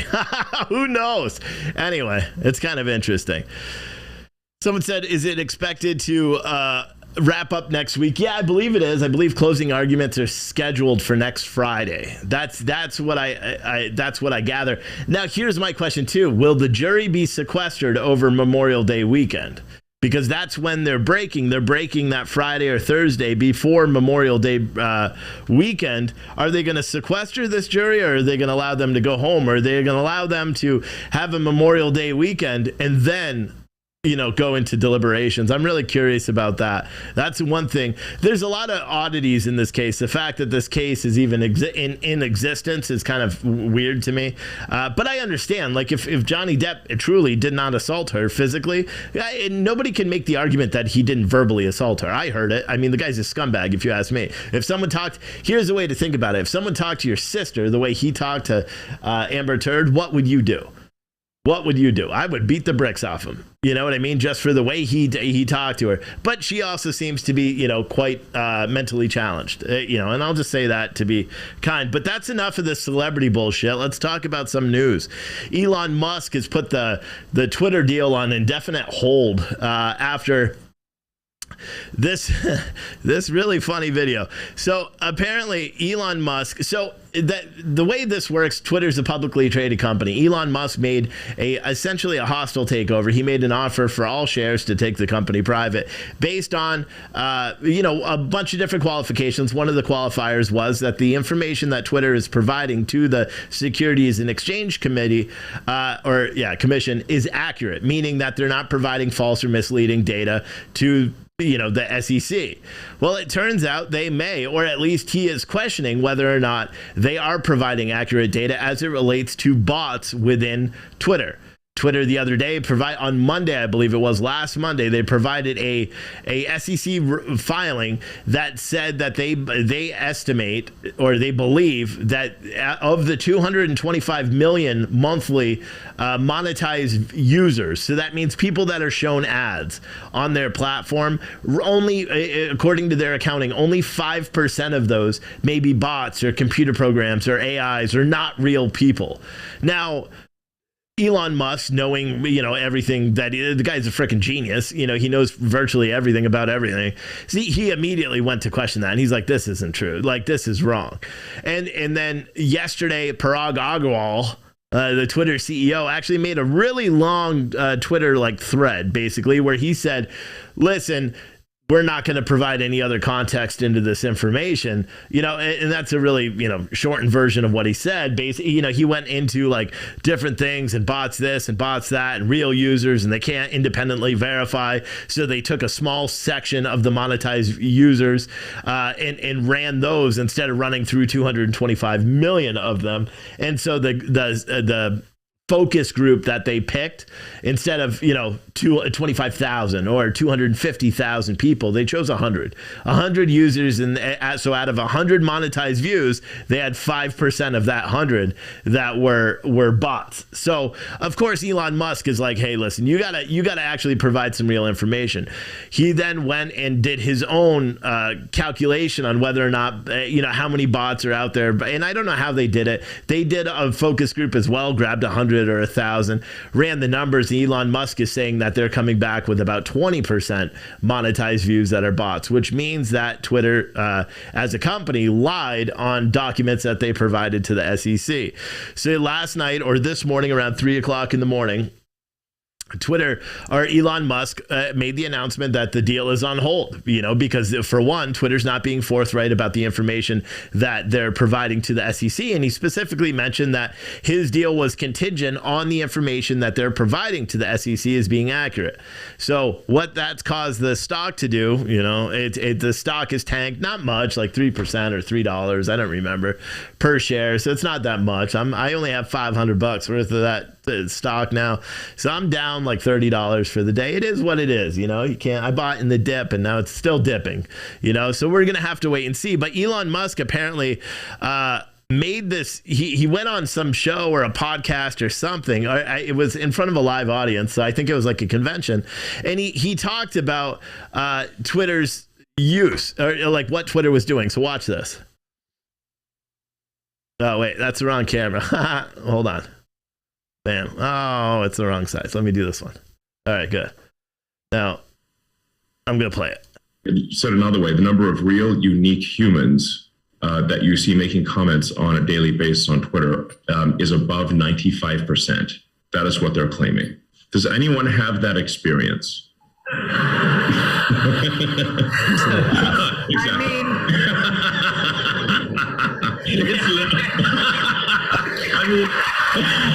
Really? Listen, there's a bridge I'd like to sell you, and also you can buy the Brooklyn Bridge. So he's funny. I don't care who you are right there, but that's funny because he's challenging it. So we're gonna have to wait and see. Everyone is like, oh, this is a problem with the elite. They'll make an offer to buy a company, lives will be ruined, or everyone will start buying the stock, and then then they can back out and there's no repercussions. He literally had protections in this buyout agreement, which said very simply that the information that Twitter provides to the SEC has to be accurate. If Twitter's lying about their data, just like they lie and say they don't censor conservatives or people on the right more than they censor people on the left, Project Veritas released a video last night, which is mildly entertaining, which says the exact opposite of that. Have you guys seen this video yet? What do you mean? Free speech capitalists, like we weren't really operating like capitalist mode. We were very socialist, like we're all like communist. Ideologically, it does not make sense, like because we're actually censoring the right and not the left. Because everyone on the right wing will be like, bro, it's okay to say, you just gotta tolerate it. The left will be like, no, I'm not gonna tolerate it. I need it censored, or else I'm not gonna be on the platform. So it does serve the right. It's true. There is bias. But I don't know if the two parties can truly coexist on one platform. What do your colleagues say about it? They hate it. Oh my god, I'm at least like okay with it, but some of my colleagues are like super left. What are they saying? They're like, this will be my last day if it happens. So, has much changed since like Elon's coming out? A lot has changed. A lot has changed. We're all like worried for our jobs. Why are you guys so worried? Jobs are at stake. Like, I think it's just like the environment. Like you're there, and you become like calm. We did all we could to like revolt against it. A lot of employees voted against it, but at the end of the day, board of directors had to say, and then they acted on their best interests because they didn't want to get sued. And then this article and then this video just keeps going on. Project Veritas again dropping another bomb with their undercover journalists, which is funny. I like, do you think Project Veritas just has like every single political or person that works at all these big tech companies? Do they just follow them on Tinder or something and then set up dates and they're like, we got them, we're gonna wear the hidden cameras? I'm not a big fan of how Project Veritas does their journalism, but I'm a huge fan of what they get out of it. I don't like ambush journalism. I've never been a big fan of it. I don't like the fact that they've, like, for example, there was one, it had to do with voters or something like that in Pennsylvania or New Jersey. I don't remember which, but they literally ran into the building said that their target, her car was damaged in the parking garage. So the woman comes out to the building thinking her car has been damaged by another car, only to get ambushed. I just don't like that type of journalism. But what they're doing and what they're uncovering is one of the most important things, really, anywhere, to be completely honest. Because we're not going to be able to find out any of the stuff that's going on. It's kind of crazy. Breaking news right now. Biden is in Buffalo, showboating with the victims, the families of the victims in the Buffalo white supremacist attack. We'll call it what it was. It was a white supremacist who killed a bunch of people, targeted black people specifically, and killed injured 10 or shot 10 of the 13 people he injured were black or killed were black. So it's frightening, but now we're hearing a lot more about this guy. We're also hearing a lot more of the rhetoric from the left and some that claim to be on the right, like Liz Cheney, Adam Kinzinger, saying, all this stuff. Who was it this morning? Swalwell made a comment. I forgot what it was, but I made a joke about it. First thing, like before 6 o'clock in the morning, I was ready to go. I knew today was going to be a good day. Representative Eric Swalwell, he's a commie from California, and that's just my opinion. And he may not be a commie, but he did have an affair with a commie spy from China, Fang Fang. Like, true story. You could look it up. It's not. He hasn't admitted that he's had sexual relations with the spy, but they did have a relationship. And he's still on like all these, very like classified briefing, committees, and which doesn't make any sense, because he literally had an affair with a spy. Anyway, he tweeted out 18 hours ago, my 4-year-old just FaceTimed to ask what I'm doing to, quote, help the people in Buffalo, and, quote, why did the bad man do this? Absolutely gutting. He said, this cannot be normal. It's time to ban assault weapons, #and gun violence. So, of course, we all know, very common sense says that his 4-year-old is not commenting on it. Now, as proof that his 4-year-old is commenting on it, apparently he had his wife take a photo of their 4-year-old while they watched CNN. No joke. And he posted that online saying, well, this is proof that this is why he asked that.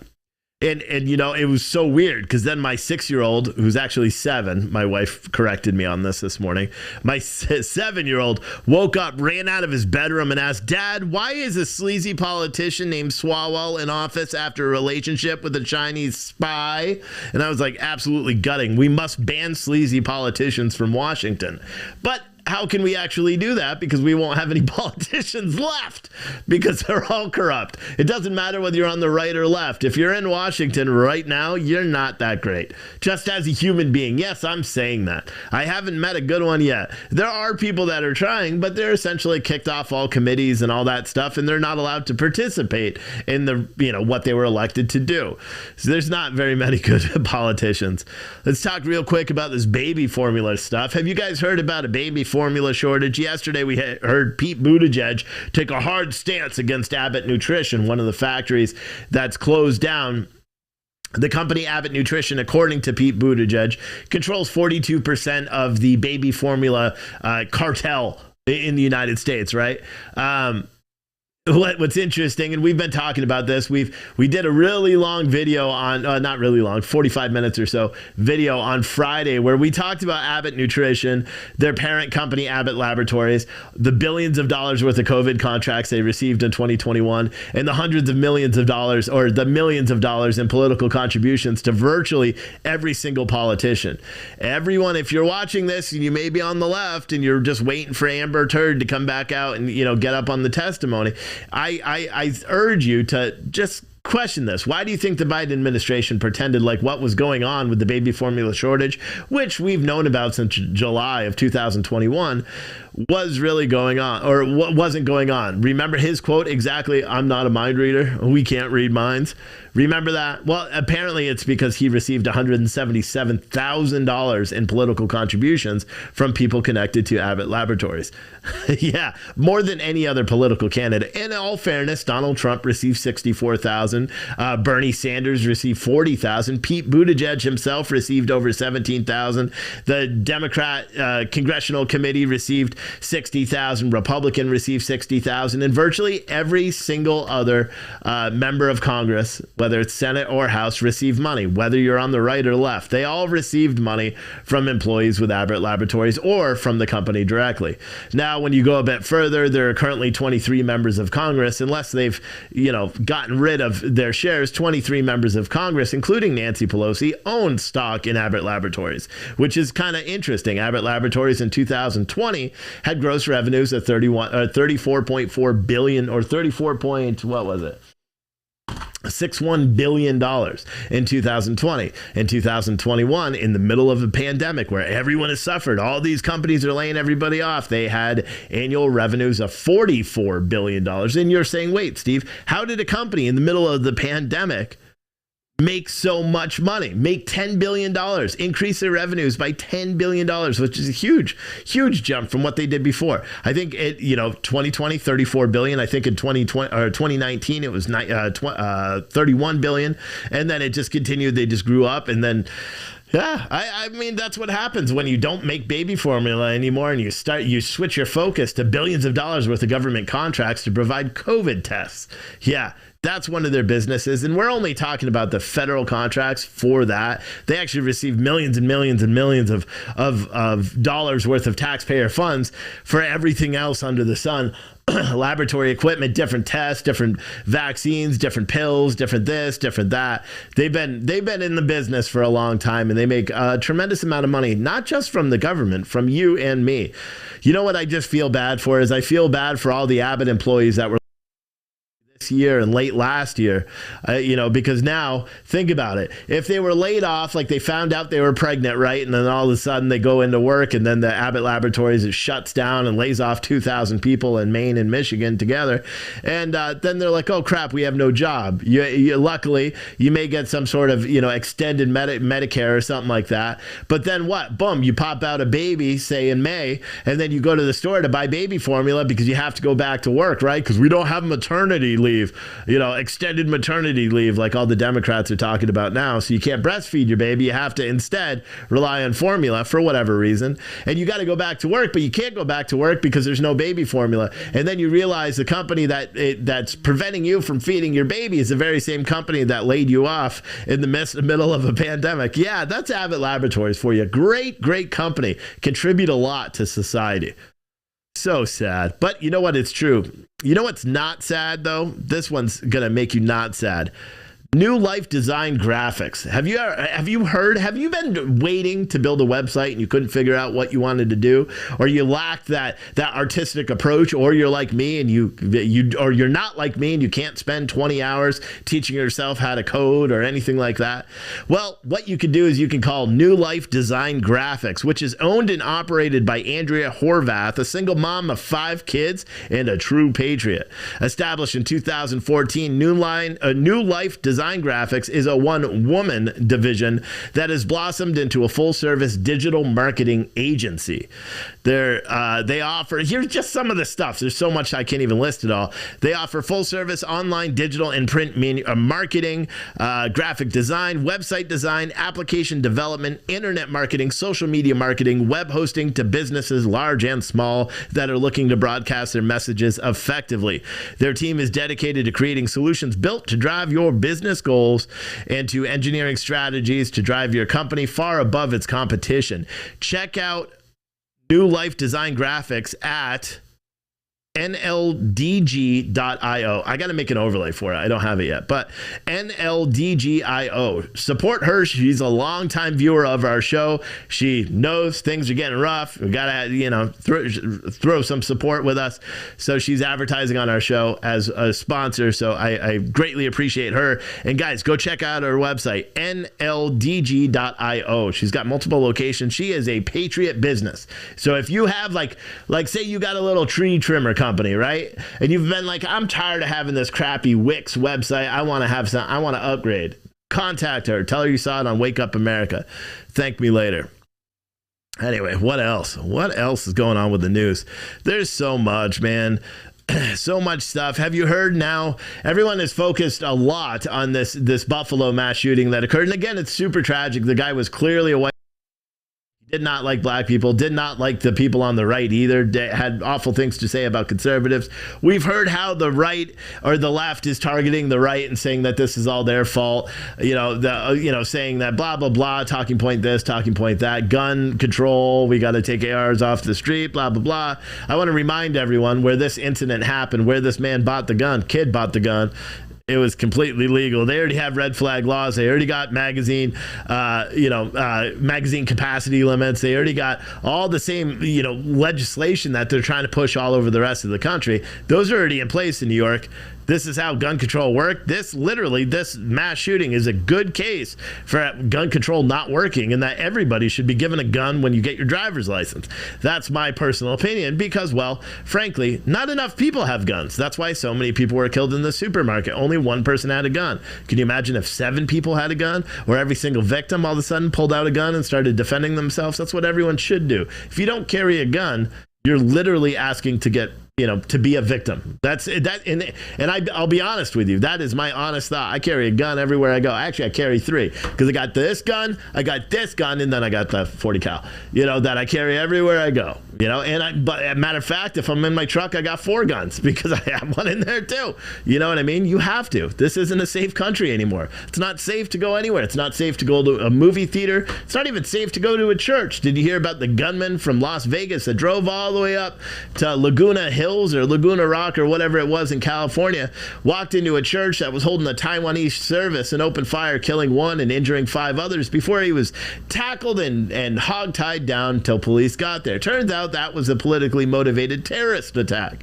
That's what the police are now claiming out there, that apparently he was he chose and targeted the Taiwanese congregation because of the conflict going on between China and Russia. Is the United States going to become the grounds for international terror where people attack people based on their political belief? I have no idea, but we've been progressing that way for a long time. Speaking of attacking people for their political belief, have you been paying attention to what's been going on to Kathy Barnett? Kathy Barnett is a senator, or she's aspiring to be a senator. She's a conservative or a Republican, whatever you want to say. I like to say conservative because Republicans are corrupt rhinos. But she's a conservative running for Senate. She's running against a guy, McIntyre, something like that, some business guy, billionaire, or some really rich business guy. And Dr. Oz, you may know Dr. Oz as, what was he, a cardiovascular surgeon before he turned into a complete liberal stuck face. But yeah, he's running against them, and the political ads against Kathy Barnett have been downright disgusting. The right, this establishment right has resulted in just unbelievable attacks on Kathy Barnett, her character, and just flat out making up stuff. And it's not even just like, these super PACs that hide behind the shadows and all that are doing the attacks. No, it's public figures. Greg Kelly, I believe he's on Newsmax or some shit like that, an irrelevant guy. You've got Sean Parnell. Sean Parnell was running for, I believe, for Congress or Senate, but he had to back out because of some personal issues with his family and all that. And we're not talking about that. He's a decorated veteran as well, but he threw his backing behind this McIntyre or Macintosh or Macinwaka, whatever the guy's name is that's running. He's a non-starter for me because I don't care. He's not going to win anyway. This race is between Dr. Oz and this guy and Kathy Barnett. But the biggest, vocal opponent of Kathy Barnett is seemingly Sean Hannity from Fox News. At 9 o'clock every night, at least 3 times in the past week, he has taken his platform and used his viewership as a bully pulpit for Dr. Oz, where he literally takes Dr. Oz's butt cheeks, he spreads them out, and he sucks in his farts into his mouth. In other words, he is literally shilling for Dr. Oz left and right. He's attacked and lied to the American public. And yes, I'm talking about your Lord and Savior, Sean Hannity. I know a lot of my viewers like Sean Hannity, and I don't care because we report the truth. Sean Hannity is a piece of garbage. And I'll say that with 100% certainty and 100% conviction in what I said, because he has proved that he's not a journalist. He's not a broadcaster. He's not even anything. What he is he's a political commentator, and he's a rhino. For the past couple of weeks, we've seen him do targeted attacks against Kathy Barnett based on challenging her military career, challenging the fact that, just lying, just flat out lying, saying, oh, she's racist and homophobic based on her comments. She has made some stupid comments, just like many other people have. Sean Hannity himself, she made homophobic comments. He brought it up on his show. Sean Hannity was fired for a radio station for making homophobic comments. He just thinks people aren't going to be able to look back. Sean Hannity again last night proceeded to attack her again, and which is just disgusting. It never ends. And he attacked her last night, and I forgot what it was. I think he said she paid money to BLM, which is a complete and utter lie. There's these super PACs. I forgot what Sean Hannity said, but it ticked me off enough that I was like, you know what, this is done. Because what you see going on right now in the Pennsylvania race is establishment Republicans freaking out because a non-establishment conservative has a very good chance of winning the primaries. Now, everyone could make the argument and say, well, she's not going to win the general against a Democrat. We don't know. Times are changing in America, and people are pissed off about inflation. People are pissed off about virtually everything now in this life, and it's not going to change just because Sean Hannity opens his mouth. Dr. Oz is not a conservative. He is a Republican. He fits that definition of a establishment Republican. He says what he wants. He said he would have agreed to send the $40 billion to Ukraine. He won't talk about what happened with the election. That was the newest one from last night. He won't even comment on the election, saying, I got to be very careful. Why? You don't want people to know the truth? You don't want people to know what you really think about something? That is the reason they're attacking Kathy Barnett, is because she literally just says the truth. She doesn't like BLM. She's actually been an outspoken critic of BLM. She's also a black woman. If she wants to say, well, she could understand the outrage of the George Floyd killing, good, because it was wrong. We all watched the video. Do I think it was murder like that? No. But do I think Derek Chauvin should be in jail? Absolutely. He committed a crime. They killed someone. It's mind-boggling to me. There's all these rumors. Dr. Oz spread this rumor that she was going to put up a bust of President Obama, which doesn't make any sense. Oh, and Sean Hannity attacked her because she didn't like Trump. When Trump started, many Republicans, many people that voted for Trump didn't like Trump. I am someone that Trump as a human being, as a person, I don't necessarily think he's the best guy, but him in office, holy crap. Like, when you actually look at what he did in office, you have to sit back and be like, well, I'm kind of glad he's off Twitter. I wish the Democrats didn't do what they did in the election, but it's a travesty. And what's going on with Kathy Barnett right now is disgusting. It is the Republican Party showing their true colors. And I hope everyone understands that. I hope when you watch this later, or I hope tonight when we get the news on who won the primary tonight, I hope it is Kathy Barnett on a personal level. As a news organization, we don't endorse candidates because, well, that's not our role. But on a personal level, if I lived in Pennsylvania, she would be getting my vote today. And I would probably go out and campaign for her because that's just what I believe. I think she is someone that we need in Washington, someone that is not establishment, someone that is going to piss us off. And you know what? I've said it many, many, many times, right? Because we have our own political races here. Ben Klein is running for re-election into Congress. We had Merritt Hale on our show last week, he's running against him. And I said, a politician that holds office, that makes that $192,000 a year in taxpayer money, that politician should be on the news every day. That politician, when they're home, should be doing town hall meetings every single day. That's what, and I guarantee Kathy Barnett, if she actually gets that nod and she wins the general in November, she's going to be one of those politicians that we hear a lot from. She's going to be one of those ones that stands up there and is like, when they try to reclaim her time, she's like, you ain't reclaiming shit. And that's the truth. That's the kind of politicians we need in Washington right now. The ones that are going to fight for us. You may not like someone as a person. It doesn't mean that person may not be the best thing for this country. And a lot of people got to stop voting with their hearts and vote with their heads. I know it sounds silly to say it like that, but that's the truth. I know people that voted against Donald Trump that cast the vote for the other party just because they didn't like Donald Trump for who he was. Not what he did in office or what he could do for our country, just who he was as an individual.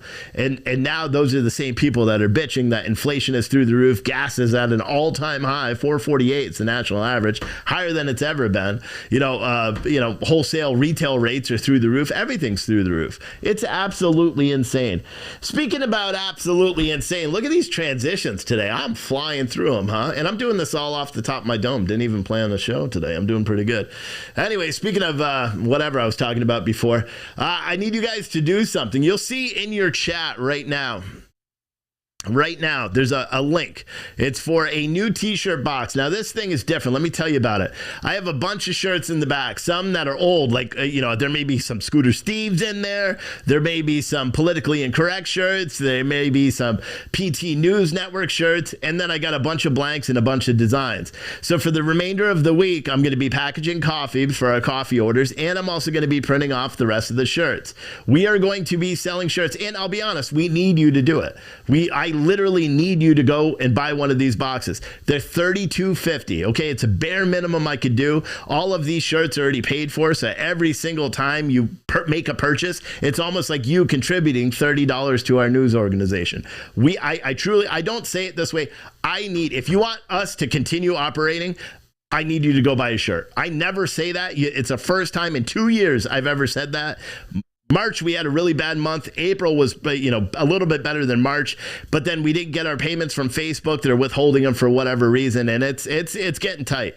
Go to that link, buy the shirts. I guarantee you may get some duplicates, but you're going to get really good shirts. Any of the shirts I'm printing have our new coffee company logo on the front, the design on the back, except the America 1776. There's going to be 20 of the shirts that I showed. I don't have it here, but 20 of the Donald Pump shirts. I decided I'm just going to throw those in randomly, so I'm just going to print them on different shirts. Some of you guys may get a box that's a little bit bigger than the other because I got a bunch of sweatshirts I want to send out as well. So essentially what I'm doing is I'm doing 10 of every size. I will print all the shirts this week. They will all go out on Monday with all the coffee orders and all the Patriot boxes. Please, please, please. I'm begging you right now. If you're watching this show, go to politicallyincorrectstore.com. It's literally on the front page. You'll see it right next to the incredibly looking good hat. You'll see the t-shirt and it says t-shirt box. Go buy it. $4.90 for shipping. So just go buy it. Under $40 you get 3 awesome t-shirts. And we need your support. If you want to buy some of our incredible coffee, it's the best coffee you've ever had. You can go to puretruthcoffee.com. But things have gotten tight here from the media side. I know some of the other shows, we got a morning show that, they're all independent, so they're all like, oh, this is our last day operating. We're not like that. I'll always do it, but it's financially we've hit that wall. You know what I mean? So we need your help. That's what we need. Time is all right. So this hearing should be back in about 10 minutes. It wasn't that bad. It wasn't that bad. How long's this been? 40 minutes so far. What else? Can you choose women's sizes? No, just choose. They're unisex sizes. Choose. But if I see your name as a woman on the order, you may get one of the old back the blue V-necks, especially if you're a 2X or 3X, because we have a lot of those. And we need to try to give out as much as we can, or get rid of all these shirts because they're already paid for. They've just been sitting in the back. So we're going to be printing a lot and doing it. Please go to that link, politicallyincorrectstore.com. Look up the t-shirt box. You'll see it there and buy that box. I need your help. I don't say that virtually ever. I need your help. I think I put up 70, 80 boxes. That's about what we have. 180, 200 shirts and sweatshirts. Some of you will get hats. I'll try to throw some stickers and some other stuff in there for it as well. But this is cheap. $32.50 gets you 3 t-shirts. Anyone who's worn our stuff, our t-shirts aren't shitty quality either. These are goods. Most of them are the premium like this, where they're this one's been worn all day, so it's a little bigger. But they're good shirts. Politicallyincorrectstore.com. If you want to buy coffee, you can do that. Go to puretruthcoffee.com and click, what is it? Or use code word coffee, a coupon code coffee on Pure Truth Coffee, and you get 10% off. But April's going to spam that in the chat for a long time because I need you guys to go and buy these boxes. Like just man to man, a mano, or man to woman, whatever. I need you to buy the boxes. Things have gotten tight. You guys know, you sit in the YouTube chat all day. You see, we don't get super chats or much like we used to, unless Chrissy 1979 or whatever is in here. She does it. We got a $2 super chat earlier, but everything is just, YouTube is censoring the shit out of us. So we barely can get views unless we upload the video. So like this video tonight will be uploaded and will air, or it won't air, but it will be uploaded to be released on social media at 9 o'clock or 8 o'clock, whatever I decide. And I'll replay it at 9 o'clock on Citizen Stringer because I'm actually recording it. I remember to press the button this time. Doing a good job with this. But yeah, please just go buy the t-shirt box, and I'll put the link in the chat again so you guys can go and do it because, I need it, man. This news business ain't for the faint of heart. And here's the truth. I could go out and get big advertisers all I wanted. We don't want that. We want to stay independent. We want to be unbeholden to anybody, except to you. And that's why we need your support. And occasionally, other streamers and all this stuff gotta do this. So, yeah. But anyway, what else? I know there's a UFO hearing today. I may download that, and I think I'll play it. It'll play after this episode tonight on Citizen Stringer. For anyone that doesn't know, we have our 24/7 channel, citizenstringer.com. If you click on live stream, you can watch for free at all times on our Amazon and Roku apps. So here's what you got to do for the Roku, okay? For anyone that's kind of confused, our live stream is still available on Roku with some on-demand stuff, but I got to replace all that content. So what you do is if you're logged in, log out and then just browse. Don't even try to become a member or anything. You'll see a browse category, click browse, and then you could everything is free on there. So you just go over to the live stream and then you'll see it. There's only going to be one live stream when I update it. I'm going to get rid of the Santilli live stream because he airs on this network and our new system. We don't need to log it that way. And, but yeah, I encourage all of you guys to support us. If you like what we're doing, if you don't like what we're doing and you don't care, that's it. But anybody that does care what we're doing and you do care and you've been a long time viewer or something, or especially if you have like a free Citizen Stringer membership and you can throw $5 or $10 that way, that stuff helps. It truly does. We need a lot of people ask why Adam isn't here and all that stuff. Adam's got his own stuff going on, but ultimately we couldn't, people weren't paying anything. He couldn't continue to do his show because he wasn't making any money during the show. And as frustrating that is, it's the truth. So, I mean, people got to realize that this is what we do for a living. April writes for a living. I do this and I pay April and I pay Lauren and I pay the other writers. And, we need your support, and we're not going to put our site behind a paywall or anything like that. So we have to go kind of unconventional. We started our clothing line to try to drive that traffic and drive you guys to make the purchases that way, because the profits of that, everything we do here. And this summer is going to be crazy because we're going to be doing a lot of traveling. I'm opening the coffee shop / I may just call it political AF or politically AF or something like that, because if I can't line up all the sponsors that I need for the cups, I'm still going to give away the cups and we'll just sell like patriotic shit in there. You know what I mean? American flag stuff and all that and our shirts, and because we got to do what we got to do. And I said I'm going to open it. And you guys know if I say something, I do it. I don't mess around.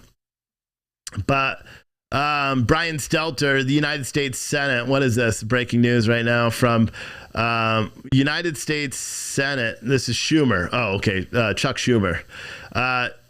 Wrote a letter to Rupert Murdoch saying, I write to urge you to immediately cease the reckless amplification of the so-called great replacement theory on your network's broadcasts. Proponents of this white nationalist far-right conspiracy theory believe that a complicit or cooperative class of elites are advancing a plot designed to undermine the political power and culture of white Americans. For years, these types of beliefs have existed on the fringes of American life. However, this pernicious theory theory, which has no basis in fact, has been injected into mainstream thanks to large part to dangerous level of amplification by your network and its anchors. A recent AP poll found that nearly 1/3 of American adults believe that a group of people is trying to replace native-born Americans with immigrants. Thank you, Chrissy, 1970, with a super chat. Thank you. That a group of people are trying to replace native-born Americans with immigrants for electoral gains. That same poll found that your viewers are nearly 3 times more likely to believe replacement theory than other networks. This should come as no surprise given the central role that these themes have played in your network's programming in recent years. Here's the thing, a recent AP poll, AP isn't Fox News. So here's a bigger issue, and what you get right from this information. If the AP is reporting that 1/3 of the country right now believes that there is something going on where they're allowing people a pathway to citizenship, so they become, and again, there's two different things. You have the great replacement theory, which people believe that they're trying to push immigration into this country, whether it's legal or illegal, give a pathway to citizenship so those people become citizens, therefore voters. We already know that. That is a theory that's already been out there, and it's been strewn in all reality. Just being like, okay, everyone's a humanitarian batwig. You can't think of any other explanation for why our border policies are the way they have been for a long time, especially now in the past 2 years. That is just something that's going to, make you weirded out. And then you have a very, very, very small fringe. So when Fox News, Tucker Carlson talks about the replacement theory, or other people talk about replacement theory, they're not talking about replacing white voters. That's not what they're talking about, nor have they ever said replacing white voters. That's not what it is. Chuck Schumer is lying to the American public in this letter. What they're talking about is the fact that they are saturating the voting pool by adding more people in hopes that those people will vote Democrat. That's why Tucker Carlson is saying this, and I don't necessarily agree or disagree with that thing anyway. That's too far off in the conspiracy thing. What the left media and politicians are doing are they're taking the actions of a fringe minority. And when I say fringe minority, I mean a select, like maybe 100 people out of millions that believe that people are trying to eradicate the white race. And anyone who thinks that, God forbid I have any viewers that think that bullshit, just raise your hand right now so my mods can kick you off of here, because that's just bullshit. Because here's the thing, a true American believes this country should be open to people that want to come here legally. My family emigrated to the United States. Your family emigrated to the United States. That's the way it was. Unless you're Native American, your family emigrated here at some point in the history. That's what happened. This is a country of immigrants, and it's supposed to be. But legally, it's not supposed to be overrun. So what CNN, yes, and MSNBC and Chuck Schumer, Nancy Pelosi, Joe Biden, he gave a speech today where he talked about this same thing, the great replacement, the replacement theory. He's like, we got to eradicate a replacement theory. They're using it on the fringe white supremacist side. They're not looking at it from the talking points of some on the right. Now, I don't necessarily believe with that. I don't have an explanation of why they're allowing so many people here illegally. 202,000 people are crossing a month now. I don't understand why they're allowing them to stay in this country while people that are legally trying to emigrate to this country face thousands and thousands of dollars in months and months and months of vetting before they're allowed to come in. That doesn't make any sense to me. What they're saying is that they're trying to figure out a pathway to citizenship, and the Democrats are pushing pathway to citizenship bills and provisions and laws and all that stuff to try to find a way for the people that are here illegally to become legal and then, i.e., vote in elections. That's what Republicans are talking about, or people on the right. Or I'll say Republicans, because true conservatives don't care. The only thing we care about is a secure border. If that border is secure, we can let in 200,000 people per day, as long as our country can handle it, as long as they're coming in legally, as long as we know who they are. Real conservatives, they don't care about any of this shit. This country is great. It's the greatest country in the world, and it's supposed to. People want to enjoy this country. You don't hear people saying, well, I'm going to flee this country because of the policies, or they do when like Donald Trump is elected and they all say they're moving to Canada and nobody actually does. Can you imagine if they all moved to Canada after Donald Trump was elected? Like, God, how great would our country have been without any of those idiots? But it's very perplexing. And the way people pay attention to this. It doesn't make sense, you know. April said her family didn't come here. They were just spontaneous creations. They just appeared one day in Texas, in East Bumfuck, Texas, where she lives. But yeah, it's just crazy stuff. Someone said, do you have larger than 3X in women's shirts? No, I don't believe so. And you don't wear a crew neck at all. You can cut the shirts. I've seen people do that too, because our designs on the front are usually lower. So you can make your own V-neck. You could sew it in there. But no. And I'm not guaranteeing if I see you have a female name that you're going to get a V-neck. It's just going to be spontaneous what I throw in there. There's no selection on shirts. You know, like I was saying a few seconds ago, for anyone that wasn't here, we are running a promotion. I have a ton of shirts. Some are old. Some are like old classic PT News shirts. I think I got a couple of Scooter Steve shirts, a bunch of the Let's Go Brandon ones. 20 of them are going to have the new design that I held up today. The Donald Pump he's like doing a curl or something, because I like it. And I've had that for a long time. It has never printed it. Some of you guys may get sweatshirts, but you're guaranteed to get at least 3 articles of clothing, 3 t-shirts, 2 t-shirts and a sweatshirt, whatever. But you're guaranteed to get 3. So order the size that fits it all. Most of the shirts are they're called like fitted, right? So they're premium t-shirts is what they call them. So they cost more, you know, but the reason I do it is because I try to only make shirts that I wear as well. You know what I mean? Because that's just, I own the company. So so I do higher quality shirts because I like to wear higher quality shirts.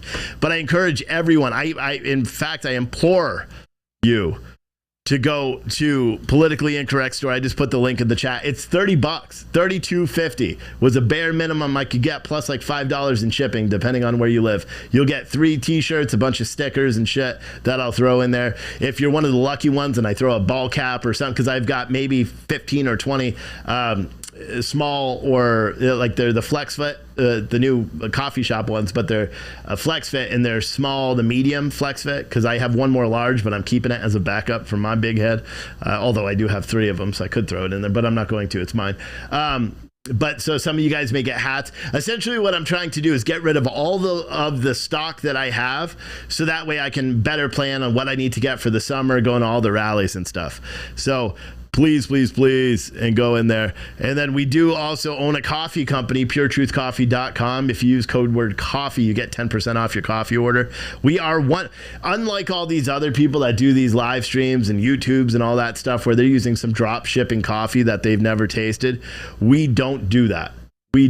Chrissy said, I need a guarantee I get a Scooter Steve shirt. I can't guarantee that, but I'll try my damnedest. I think I only have 1 or 2. So here's the thing. So like I have one bin that's just chock full of shirts that we had in Florida. So I know I already saw 1 Scooter Steve shirt, and I think it was mine. I think it was a 3X one, because I never wore that shit. But I made it as like a joke to raise money for an event I think we were doing. So I made the Scooter Steve where my buddy drew like a cartoon character of me riding a scooter, shirtless. You know, he's a goofball. But a lot of people like that. But do you have any shirts in they size? I don't know. I don't know what that means. And I'm not even going to try to answer that. Oh, are you talking about because I have his or her size? No, we don't have they them shirts. Sorry. We're not that politically correct. Actually, the store is called Politically Incorrect. So I guess we are that politically incorrect. Someone said you just need to make more Scooter Steve. No. I'll tell you what. If I sell every single one of these boxes, I will make more Scooter Steve shirts. I promise you that. What do I have? I have 70 of these boxes to go out. It's 210 t-shirts, 70 of these boxes. There's 10 of each size.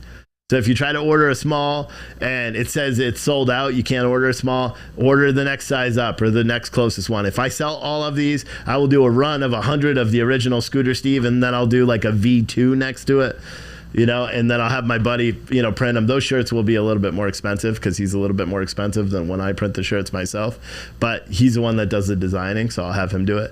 And but yeah, if I sell every single one of these boxes, and to be honest, I need to sell these boxes because I told you guys last night.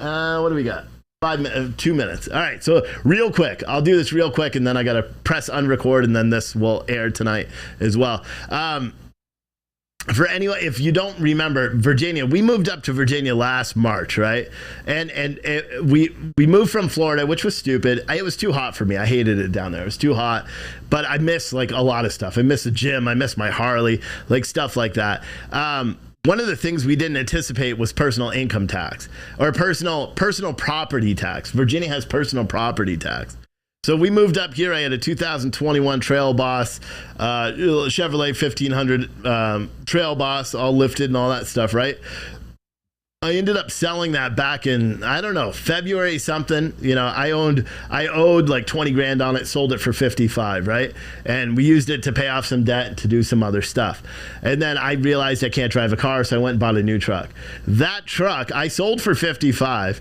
It just appraised for 55. So now I have to pay the taxes on 55,000. They don't prorate it considering I sold it in February. No, I have to pay taxes for the entirety of the year. My wife drives a 2019 Equinox, right? It was my old car when we lived in Florida and I was doing the corporate thing. She drives a 2019 Equinox. That car is worth $16,000. It's got 40,000 miles on 45,000 miles or something like that. They appraised it for 25,000. I had the old concession trailer that I sold when I bought the bigger trailer, right? That trailer appraised for 7,500 bucks. I have no idea why. That I have to pay a shit ton of taxes on. My motorhome, I have a motorhome. It's an older one, 2013. It appraised for 30, or I think it's worth like 35,000. It appraised for 39,000. You can't argue. You can't do anything. So I got a bill that's due on 6 days, or actually it's due on June 5th for $2,300 for the first half of the property taxes. I literally sat down last night and I'm like, this is fucking bullshit. Why did we move here? Like, why did we move here? And then in comparison, I just got the property tax bill for my business. Because you pay property tax on everything. You know how much the property tax bill for my business is? I don't even know where they get these numbers. $50. So the property tax for my business, which makes way more money than I do as a person, is $52. And yet my personal income tax for that, and then the IRS taxes, you know, that was $18,000. So fucking stupid. It's so stupid. You know, so long story short, I need you to buy shirts because I got to pay the government. All right. But seriously, go to the store right now. I'm going to switch this all off, but go to the store. We're going to resume with the Amber Heard or Amber Turd Burglar because they should be coming back any second. This camera will switch over. I'll put this link in the chat. And again, this box of teas is $32, $32.50 plus shipping. Shipping is like the cheap. You know, we don't make a profit on our shipping like some of these other scumbags. We don't do that. So go buy the politicallyincorrectstore.com. Buy a box, buy 3 boxes, give them to your friends. You know, buy all the boxes if you're rich, and then, you know, whatever. You know, but I need your help. I need your help to buy these boxes. Yeah, that's that. So anyway, we'll see you all tomorrow. There. I was just ending the recording because now that's like a perfect recording. And I'll upload that to YouTube and that'll air later. Von Tron said, that was the most American thing I heard. Buy these shirts so I could pay the government. It's true. It's true. You know? But do I ship to the UK? Yeah, but I don't know if you can order through there. But yeah, to the UK, I think your shipping would be like $700 right now because you can't get anything anywhere. The shipping rates are through the roof. But did they figure out the toad donor this morning? No, they didn't. Not yet. We will. We will. I'm hoping. Do you think here's the poll? Do you think the attorney for Johnny Depp is going to bring up the turd, Amber Turd? Do you think she's going to bring up Turd's turd? I don't know. I think so. I think there is. You know. Rick Smith said, depending on the paycheck and bills, going to try to buy a box on Friday. I really need some of Steve's shirts. Yeah, you may want to hurry up. you may not be able to do it. Oh no, I put the wrong link in there, I think, didn't I? Or did I put the right one? It's $32.50 plus shipping. Shipping works out to be like $4.90 or something like that. I figured it's £1.50. Some of it will be more if I add a sweatshirt or something in there. But yeah. And again, anyone that has any questions, so we're putting all of these will go out on Monday. So if you order now, it'll go out on Monday. If you ordered a Patriot box last month, it'll all go out on Monday as well. They just delivered the boxes for your pint glasses and shirts. So you're getting shirts that nobody else can get because we're not giving those to anybody else. But yeah, please go to politicallyincorrectstore.com. I think it's on the front page. It's the second item right next to the hat. Under politically, oh no, they moved it. It's the first item now because a lot of people are looking at it. It's the first item. It's got a Let's Go Brandon shirt as the picture. I couldn't figure out anything else real quick to put there. But yeah, go buy it. Let me see what I have in stock for the shirts because a lot of you guys have bought it. Trial's not back yet. That's why I'm just kind of shooting the shit with y'all. T-shirt box. Let's see. I have a lot of other great designs in there, so you guys could pick up other shirts if you want in the politically incorrect store. Probably a lot of you guys haven't even been there. T-shirt box. Bum bum bum la doo doo. Scooby Doo. I have 60 boxes left. So I have nobody bought any 4X. We've got a couple of people that bought 5X, a couple of people that bought 2X. We're almost out of 2Xs actually. So if you need a 2X, hurry up. And I could add a couple more, but I wanted to just do this number. It's what I need. So let's see it. Let me sell them all out. Let's see one rich person just buy them all and say, Steve, throw them in a big box. We'll give them away at a rally or something like that. Like that would be dope. That would be dope. But yeah, someone said, new buy. No, so someone asked about the property tax on vehicles. So, like, for example, the new trailer, granted, I won't have tax on that. But the my new truck, it's not on this tax bill. I'll pay that next year. So like people and like on Facebook groups, that's what reminded me. I forgot. I went to bed last night and I was playing around on Facebook and I saw people were complaining about their property tax bills. And I was like, what the hell? And so I went out to the mailbox, grabbed it, saw it, and then had a fucking midlife crisis meltdown. I was like, what are we going to do? Because I mean, here's the thing, man. Like it's been tight here. I'll be honest with you. Like now that, it's, not the recorded show, things have been fucking tight. Like, I don't talk about it much. We've done everything we could to keep doing everything and to try to build up this thing. And so I'm like, we're toning it way the fuck down, and if we don't get to where we're going this month, then next month I'm going to cut something. And then the next month I'm going to cut something. And the next month, and even if it's just me making fucking videos every day and hucking coffee out the front, I'm not giving up on this shit. I'll do it. I'll go. I was looking at starting to drive on the weekends or something. It's not that bad yet, but it's tight. It's tight, but at least we have no debt. I paid off all my debt, so we have no debt. We own a house. We own one of the cars, so we're doing pretty good. The motorhome, so we're doing decent. But yeah, we need your support. Go buy a box. It's $30. I know, like it's $30. It's a lot, but we need your help. All right. Well, they're coming back, so let me switch this back over to you. I'm not going to be doing a show tonight for anyone that is watching. If I do the live streams all day long, I can't do the show. I need to take care of myself and shit.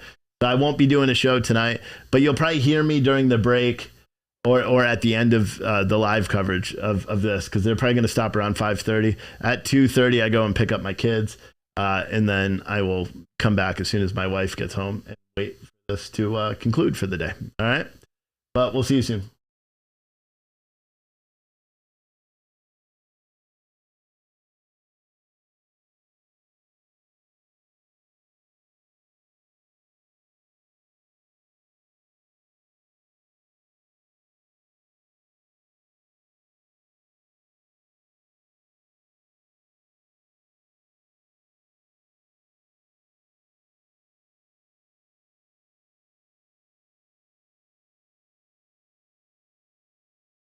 Oh, real quick.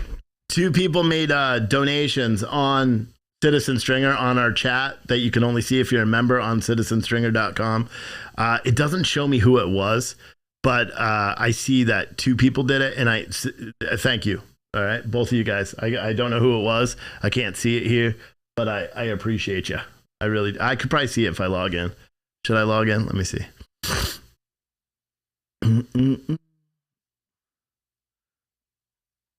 Oh, that was 20 minutes ago. I'm not going to be able to find this. But yeah, I appreciate you guys. Wow, this is kind of cool. April, I'll send you this link. Don't share this link.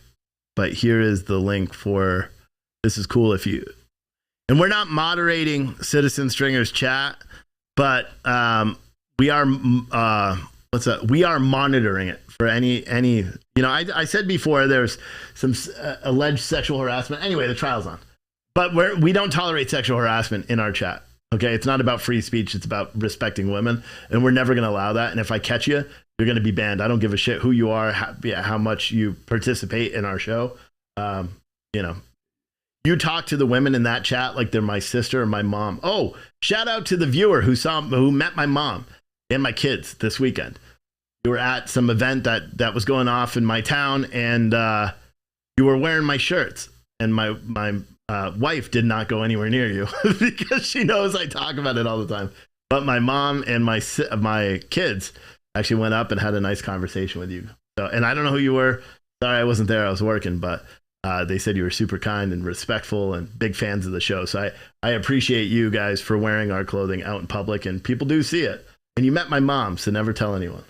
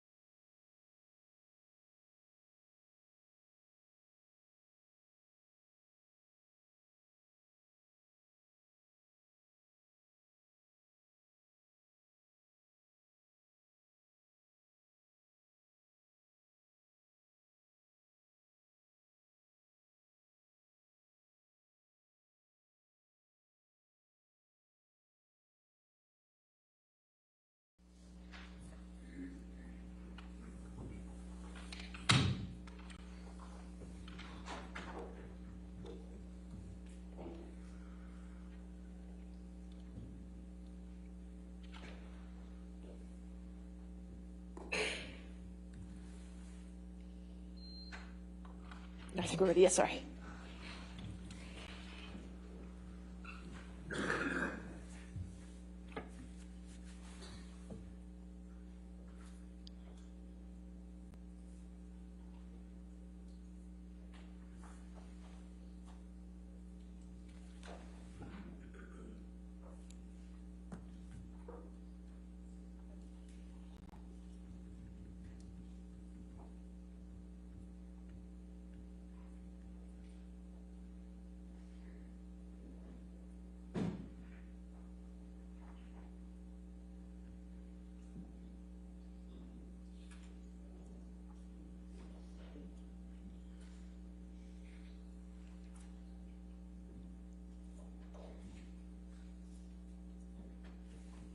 All right, thank you. You can be seated. All right, your next question.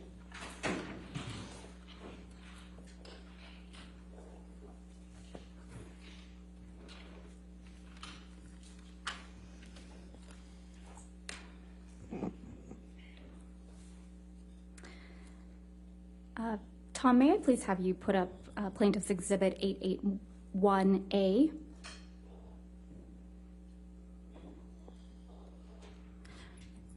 Ms. Hurd, I'm going to ask you to take a look at Plaintiff's Exhibit 881A. This is one of the articles containing the counterclaim statements by Adam Waldman. Is that correct? I haven't seen the article yet. Okay. Why don't we go to page 8 of this article?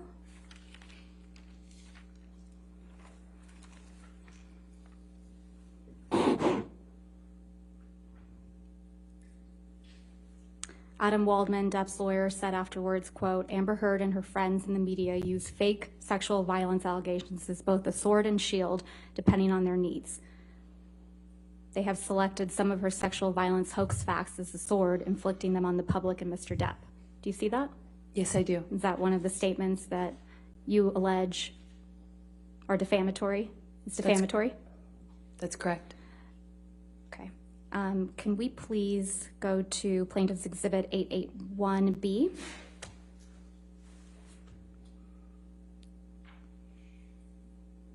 And if we could go to page 10 and 11.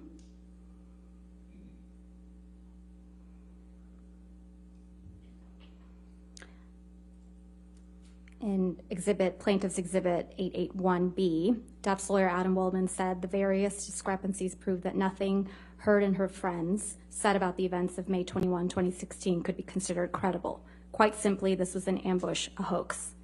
They set Mr. Depp up by calling the cops, but the first attempt didn't do the trick, he told thedailymail.com. The officers came to the penthouses, thoroughly searched and interviewed, and left after seeing no damage to face or property. So Amber and her friends spilled a little wine and roughed the place up, got their story straight under the direction of a lawyer and publicist, and then placed a second call to 911. But even this didn't have, apologize. You're fine. Okay.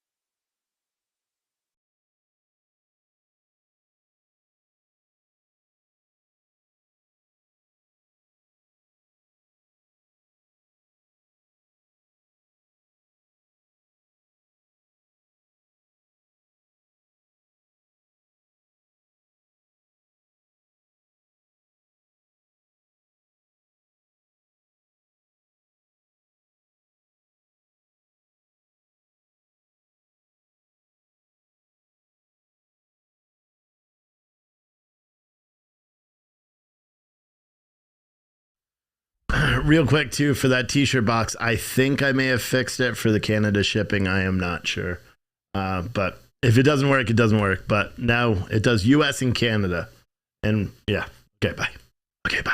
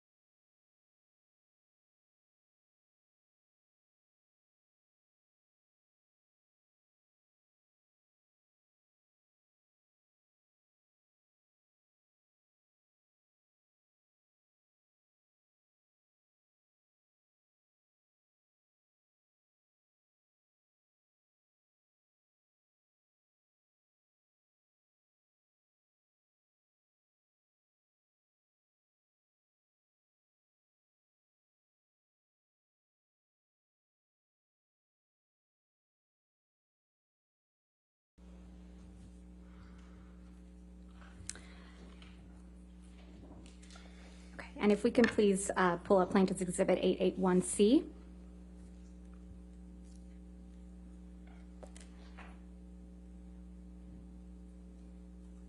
And go to page 11.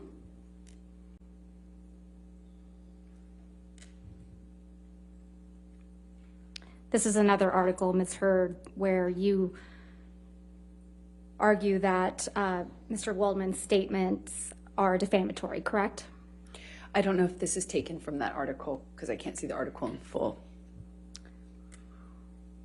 It's page 11 of the article.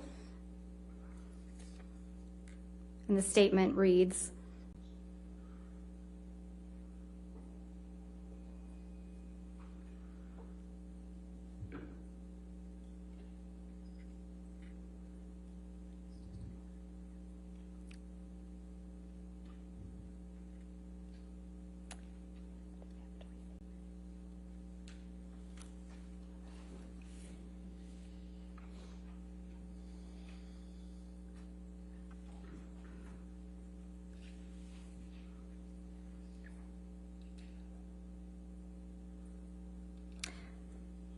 we have reached the beginning of the end of Ms. Hurd's abuse hoax against Mr. Depp. Is that correct? Is that one of the what you claim is one of the defamatory statements said by Mr. Waldman? I believe so. Okay, thank you.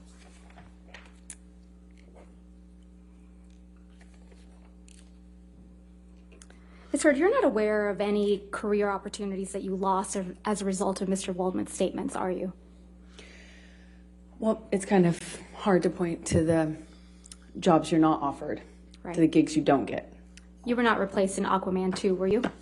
They released me from my contract, and I fought to stay in it, and they kept me in it. I just don't know how much I'm in, actually, of the final cut. And you testified yesterday that L'Oreal actually extended your contract in April of 2020. Is that correct? In part, they extended it and held me. And you testified yesterday that L'Oreal extended your contract again in November of 2021, correct? Not exactly. They extended it because they couldn't use me or any of the materials for me. And that extension was for 20 months, right? That's correct. Ms. Hurd, you testified yesterday how Mr. Waldman's statements, quote, torture you every day. Do you recall that testimony? I do. And then, and that you look at them every day. I look at the online attacks, the media, you can't avoid it, to be honest, that those statements are often attached to. I don't look at his statements every day. And you testified that you just want to move on with your life, right? I do very much want to move on with my life. But you've gone out of your way to engage with Mr. Waldman on social media, haven't you? I have made a comment, I believe, once. I would not characterize that as engaging with him. Let's please pull up Plaintiff's Exhibit 1266.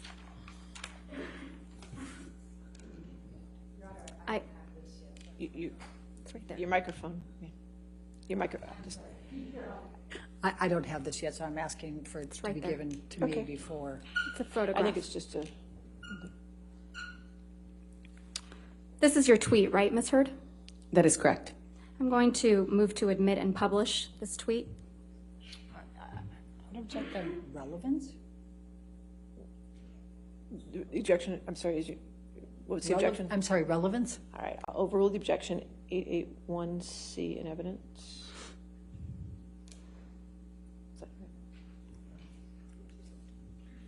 Can we please have it published to the jury? I'm sorry, 1266. I apologize. Thank you, Your Honor. This is from March 26, 2021, right? That's what it looks like, yes. And this is after he made the statements you claim are defamatory, right, Ms. Hurd? 21, yes. Ms. Hurd, you tweeted at Adam Waldman, quote, "Yes, Mr. Waldman, I may be wearing makeup on this occasion, but on every occasion you will still be short." Did I read that right? Yes.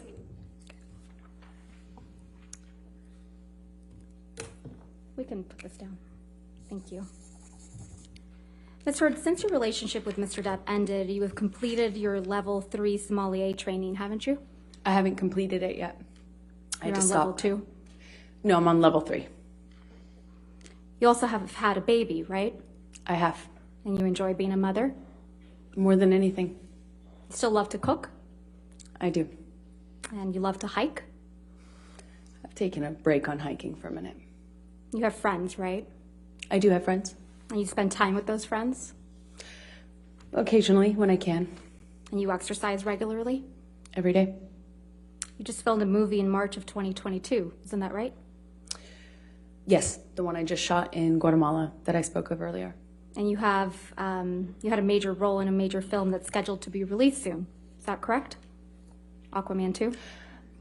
As I said, I don't know if I will even be in the final cut or how much I will be. It was difficult to stay in the movie. You struck Mr. Depp multiple times during your relationship, didn't you, Ms. Heard? There were many times I had to use my body to defend myself, and that included swinging wherever I could. If it meant I could get away, absolutely. If it meant a difference between a sore face and a broken nose, you bet I would. So it's your testimony under oath that you never struck Mr. Depp as the initial aggressor? Well, he was holding me against the wall by my neck. You know, I might be the first person to have been the first one to slap, which happened in Australia, you know, when he was choking me. But I wouldn't say I was the initial aggressor in that situation. You got physical with Mr. Depp often during your relationship, didn't you? I had to defend myself as best I could. Didn't seem to make much of a difference. You just couldn't control yourself, could you, Ms. Heard? I tried to defend myself when I could, but it was after years of not defending myself. Can we please pull up Plaintiff's Exhibit 356? And, Your Honor, portions of the exhibit were entered into evidence yesterday, but we moved to admit the entire recording. All right, and I can confirm that there's no other voices besides Ms. Heard's and Mr. Depp's. And I intend to play from 1:29:27 to 1:30:07. So I have 356A in evidence. Is any objection to the entire 356 coming into evidence? If I may. Okay, Hold on just for sure. a moment, Your Honor. I have to check on something. Which one?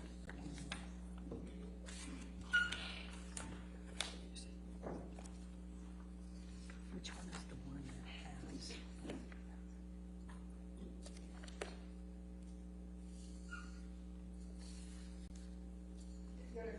Excerpt for now, and we'll double check our notes on that, because there was one that had something in that couldn't go, and I just can't find my notes on that We'll just call it 356B for now. That's fine. Thank you, Your Honor. Could you just give me the times again? Yes, of course. 1:29:27 to 1:30:07. All right, and I'm just told that we already have a B, so you have to do 356C. Okay. Thank you. Thank you, Your Honor.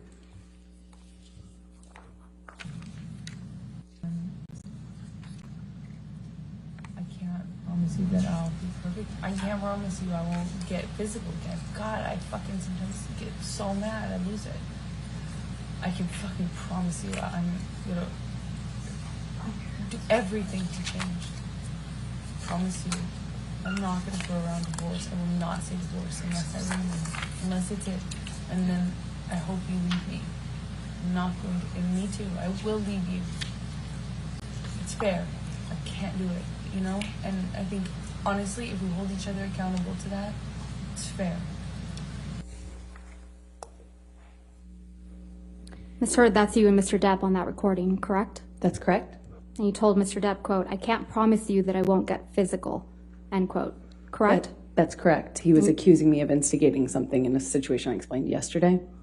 And you also told Mr. Depp that sometimes you get so mad you lose it, correct? That's correct. I also explained the context of that fight yesterday.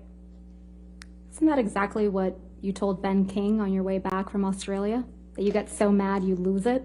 Absolutely not. I know that that's what Ben King testified to, but I never had that conversation with Ben King. If we could please In the play. meantime, I'm sorry. I checked, and I have no objection to the entirety of 356 coming So in. 356 in its entirety will be in evidence. All right, thank you. Thank you, Your Honor.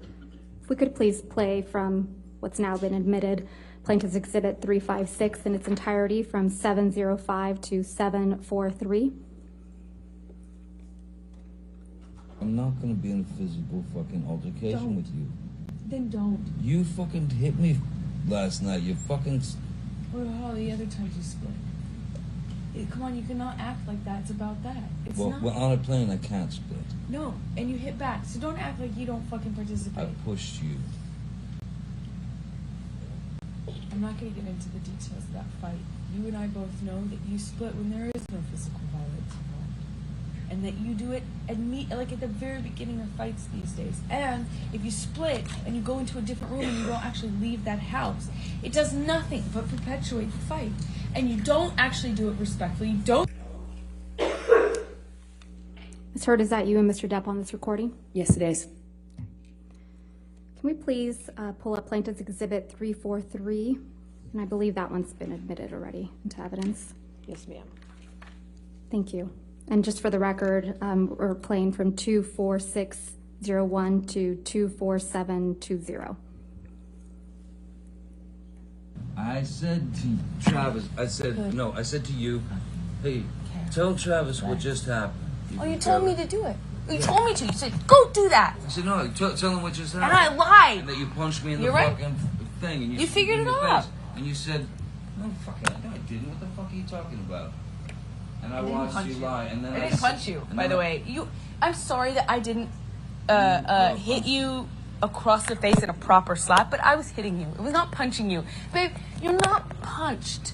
Don't tell me what it feels like to be punched. You know, you've been in a lot of fights. You've been around a long time. I know. Yeah. No, when you fucking have a close. You didn't get punched. You got hit. I'm sorry I hit you like this, but I did not punch you. I did not fucking deck you. I fucking was hitting you. I don't know what the motion of my actual hand was, but you're fine. I did not hurt you. I did not punch you. I was hitting you. How are you tough? What am I supposed to do? Do this? I'm not sitting here bitching about it, am I? You are. That's the difference between me and you. You're a fucking baby. Because you started. You are such a baby. Grow the fuck up, Because you Johnny. started physical fights. I did start a physical fight. Yeah, you did. So I had to get the fuck out of there. Yes, you did. So you did the right thing, the big thing. You know what? You are admirable. That's you and Mr. Depp on that recording, right, Ms. Hurd? That's correct. And you said you hit Mr. Depp, right? Yeah, I had to hit his body to get Ms. him out Hurd, of the door. my question was, you said on that recording that you hit Mr. Depp, right? Yes, I did. And you accused him of being a baby for not wanting to be in a physical fight with you, right? Incorrect. I accused him of being a baby for complaining about me hitting him when he was trying to get through the door. I was trying to barricade. Right. Can we please pull up Plaintiff's Exhibit 368? And again, Your Honor, this is a recording of just Mr. Depp and Ms. Hurd. I'm going to move for the entire exhibit to be moved into evidence. All right, any objection to 368? I don't think so, no, Your Honor. All right, no objection. 368 in evidence in its entirety. It's a shitty lock. Anyway, I opened the bathroom door when you were knocking on it.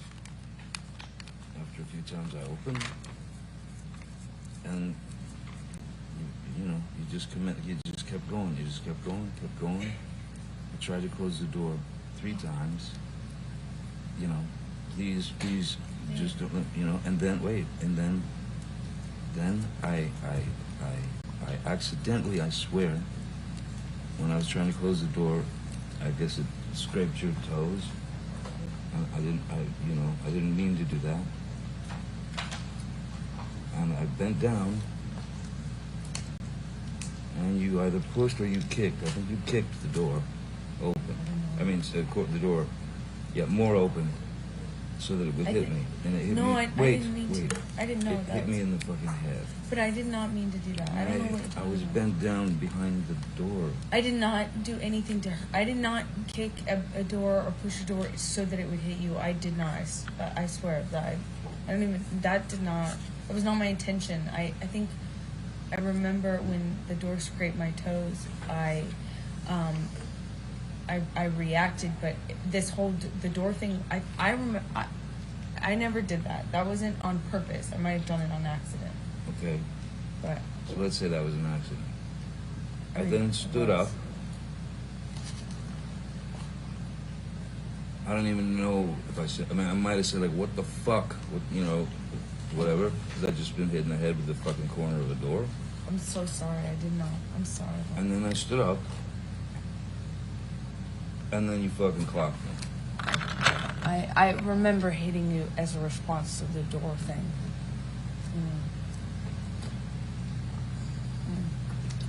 And I'm really sorry about hitting you with the door, or hitting your head. I did not mean to, nor... You didn't mean to hit me in the head with the door, but you meant to punch me in the jaw. I meant to hit you, and I did not do this thing with the door. I did mean to hit you. So that you didn't mean? The door? No, God, no, I didn't. But punching me in the jaw. I didn't. Okay, I'm sorry I hit you. I did mean to hit you, but it was in response. I just reacted in response to my foot. I just reacted, and I'm sorry. It's below me. Your foot? That was why you punched me? Yeah. But I'm sorry. I'm sorry if I.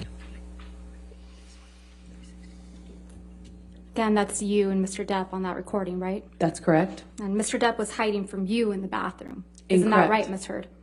Incorrect. Well, Mr. Depp said on that recording, I opened the bathroom door when you were knocking on it. Doesn't he? I don't know if he said that, and I didn't hear that. And Mr. Depp said, when I was trying to close the door, I guess it scraped your toes. He says that, doesn't he? Correct. And then you kicked the bathroom door into his head, didn't you? No, I didn't. And then you punched him in the defended jaw. myself in that audio. You can hear it for yourself. Right. And then you punched him in the jaw. I also did not do that. I tried to make that clear on the audio tape too, So- in futility. So Mr. Depp said, you meant to punch me in the jaw, right? Are you asking me what he said on the Yeah. on the recording? Yes, he said that. And then you respond, I meant to hit you, didn't you? As I explained yesterday, I was trying to get him off the door, And you said, I remember, I did mean to hit you. meaning the door. The door was on my feet. I heard reacted this- instinctively to that. Yeah, you've heard this audio before, haven't you, Miss Heard? Yeah, we've already had this trial before. Yeah, it was played for you when you were deposed in 2016 in connection with your divorce from Mr. Depp, wasn't it? That's one of the times I've heard it, yes. Okay. So you've had plenty of time to think about how to respond to this recording, haven't you? I don't know what you mean by that. Well, let's take a look at how you responded to it the first time. Can we please pull up what will be marked Plaintiff's Exhibit 1261?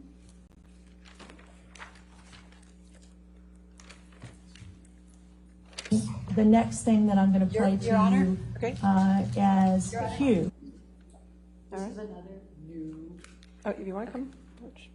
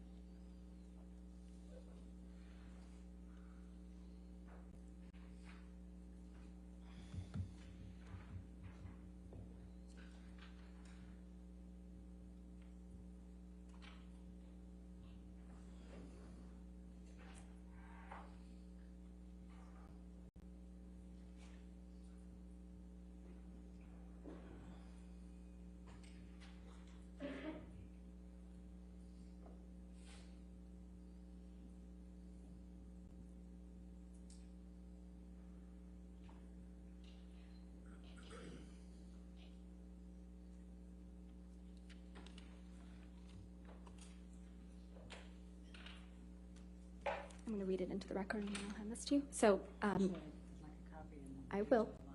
So, Your Honor, for reference, and I will provide a copy of the deposition, Ms. Heard's deposition in the divorce. It's page 372, lines starting at line 5 through 377, line 12. All right, I think, Oh, can I have a copy of the decision? May I approach, Your Honor? yes, ma'am. Thank you. Thank you.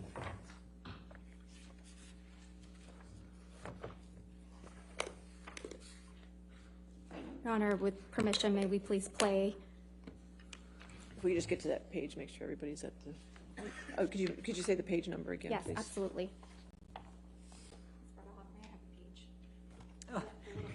Page 372, lines 5 to 377, line 1 is what I have. 12, line 12. All right, 372. If we could have a moment, Your Honor, to read it before it's played.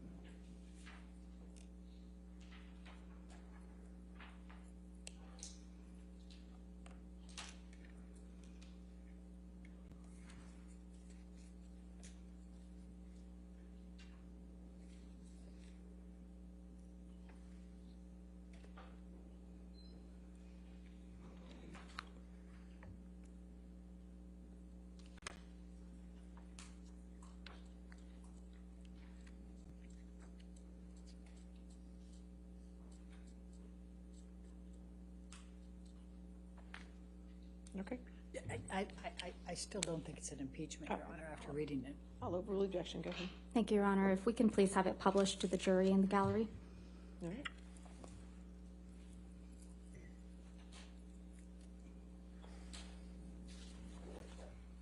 The next thing that I'm going to play to you as Hugh.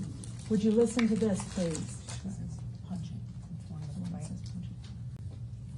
Let's skip one.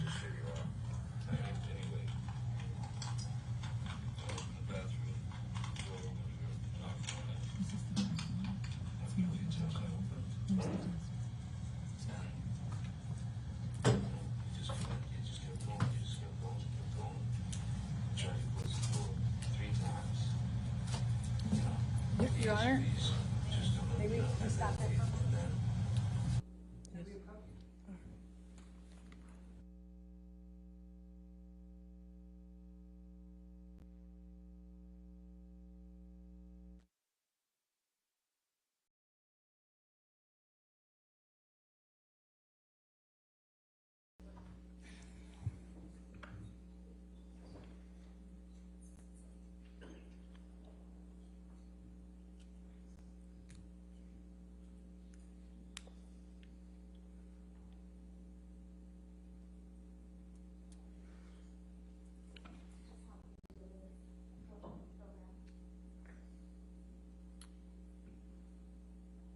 Then they can do they can do it through reading the deposition, Your Honor. They don't need to do that.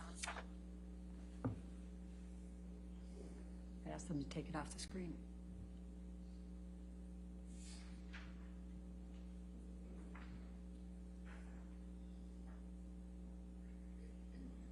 Could you take it off the screen?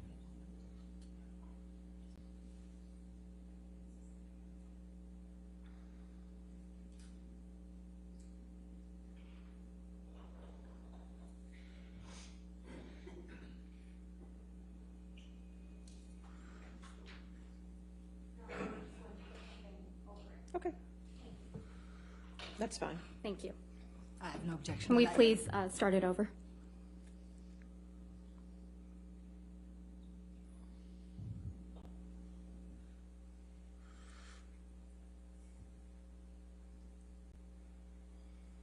The next thing that I'm going to play to you as Hugh. Would you listen to this, please? This is punching. It's one of them, right? Let's skip one.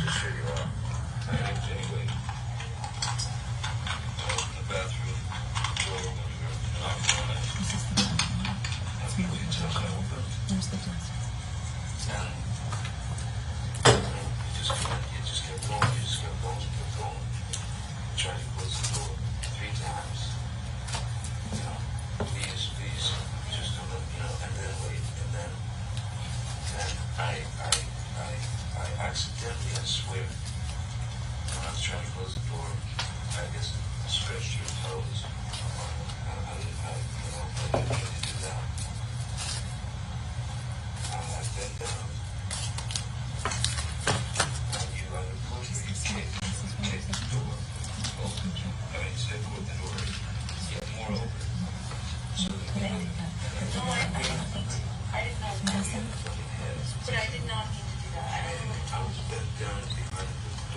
I did not do anything to her. I did not kick at the door or push the door so that it would hit you. I did not. I swear. But I mean, that did not. It was not my intention. I think I remember when the door scraped my toes. Okay. So you told him in that excerpt that you hit him with the door but did not intend to hit him, correct? Did you say that? I said whatever I said in that recording. I Okay. don't. When you play it for me, it's hard for me to remember every single. And that's a recording marked as exhibit the punching. Q. That we Q. just played. Q. Would you continue to listen to exhibit Q? Are these from the same day? I reacted, but this whole the door thing. I remember. I never did that. That was on purpose. I might have done it on accident. Okay. But let's say that was an accident. I then stood up. I don't even know if I said. I might have said, like, "What the fuck?" You know, whatever. That just been hit in the head with the fucking corner of the door. I'm so sorry. I did not. I'm sorry. And then I stood up. And then you felt the clock. I remember hitting it as a response to the door thing. That's exactly what I just told us.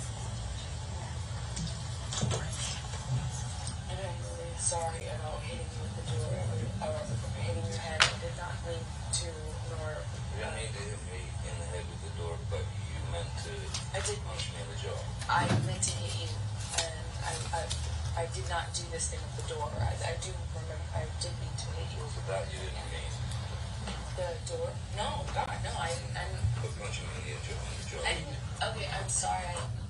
So on the tape, you tell Johnny Depp that you did mean to hit him. And it also misrepresents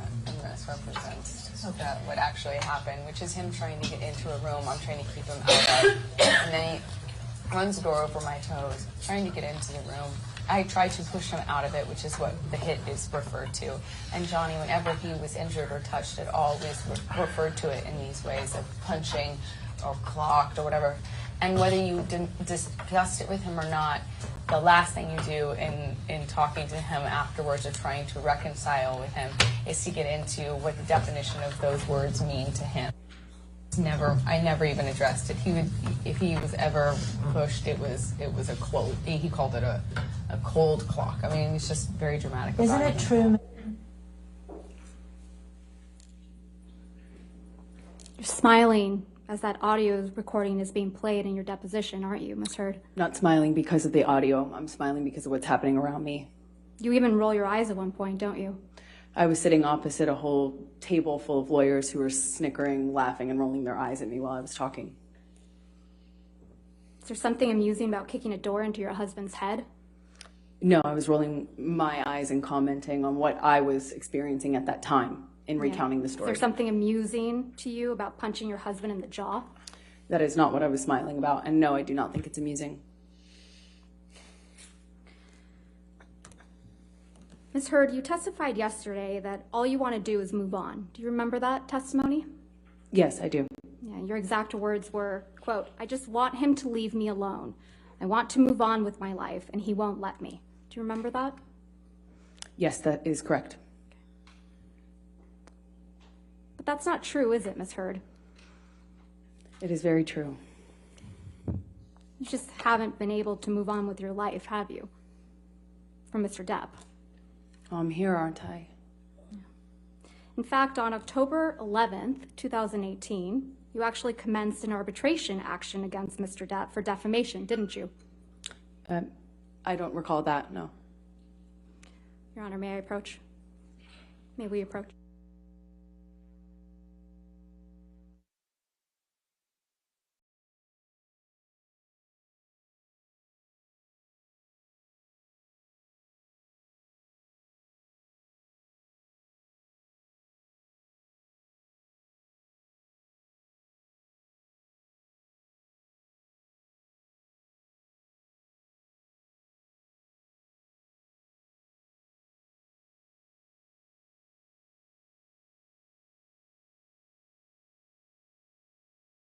pull up Plaintiff's Exhibit 219.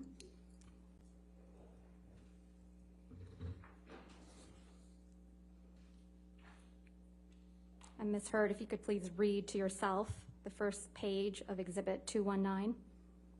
All right.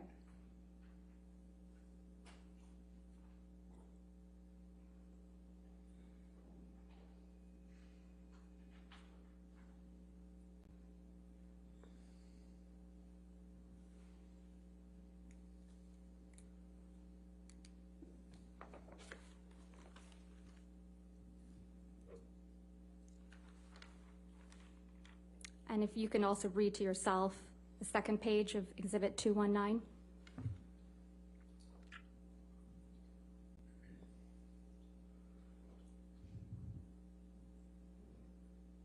Yes. And if you can scroll down, Tom. Again, Ms. Hurd, just to look at that page.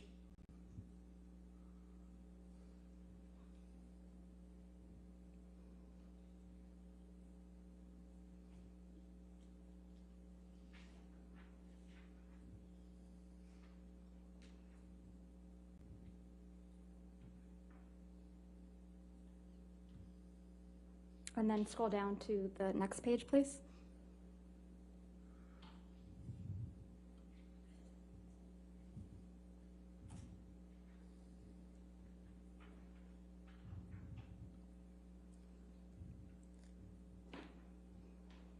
And the next page.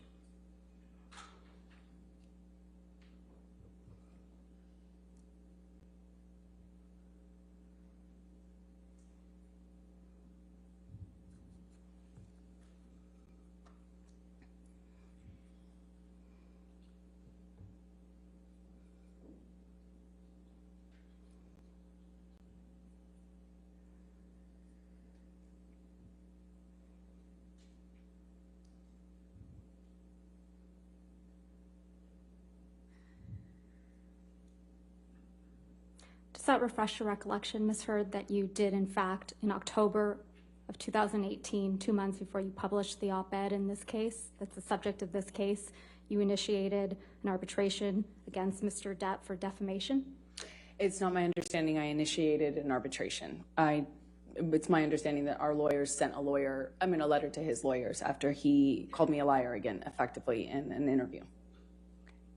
And that's 2 months before your op-ed that was published in December of 2018, right? That is correct. And that's 6 months before Mr. Depp filed this case against you, correct? That's correct. So you fired the first shot, not Mr. Depp. I disagree. We sent a letter. Thank you.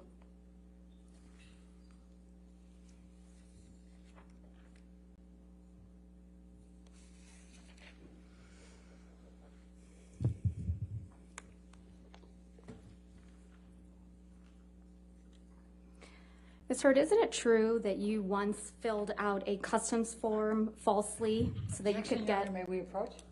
Okay.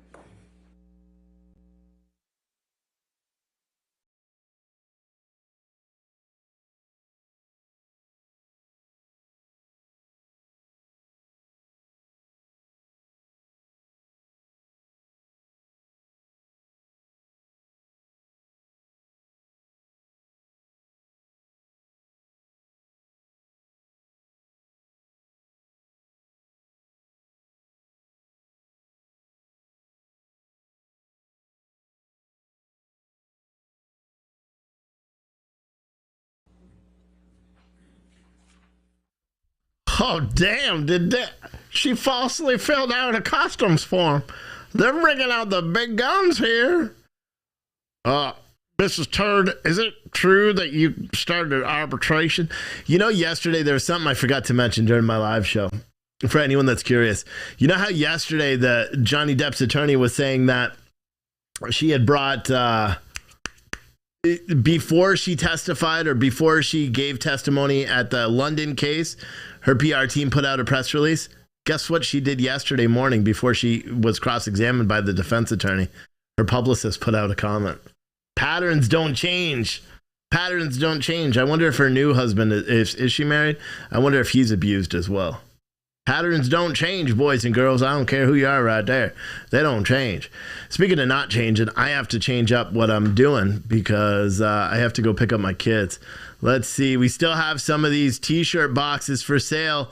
If you've never gotten any of our T-shirts, well, now is the time because you're never going to get a deal this good. 3 T-shirts for $32.50. And these aren't like your crappy T-shirts that you get on Etsy or something like that. These are custom tees. I'll put the link in the chat. We are an independent news station, so if this is the first time you've ever tuned in, congratulations for being here. You're welcome. But we are an independent news station. We also own citizenstringer.com, so we do breaking news, headlines, commentary, all that stuff. But we don't believe in big sponsorships, big ads. We don't have like Ford advertising their crappy vehicles on our website or nothing like that. We work independent. And one of the ways we do it is we created all these different companies. So we have apparel lines. We've got our own coffee company. We're actually opening August 1st here in Woodstock, Virginia, the world's first free coffee shop where every cup of coffee is free. We also do it at different political rallies and events where we give out free coffee. And we actually make money on it. It's too hard to explain, but what I would like you guys to do, if you want a chance to have some of our classics back when we were PT News Network, maybe a Scooter Steve shirt, you can't figure out what's in the box, but for that $32.50, you'll get 3 T-shirts. You may get 2 T-shirts and a hoodie. You may get 3 T-shirts and a hat. You may get 3 T-shirts and a custom mug printed by me because I'm bored. But we're going to be giving all that stuff away. All of the boxes will ship on Monday the 23rd. Get your order in now. I still have boxes left. I want to sell out of them all today. Get your boxes now. Anyway, trial's back, so bye. I'll see you guys around 4 o'clock. I got to go get my kids. You walked out to, quote, a sea of paparazzi and cameras, right? That's correct. You testified that you were surprised to see this sea of cameras. That's correct. Because it was quiet when you went into the courthouse that morning. And the divorce had remained under the radar up to that point. You testified that no one knew about your divorce, so you thought it was going to stay that way, right? No, I always figured it would come out. I just was trying to buy time. You knew the media had been alerted that you were filing for divorce, right, Ms. Heard? No, I just knew that it was impossible to do that privately, so you could just hope it was a matter of time. You knew they were going to be there, didn't you? No, I did not. I mean, I assume since it's a public building that there's that likelihood, or not likelihood, but possibility. But I was shocked. Your publicist, Jody Gottlieb, was there at the courthouse with you, wasn't she? Yes, she was. So you anticipated that you might need your publicist? I thought the filing might make, well, I was told the filing was public, that it would be impossible. There's no way for you to do a private filing. And then the second that I filed for the TRO, it would be public news. I didn't expect all these photographers and cameras to show up at the courthouse in real time, but they did. If we could please pull up Plaintiff's Exhibit 1280, which is a clip from your divorce deposition, and you have at page, if I can alert you, you have the transcript there, page 74, lines 22. You said 874? 74. 74. Line 22 through 75, line 13.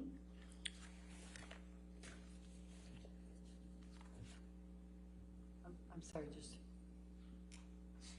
72 lines. 74, line 22 through 75, line 13.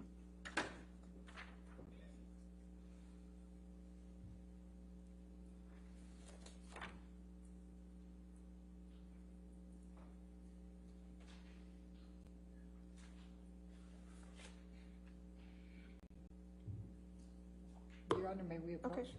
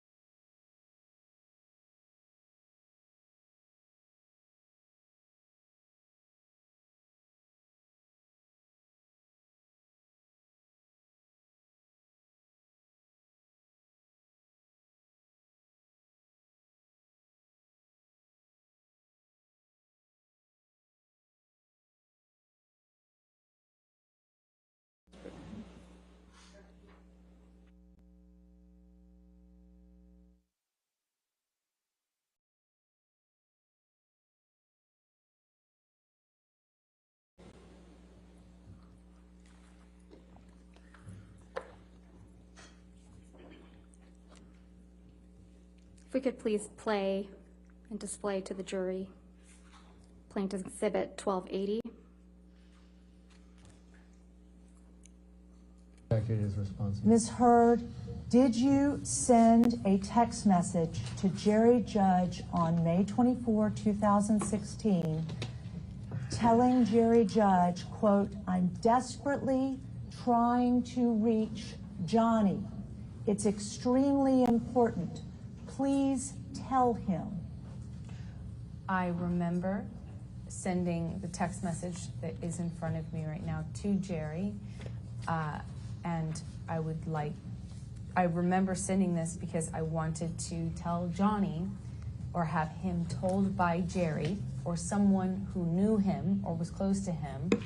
Basically, I didn't want him to find out online that I had or was about to file, or I had already filed for divorce. I wanted him to know verbally. So I was trying to reach him through a third party to tell him. When I say reach, I'm specifically saying I would like him to know information coming from me or coming from Jerry from me so that he finds out about the divorce filing or my intention to do so from some other source other than TMZ, which was alerted. You slipped up there, didn't you, Ms. Heard? You let it slip out that TMZ had been alerted to your filing of the domestic violence restraining order, didn't you? I disagree. That's not what I'm talking about. TMZ is the same outlet that you released the video of Mr. Depp attacking the kitchen cabinets the day before this deposition was taken, wasn't it? I didn't do that. I don't TMZ know how owns to do the that. copyright to that video now, doesn't it? I have no idea what TMZ owns. Did they pay you for that? I never got paid for it because I had nothing to do with that. So TMZ was just lucky in getting the inside scoop to your divorce from Mr. Depp, huh? I have no idea. That's not my area of expertise. I wouldn't even know how to do that. And also, what does that get me? If I wanted to leak things about Johnny, I could have done that in a much more successful way, in a bigger way, for years. Not when you were extorting him for $7 million. I got a fraction of what I was entitled to in the state of California, by the way. Right. What extortion? Tassa Van Reeves, your ex-wife, right? That's right. She's my ex-partner. She's the one that you told this jury Mr. Depp was jealous of, right? Yeah, well, that was 2013 fights around March, yes. You testified that he tried to burn one of her paintings, right? That's correct. You testified he tried to burn one of your favorite paintings that she did, right? I don't know if it was one of my favorites. You committed domestic violence against Miss Van Reed during your relationship, didn't you? No, I did not. You assaulted her at a Seattle airport in 2009, didn't you? No, I did not. And people saw that. That's not true. And it was covered in the press. Isn't that true? It was planted in the press by Johnny's team 2 days after I got the TRO. Not coincidentally. Can you please pull up Plaintiff's Exhibit 1279? Your Honor, may we approach?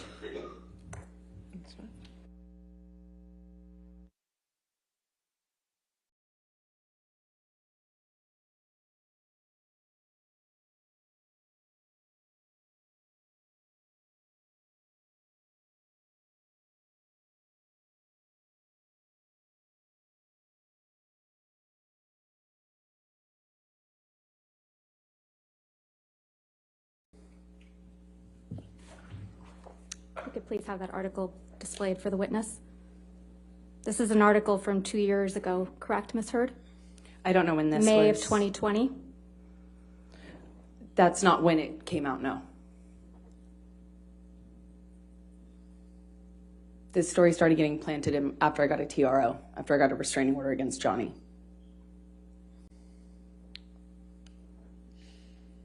The headline says, Amber Heard Objection, allegedly Your Honor. struck. Objection, Your Honor. I think Your Honor ruled she can't say that. If you want to approach again.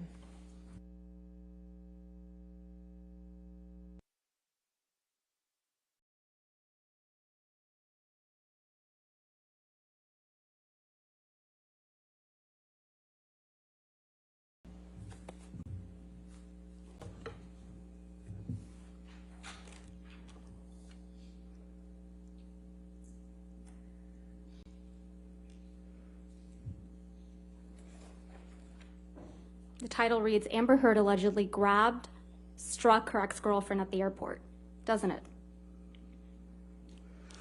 Yes, and that's not true. May we approach? Okay.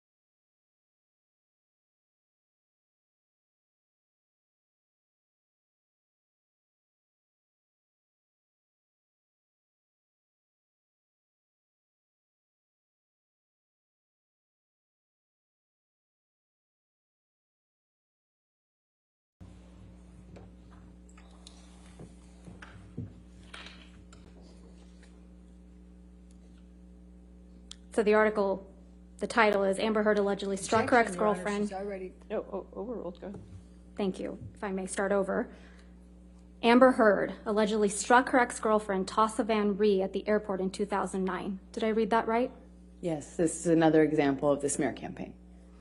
So Mr. Depp is not the only domestic partner you've assaulted, is he, Ms. Heard? I've never assaulted Mr. Depp or anyone else that I've been romantically linked to, ever. No further questions, Your Honor. All right, cross-examination. I'm sorry, redirect. Ms. Heard, did Ms. Van Ray come out after that article came in and make a public statement it was false? Of course she did. Objection, Your Honor. Hearsay. Your Honor, I should be at least be. Overruled. Thank you. Of course she did. Okay. Now, let's talk about the TMZ alerted. Explain to the jury what you meant by the TMZ was alerted. So when you make these kind of filings, meaning divorce, marriage, things like that, they are public record.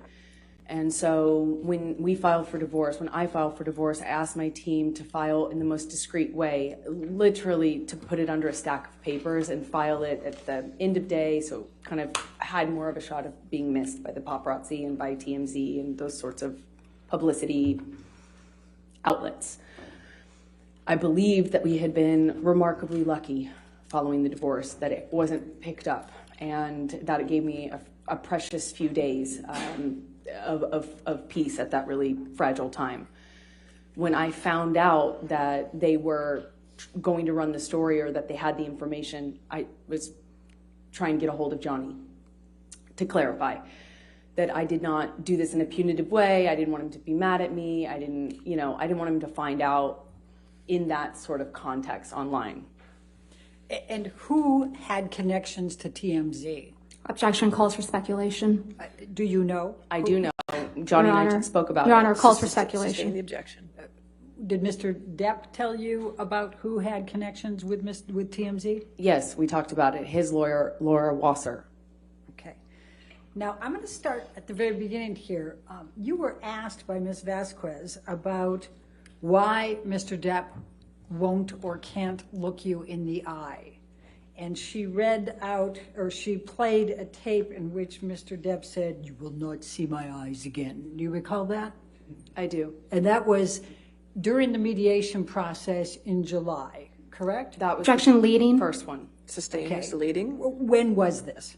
That was in July of 2016. That was the first mediation attempt. We met after that, and Johnny very much looked me in the eye. Please tell the jury about the next meeting after he said, "You will not see my eyes again." We met in the lawyer's office. They gave us a moment. Johnny kissed me again, held me. I cried, he cried, and then we had a short exchange, and he put a note in my pocket that said, "I'll love you dead or alive, my Slim," with his new phone number on it. I'd like to bring up, Michelle, if you can, Defendant's Exhibit 1581L.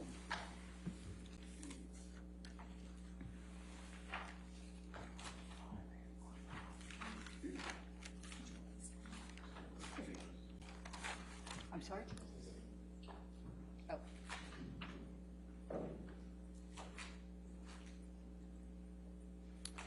Do you recognize this?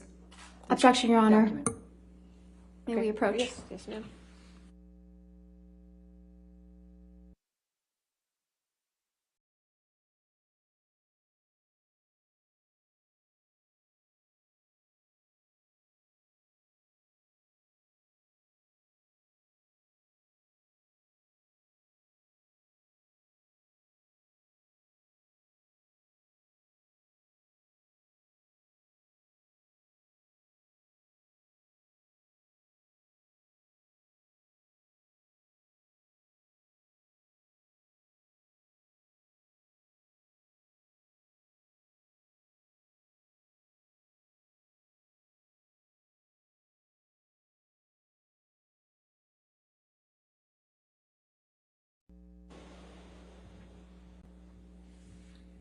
Could you tell the jury what the coaster was that he slipped into your pocket, what it said? It said, "I love you forever, my Slim, dead or alive." And what, if anything, did it have in addition? His new phone number. And to be, just so we're clear, on how many occasions in that second mediation did Mr. Depp look you in the eye? Many. Okay. And when Ms. Vasquez asked you if you knew why Mr. Depp couldn't or wouldn't look you in the eye here or in the UK, you said, yes, you know. Why? Please tell the jury why. Because he's guilty. Because he knows he's lying. Otherwise, why can't he look at me? I survived. I survived that man, and I'm here, and I'm able to look at him. Thank you. You were asked about a bruise that was on your arm from March 15, 2013. Do you recall how long before the picture you had sustained that bruise? I do. How long? 2 weeks. You were asked a number of times by Ms. Vasquez if you took pictures from your incidents earlier in the relationship. Yes. Why didn't you? It was something I started doing only kind of incidentally. You know, I was commenting to my best friend. I was looking for support from my mom, things like that. There was, I'm ashamed to say, never a thought that this would happen. I mean, not until December and my best friend taking pictures of me to capture it that wasn't even a thing. It has been suggested by Ms. Vasquez to you in your questions that you didn't tell anyone about the abuse until the TRO. Is that true? Objection, Your Honor. Leading. All right. What if any? All right. Who did you tell about the abuse during the time it was happening? Objection, Your Honor. Leading. That's not offered to. And hearsay. Sustained. Your Honor, it's prior consistent statements. It's leading. It's sustained. Next question. Okay. What, if anything, did you tell to anyone about the abuse?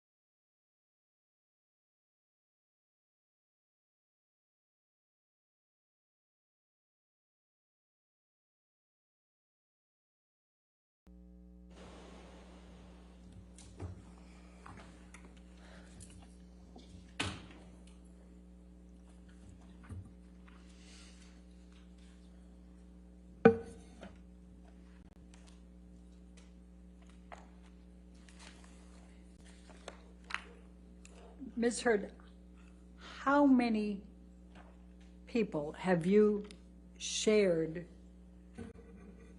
the fact of abuse prior to 2015? Objection, Your Honor. Leading. How Calls many? for hearsay. How many? Overruled that one.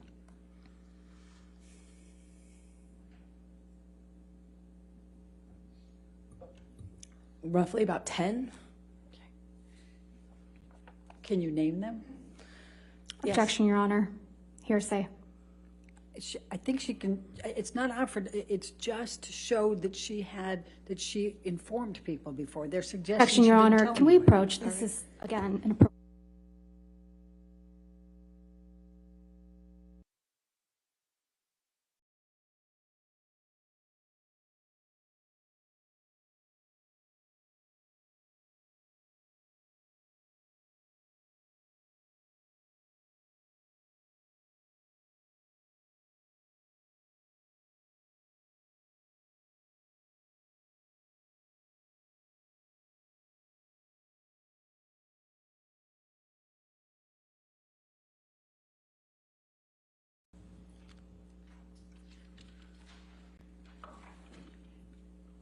Now, you were asked whether you had consulted a medical doctor about any problems with your nose, correct? That's correct. And you indicated that you in fact had after the divorce, Objection, correct? leading. Did you or did you not consult an ENT after the divorce? Objection, leading. Did you produce medical records to the defendants relating to this? Objection, leading. Calls. I'll sustain the objection. Thank you. It's leading. And- Next and question. Your Honor, if we could, if witness could be instructed not to answer until I've All right. lodged my objection. Wait for the objection, please. Could we bring up Defendant's Exhibit 1077? Do you recognize this document? My screen is black. Oh, sorry. Wait. Yes, I do. And could you tell us what it is? That's the what my ENT, the ears, nose, and throat doctor, told me was Objection, Your Honor. the Hearsay. damage. All right. When there's objection, please stop talking. Thank you. All right. I'll sustain the objection as to hearsay. Okay.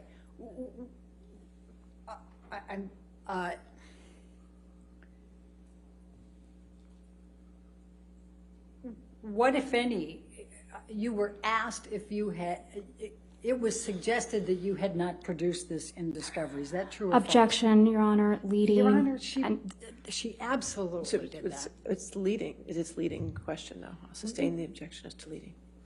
What, if anything, did you do to produce medical records to the defendant, to the plaintiff in this case? I turned over all of my devices, and they had Johnny's team had a third party or someone they selected as a third party go and pull all relevant documents from those devices, which I handed over. Do you know how many were handed over? Hundreds of thousands, I believe. Maybe. Objection, many Your more. Honor. Lack of foundation. Okay. All right. I'll sustain the objection. Next question. And what, if anything, did you produce to the plaintiff in connection with your consultation with an ENT specialist relating to your nose? Objection, leading. Sustained. Foundation, hearsay. What, if anything? It's not the cure-all. It's sustained.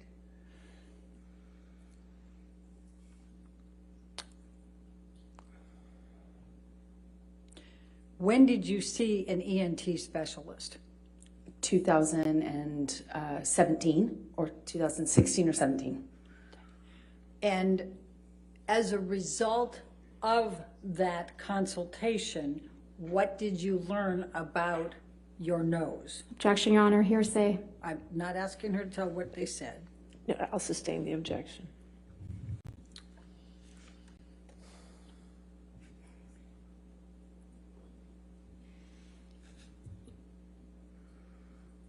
What, if any, production did you make to the plaintiffs of your medical records with the ENT? Objection, Your Honor. Lack of foundation.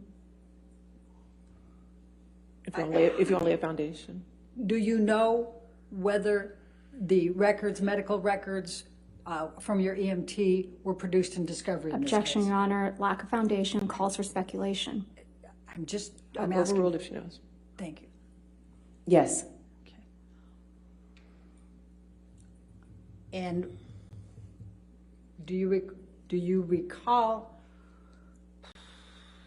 I'm trying. What, if anything, did the medical records reflect about your nose? Objection, Your Honor. Hearsay. I'll sustain the objection. Do you have injuries to your nose? Yes. Please describe those to the jury. I have I'm going to a bunch of object scar to tissue. I'm going to object to the extent it calls for hearsay and lack of foundation Overruled. and improper expert opinion. Well, she can certainly testify too. We'll see where it goes. Go ahead. Okay, go ahead. I have a significant amount of scar tissue in my nose. Objection, Your Honor. I'll sustain the objection. What, if any, difficulty do you have breathing? Objection, leading. What, if anything? And that does cure on No, it. it doesn't. But I'll overrule the objection. Thank you. Do you remember the question? I have a significant amount of trouble breathing at night, and I've been putting off having surgery for it.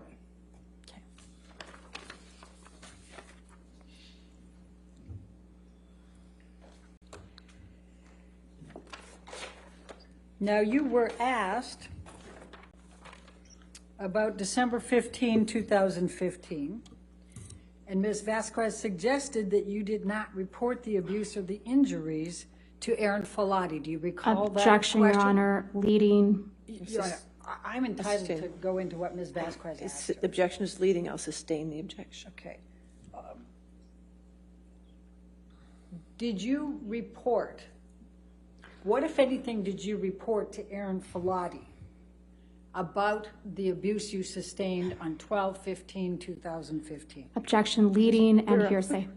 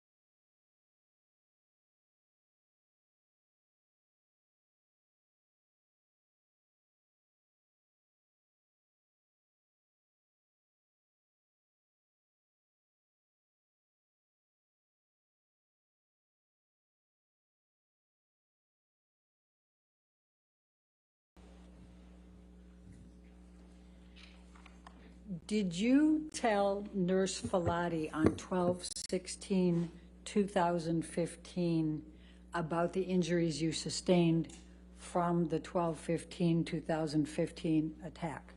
I did. I believe I sent her pictures too. Okay.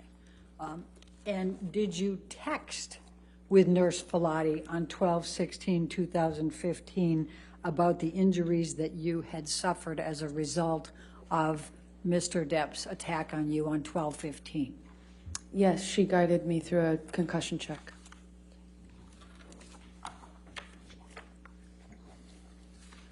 And did you tell Connell Cowan about the injuries you sustained? Objection, Your Honor. Hearsay. It's prior consistent statements. Yeah. All right, I'm going to sustain the objection at this point. Next question. Do you recall Dr. Laurel Anderson testifying that she saw two black eyes Objection, on Your Honor. 12/17? Leading. Sustain as to leading. Okay. What, if anything, do you recall from Laurel Anderson's testimony in this case about what she observed on 12/17/2015?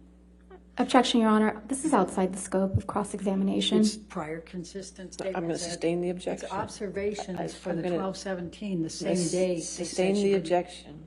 Next question. May I approach? Okay.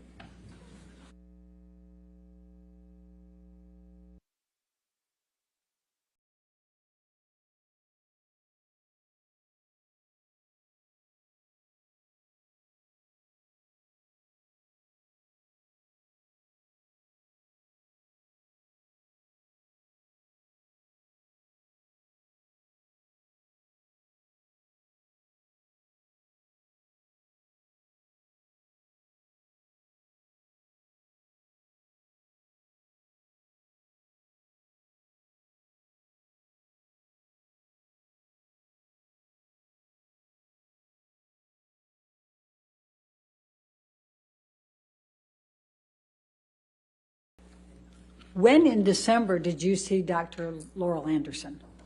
Objection, lack of foundation. Overruled. I saw her 2 days after the attack. So on what day did you see her then? That would have been the 17th of December, 2016, and I told her what happened. Objection, Your Honor. Hearsay. No, sustain the objection. And when did you see Dr. Connell Cowan? I saw him the next day, December 16th is my best recollection. Let's jump to East Asia for a moment. And we saw a number of pictures from the backless dress. What, if any, motivation would you have to claim that Mr. Depp was kneeling on your back, knowing you had a backless dress? Objection, Your Honor. I Leading. think I can bring calls for that out, yes. speculation. It's still leading. I'll sustain the objection. Okay. Why did you say that Mr. Depp was kneeling on your back in East Asia? In the closet of the hotel room in Tokyo, I said that because it happened to me. And it would have been much more convenient if I was making it up to not include that detail, knowing I had a backless dress and I walked a press line and got photographed.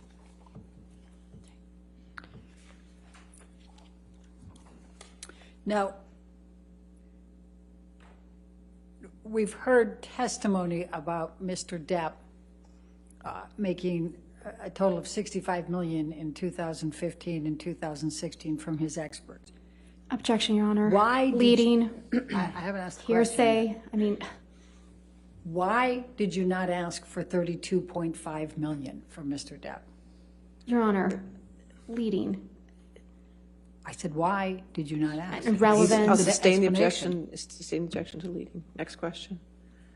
Why, can I just ask, why did you not ask for $32.5 million from Mr. Depp?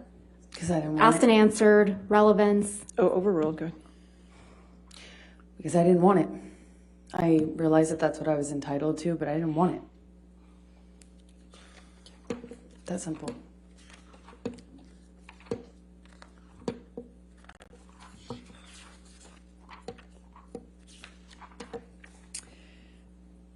The tape recording that was played that has you laughing quite a bit, can you tell the jury what the context of that particular tape recording was? I don't really recall a whole lot about what was going on. I know we had been fighting kind of ad nauseum and in this sort of loop, if you will, and I'm doing my best to not show my pain. That's what I was trying to do, just trying to be tough, not show what kind of pain I was in. Now, Ms. Vasquez asked you about how you got your role in Aquaman. Could you please describe to the jury how you got your role in Aquaman? I auditioned, not Johnny. I auditioned. I worked really hard, and I went to where we were filming the first movie, Justice League. I went, I think, 5.5 months early before filming commenced, when I heard that they wanted to fire me, and so I put myself in the job. Objection, Your Honor. Hearsay. Sustained. Keep it away. I worked really what hard. they said. I worked really hard on that and had to prove myself, and I did that for, even though I was only filming for 6 days, I was there for 6 months. Just worked my butt off. That's why. What, if any, role did Mr. Depp play in your getting Aquaman? He tried to have me fired from it. Objection, Your Honor. Speculation. All right, I'll sustain his speculation. How do you know that he tried to have you fired? Objection, Your Honor.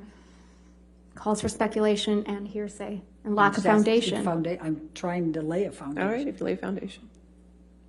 I saw it. I saw the emails. I saw the texts. I'll sustain the objection as to hearsay. Next question. You were asked about Isaac Baruch and why he and that he saw no marks. What is your recollection of your interaction with Isaac Baruch during the week of May 22nd? I saw Isaac when I was coming or going, meaning I was leaving or arriving to the building. I saw him at a distance. We did not have a in-depth conversation, nor would we.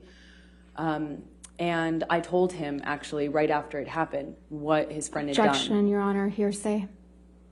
I don't think it's offered to prove the truth of the matter asserted. I'll sustain the objection. Next question. Okay. Stay away from what was said. Can you just tell us what interaction you had with him and his opportunity to observe you with absolutely no makeup? Objection, Your Honor. Leading. I'll sustain the objection. It's leading. Please describe for the jury your interaction with Isaac Baruch during the week of May 22nd. Well, not only did I have makeup on, but I did attempt to kind of let him know what happened. Objection, Your Honor. Hearsay. I'll sustain the objection. Next question. You were asked some questions about Officer Melissa Science's testimony. What, if anything, do you recall relating to Officer Melissa Science's testimony relating to your injuries? Objection, Your Honor. Hearsay. Your Honor said I could redirect after the cross-examination. When she...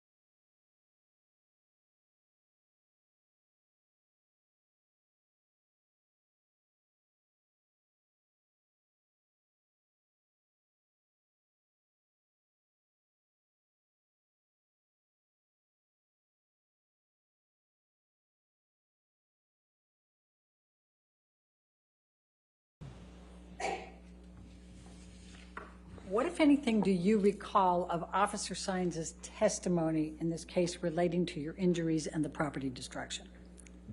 I recall her saying that She didn't feel that the state I was in was enough of an injury to her, or wasn't injury seeming to her. Okay. And what about the property damage?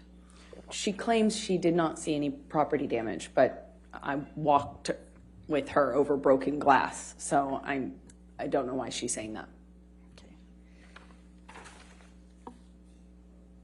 What, if any, interactions did you have with Alejandro Romero during the week of May 22? I spoke to him briefly. Objection, Your Honor, to the extent it calls for hearsay. Overruled at this point. You spoke to him. I spoke to him briefly in passing as I was entering, and maybe when I was exiting the building, but always when I was on my way out or in from being outside, meaning makeup. I had makeup on always, as I do. Why did James Franco visit you on the evening of 5/22/2016? Objection calls for speculation. Do you know? Yes. Please tell us. Because he was my friend and he lived next door, quite literally next door. And I had frankly exhausted my support network with my usual friends and was happy to welcome as much friendship at that time as I could possibly get.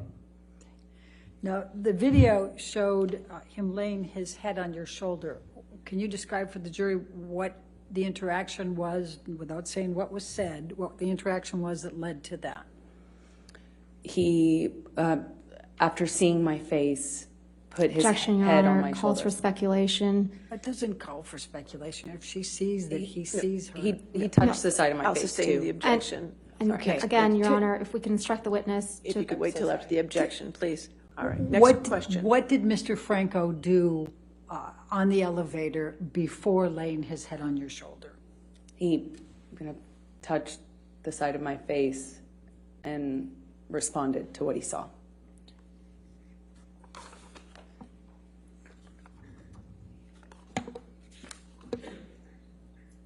We talked about you were shown a bunch of newspaper headlines, and there was one in particular referring to sexual violence.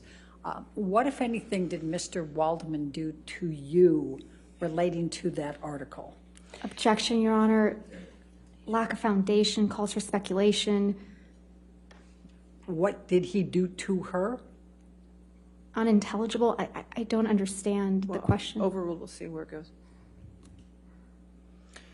He was carrying the paper that had that headline on it that he leaked and threw it at me at the UK trial. We were unfortunately sat kind of, actually literally next to one another with COVID spacing in between us, and he threw the paper down at me as he sat down with that on the cover. And where was that? In the UK, at the UK trial. Objection, Your Honor. This is beyond the scope. That's not beyond the No, scope. overruled. Thank you. Why did you tweet about the makeup and Mr. Waldman? Because he was calling me a liar and a hoaxer, and that this was an elaborate hoax just to get Johnny. Objection, Your Honor. Hearsay. I'll sustain the objection. Next question.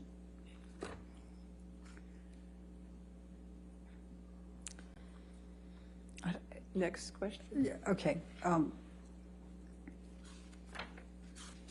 don't have any more questions, Your Honor. All right, thank you. All right. Ma'am, you can have a seat next to your attorney, okay? You can go ahead and have a seat next to her. That's fine.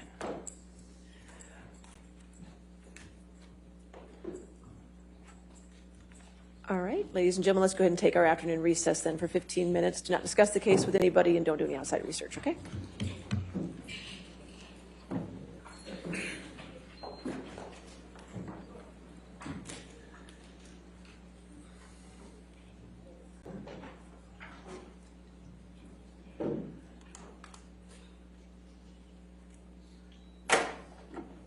All right, is your next witness a live witness, remote witness, or deposition? It'd be by deposition. Deposition, all right, so we'll get the TV set up for that, and let's just come back then at 3:30, okay? All right, thank you. All right.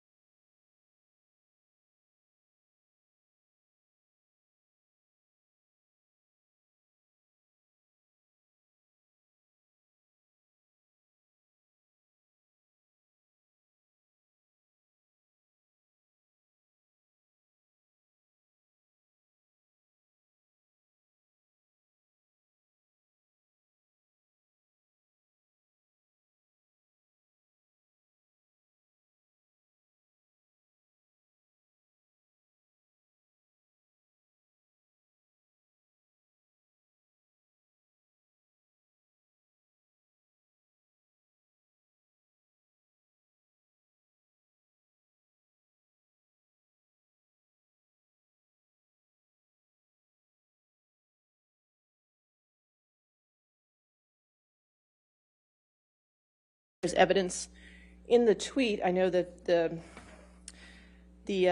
tweet, Plaintiffs 3, is a retweet or a tweet that has the hyperlink of the online op-ed in it. And I know that a mere hyperlink without more cannot constitute republication. However, here, when there's additional content that could constitute republication in this matter, so there is evidence of ownership and additional content that the jury could find constitute republication, and that is a factual question that does survive a motion to strike. Therefore, the motion to strike is denied as to count 1. Thank you, Your Honor. All right, thank you. All right, are we ready for the jury? All right.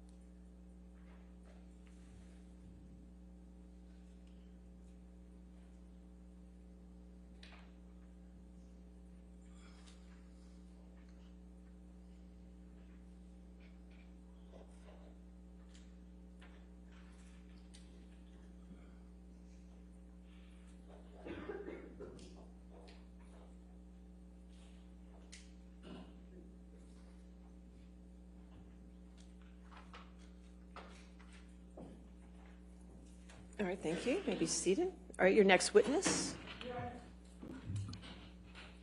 Our next witness is Mr. Io Tillett Wright, and it starts with counsel for Mr. Depp asking questions, and then we'll switch over to me. All right, thank you.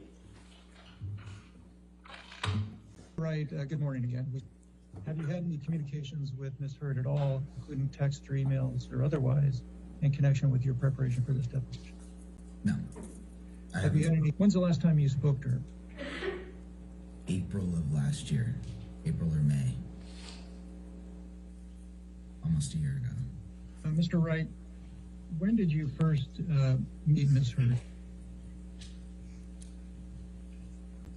I met Amber in the end of 2011. And where did you meet her? In Los Angeles. And what were the circumstances of the meeting? A friend was introducing us to each other so that I could photograph her for a large portrait series that I was doing at the time. And what was your profession in 2011? I was a photographer and I worked for the New York Times, I think. I don't recall exactly everything, but... In 2011, you were both a photographer and separately worked for the New York Times as a freelancer. I worked for the New York Times as a journalist and photographer. And what is your profession today? I'm a writer and a producer.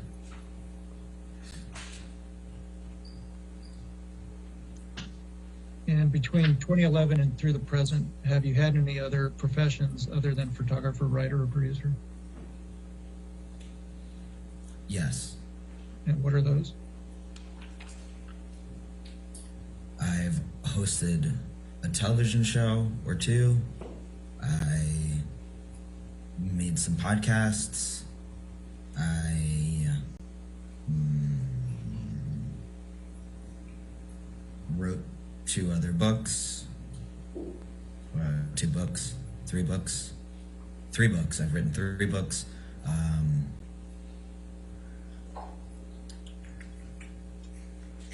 A number of things. I don't know. There are more things that I've always been a multi-hyphenate person. To the best of my recollection, we initially met at a mutual friend's house, which I think I already stated. That friend is also an actor and had met Amber at the Children's Hospital while they were both volunteering, and knew that Amber had done quite a bit of LGBT activism, and mentioned my project to her, and then invited her over to the other friend invited Amber to her house so that we could all meet. And Amber and I discovered that we liked the same books, and we liked psychology, and just, you know, laughed and had fun that night. And then I asked her if she would participate in the photo project, I think, or somebody did, and she said yes. A couple of days later, I went to the house that she was staying at, and I photographed her for the project. And then thereafter, I went back to New York, where I lived. And I remember her texting me and saying that she was shooting a movie in New York, and did I want to get lunch? So we got lunch, and we became friends. Okay, please walk me through that. We met in 2011. We started becoming friends soon thereafter.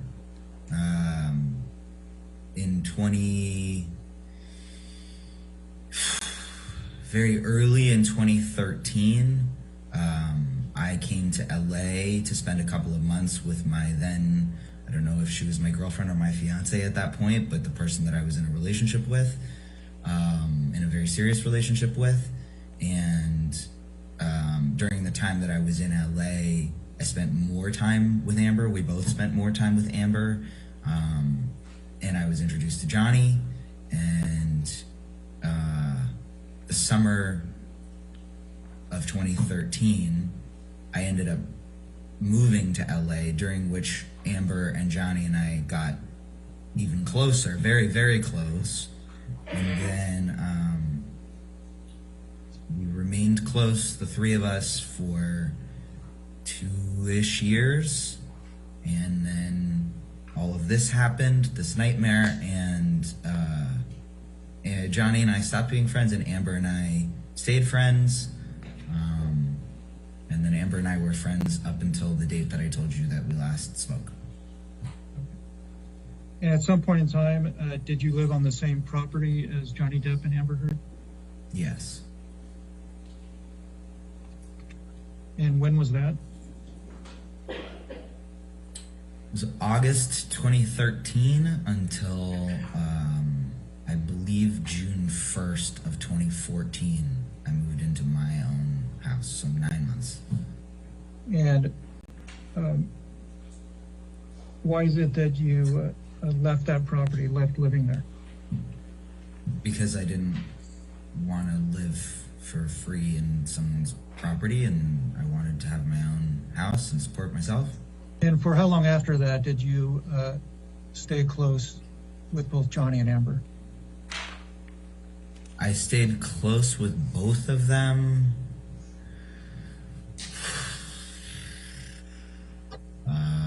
I don't remember. It was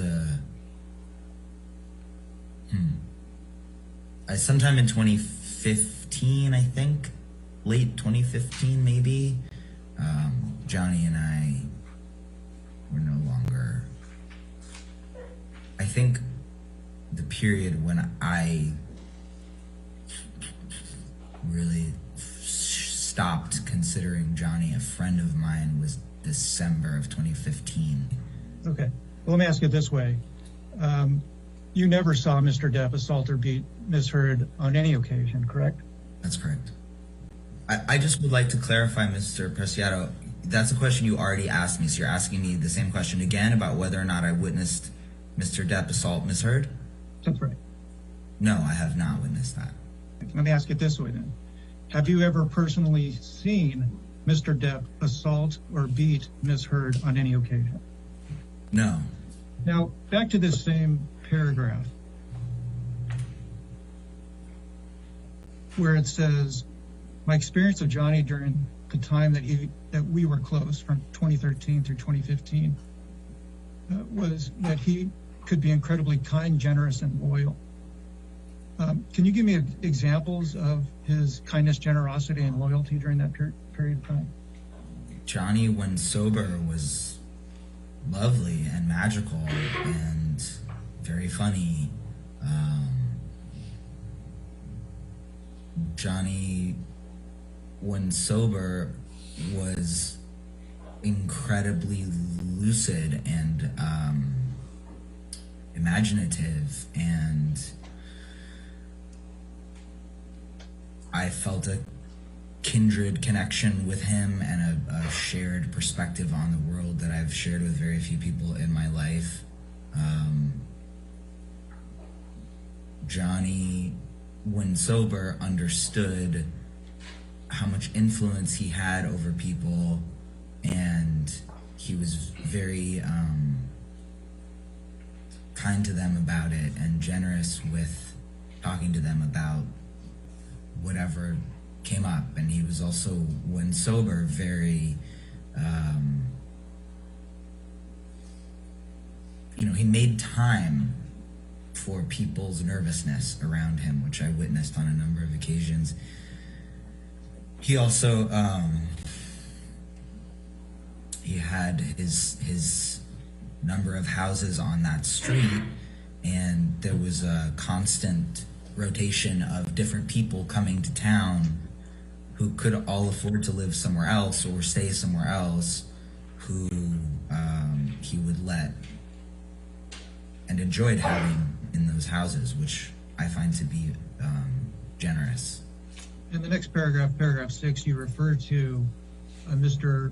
Depp's struggles with respect to OxyContin. You say that in late 2013, after dental surgery, he became hooked on OxyContin.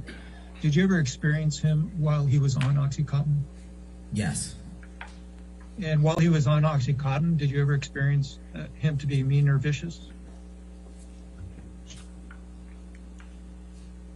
I can't answer that with any accuracy because I don't know whether or not the times that I did see him be mean or vicious, he was also on OxyContin. In paragraph 5, where you say that he could be incredibly mean and vicious, especially when he was drunk or high. When you refer to drunk or high, what substances are you referring to? The substances that I saw him ingest with my own eyes were cocaine and hard liquor, marijuana, ecstasy, mushrooms, wine. Probably some other things, but those are the immediate ones that jump to mind. Cocaine and any kind of alcohol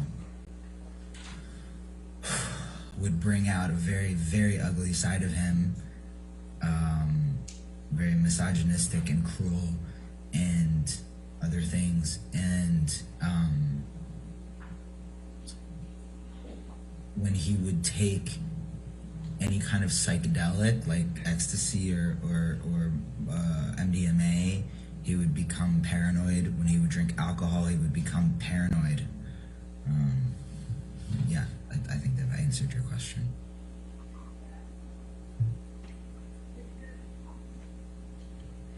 You mentioned that you witnessed him having had cocaine. Did you ever have cocaine with him? No. Were there any drugs or substances that you took with him? I don't smoke marijuana. I don't do cocaine. For the entire period that I knew Johnny and thereafter, I did not drink alcohol. There was I think 1 week period during the peak of my breakup, during which Johnny offered me some pain pills to get through the intensity of that situation. And that was the only time that I took any substances for 3.5 years. No, that's not true. That was the only time that I took any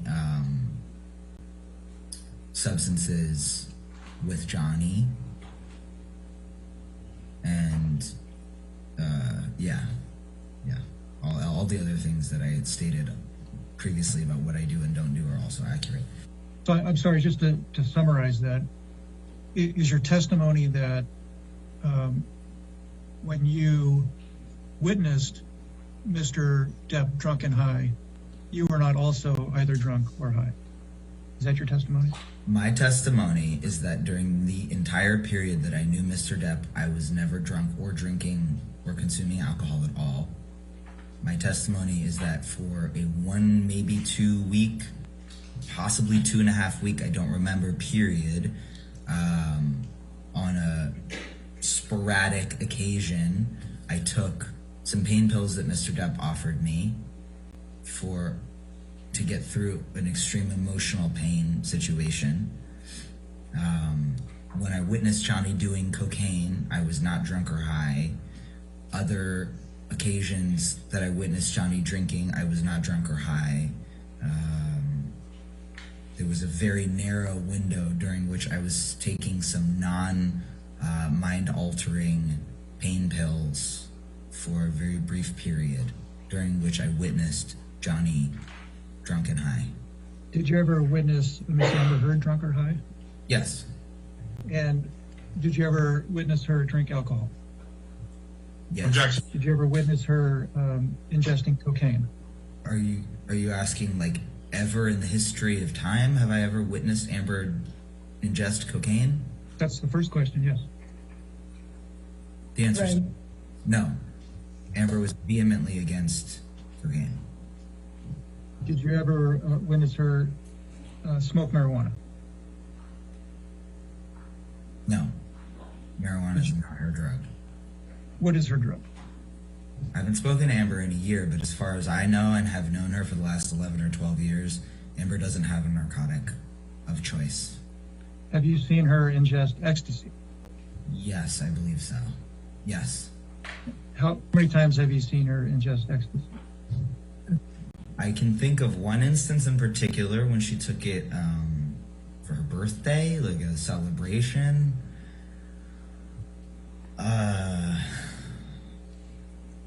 Do you recall what year that was? An event. Other than the narcotics and alcohol that I mentioned, did you ever witness Ms. Heard ingest any other drugs? Are you asking me if, other than, what did you ask me about? Cocaine, ecstasy, and mushrooms, I've witnessed Amber taking any other illegal narcotics? Or are you asking me about prescription medications? Can you clarify? Narcotics other than prescription narcotics. I don't know, but I don't actually think so, no. Okay. Amber drinks red wine when she's not training, or let me rephrase that. Amber, when I knew her, drank red wine in the evenings fairly regularly, with the exception of when she was training for an acting role.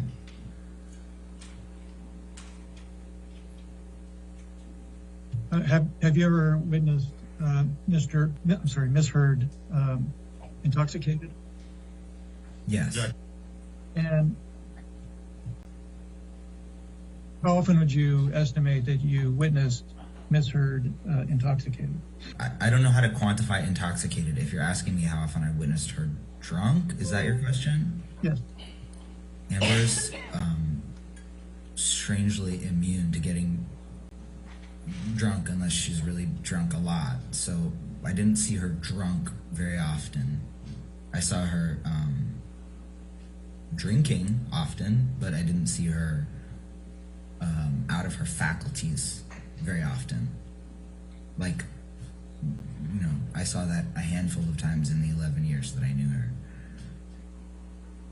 And how would you describe how alcohol affects Miss Heard's personality based on your experience? You know, it depends on the circumstance. If it was during a moment when she was celebrating, it would make her loose. Like if we were salsa dancing, then, you know, she would have fun and be fun and at a party and, you know, inebriated and dancing and having fun. If she was in a stressful situation, I think it would just kind of exacerbate whatever the feeling of the moment was. I'm going to ask you to state your name for the record. Nobody has yet. This is me.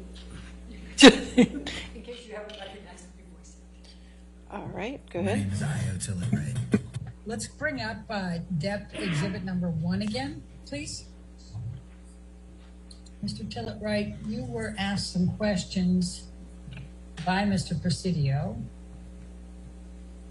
And I'm going to take you back up to the first page where you were asked some questions. And he started out with, I'm just going to draw your attention to paragraph 4. And you indicated you met Johnny Depp through Amber. And you hit it off immediately. Do you see that? Yes, I do. Okay, and then you explained to Mr. Presidio that you considered Johnny to be a close friend and you cared very much about Mr. Depp. Is that correct? He became a close friend, and I did care very much about him. I still care very much about him. All right. Could you please describe that relationship that you had with Mr. Depp up until, I think you said, December of 2015? Sure. Okay, Mr. Depp and I first met. Amber invited me over to his house with my then girlfriend. I don't know if she was my fiance yet or not. In, I think, February of 2013, right at the beginning of 2013. And we all hung out, the 4 of us hung out in his house, in his living room, and just kind of talked and got to know each other.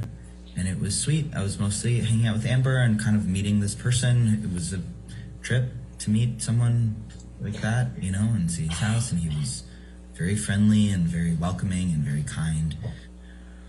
And then the next time we saw each other was at, Amber and I both like to do what we call family dinners. So we invite people over and cook for them and have a dinner party. And Amber did an elaborate family dinner at her house, and Johnny and I and my ex and Amber and I believe Whitney were there. I don't know if anyone else was there. I'm sure other people were there. I don't remember. And Johnny and I really connected at that dinner. We were sitting either opposite each other or just catty corner from each other, and I left feeling a very intense connection to him, and I was like, well, yeah, sure, everybody probably feels an intense connection to him because of who he is. I'll forget it. It's ridiculous. And then a couple of days later, Amber had another dinner, such a dinner at her house, and Johnny and I had another really good time and felt very connected and really laughed a lot and whatever. And at the end of the dinner, as I was standing to leave with my ex, Johnny came up to me and said, I don't really know how to say this because it doesn't happen to me very often, but I think I love you. And I felt strange because I felt the same way. And I said, that's funny because I had that same experience after the last dinner party too. And then we joked about how crazy and ridiculous that felt. And we exchanged phone numbers, and then he texted me wanting to talk about Amber a couple of times, and I felt that it was like kind of violating her privacy. So I said that I was happy to be friendly with him and happy to, I don't remember exactly what I said, but something to the effect of like, you know, I'm happy to give advice or to help you guys stay in concert with each other, but I don't want to violate anybody's privacy with the other one. And I think he really respected that and really liked that because he also values his privacy greatly. And then, yeah, I was in LA for a couple more months, and I don't know, I think maybe we hung out more during that period, I'm not sure. I don't remember if they came to New York during the next stretch of time or what happened, but basically by the summer, I came back to LA to write, and had a very bad breakup with that fiance, and was going through some things personally that Johnny, you know, he was like, I recognize what's happening for you. It was like particularly bad anxiety related, trauma related things. And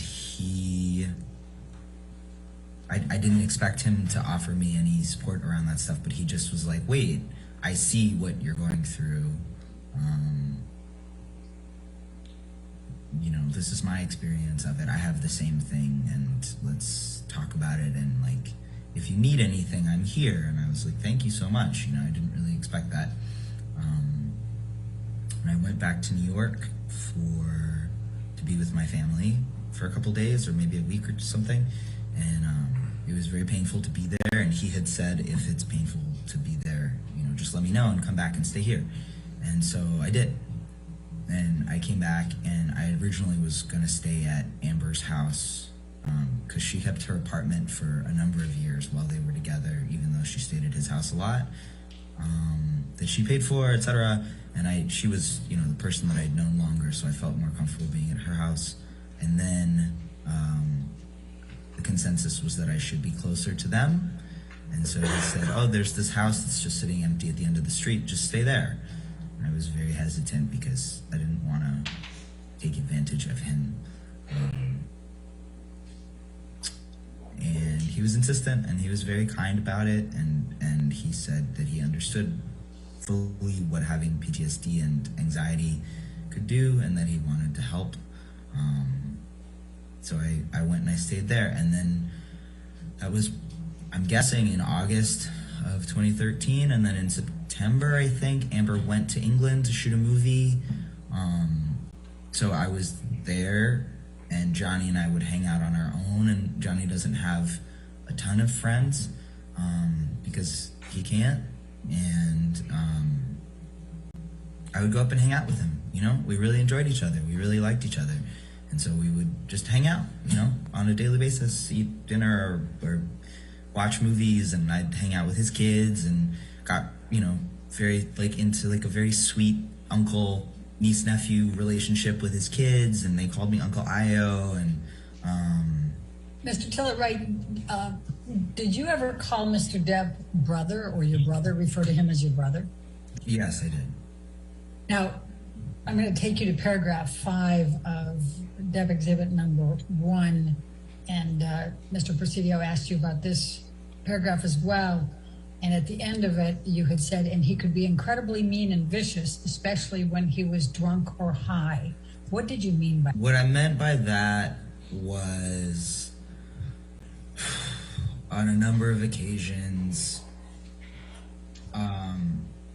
I saw, you know, Amber or he, I think, also would ask me to come and help.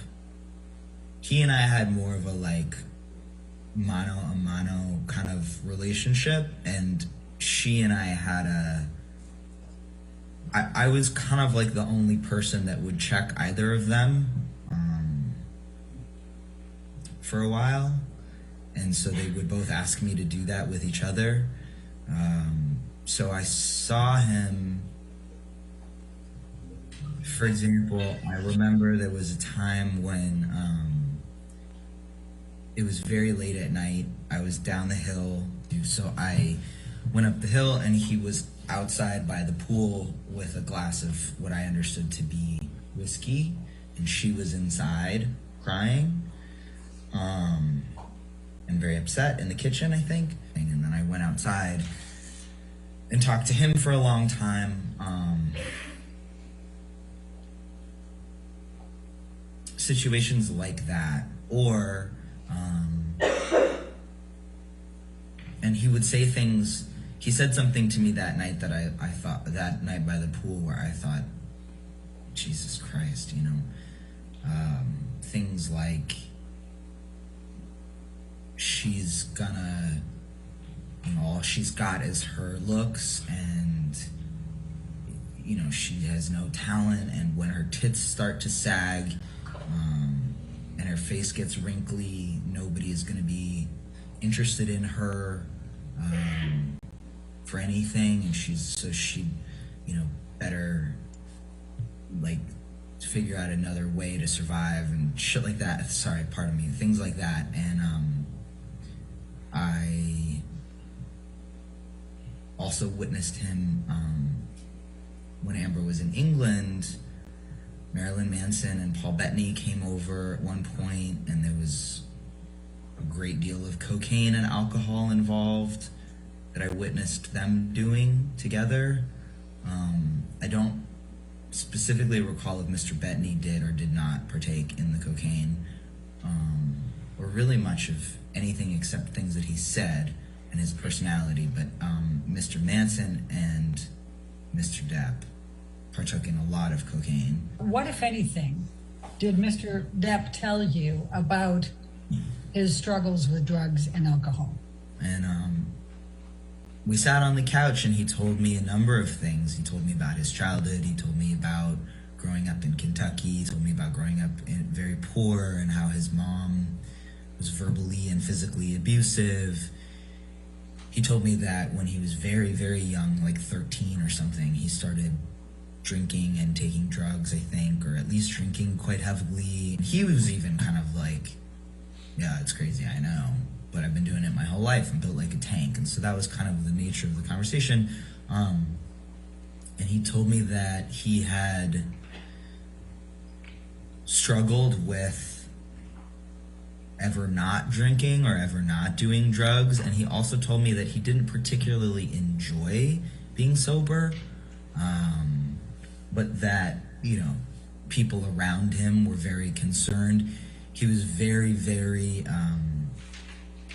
concerned with his children, and he would express shame or regret about times that he had been inebriated to the point of falling down or embarrassing himself, urinating on himself, things like that, when his children were around, and that he was very grateful to the people who had kind of shielded them and whisked them away.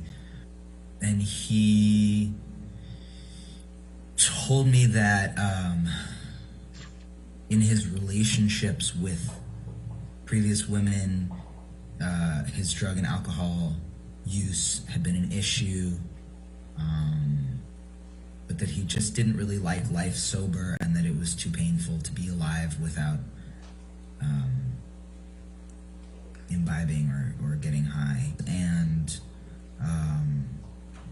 he also told me that he had experienced great bouts of jealousy in relationships that had also led to a lot of drinking and a lot of rage activities. He told me that happened with Winona. He told me that happened with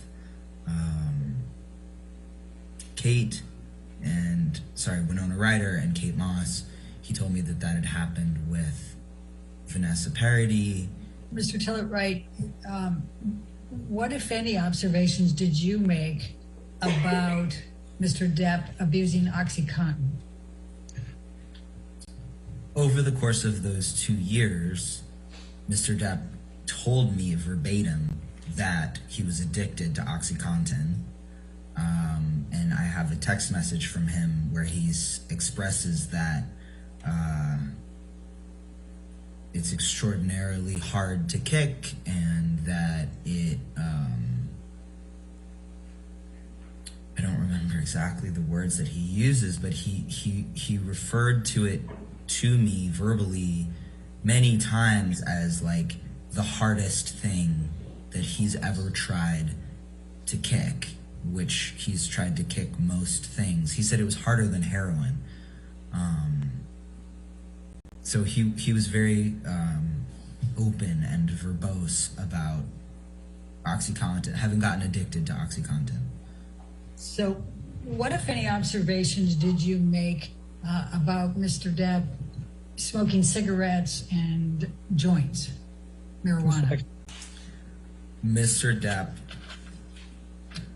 as far as I could see, always had a cigarette or joint in his mouth at all times, to the point where I was confused about how he could function. He also showed me his marijuana closet that had, I don't know, tens and tens of pounds of weed in it. What, if any, observations did you make while you were staying at Sweetser? I think you said that was August 2013 through May of 2014, with respect to the type of alcohol and the amount of alcohol that Mr. Depp was consuming. When I saw Mr. Depp drink, it was often hard liquor. I believe it was whiskey and gin and tequila, maybe. Could also be vodka. I don't know. He had a full bar in 80, the house that they, with his recording studio in it, that they mostly stayed in. So, I know whiskey for sure, and there was also red wine, a lot of red wine. And when you talk about the whiskey and the red wine, how much did you observe Mr. Depp consume on any given occasion of those? I don't know.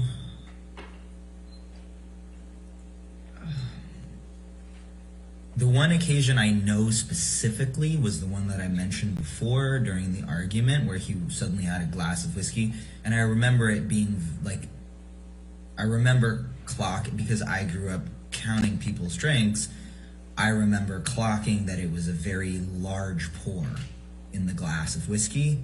If you recall those, I think my question was, what, if any, observations did you make, or did Mr. Depp ever tell you about him blacking out? Mr. Depp was very open with everyone that he was a heavy user. And he told me about, I know there was one instance where he had this very large house property. So if Sweetser Avenue goes like this, the house that I was staying at, 76, is down here, then there's 78, which is right here, and then up here is 80, and then across the street, I guess, is 82. And 82 is a very large compound. So he and I were staying, I was at 76 or up at 80, and then 82 they lived in for a brief period of time. And he told me about like vanishing into 82, into the the property, into the because it was very lush and a lot of trees, and went up quite far up the hill. And he told me about kind of blacking out and going in there. On one instance, he told me, he told me that in Australia, he had blacked out, but he also told me that he fucked up, so I don't know. In terms of specific blackouts, there were a number, I think he said on the plane, he said that he didn't remember what had happened. What, if anything, did Mr. Depp say to you about whether he wanted to become sober and clean? Mr. Depp expressed to me that he wanted to get sober for Amber, that he didn't enjoy being sober, that it wasn't fun, and that it was distressing and exhausting, and very hard to do. He really resented having to be sober. Yeah, he didn't want to be. And what, if anything, did Mr. Depp say to you about his perception of Amber's role in him becoming sober and clean? He expressed a number of times that he felt like she was his leash and she was holding him back from doing what he wanted to do in terms of substances and alcohol. I just want to go back to another incident that I remember he told me he blacked out, was on the island. He went to the Bahamas there were two different instances. One was, I guess, like they had only recently met, and he told me that he passed out face down in the sand while his kids were there, and that the staff had like whisked his kids away so that they didn't see it. Mr. Tilleray, when you said that Mr. Depp used the term monster, what do you recall him saying about that? And the language that ended up being kind of settled on was that there was a side of him that was the monster, and that it was not who he was, but it was something that lived within him that he had to battle. And the language that he always used was that of battle and battling the demon, battling the monster, so that the monster, you know, he would say things like, the monster will not win. I will not be that type of man, you know. I don't want to be that type of man or husband. I don't want to hurt. He would call her Slim, our Slim, our girl, referring to all of her friends and him and her and I. Yeah. What, if any, observations did you make of Mr. Depp, both in terms of physical as well as temperament, when you perceived him as having too much to drink? Mr. Depp would drink and or take drugs. He would get very mean, very surly, very paranoid, extremely paranoid. He would weave these elaborate situations in which Amber was having affairs with every man that she ever worked with and every woman she ever came in contact with. He became very demeaning. Johnny is incredibly intelligent, incredibly smart and witty, and he would point his jokes at people, Amber's appearance, her talent, her lack of talent as he perceived it, why he thought that she was actually famous, which he always implied was just because of her looks, and because he thought that everyone wanted to have sex with her, and he would insult his fans. He called them, I remember he called them remoras, which is a type of sucker fish that attaches itself to the hull of a ship and puts a hole in it and then sinks it. He would rail against his mother and his sisters, pretty much, you know, anyone that he felt had crossed him or could cross him, he became very nasty about. What, if anything, do you recall Mr. Depp saying about his mother and comparing his mother to Amber? Mr. Depp told me that his mom was viciously cruel to him during his upbringing, and that she was also viciously, like, violent with him and with his siblings and with his father. He referred to her, pardon my language, as a bitch and a cunt a lot. And he seemed to kind of compare them in the sense that he said at one point, something to the effect, I threw it here actually, yeah, I already have a mom who was a bitch to me, I don't need another one in my life. There was a fair bit of that kind of like, you know, my mom's been awful enough to me already, I don't need another woman who's gonna also be awful to me. What, if any, discussions did you have with Johnny about the fights he had with Amber? We had a lot of discussions about his fights with Amber.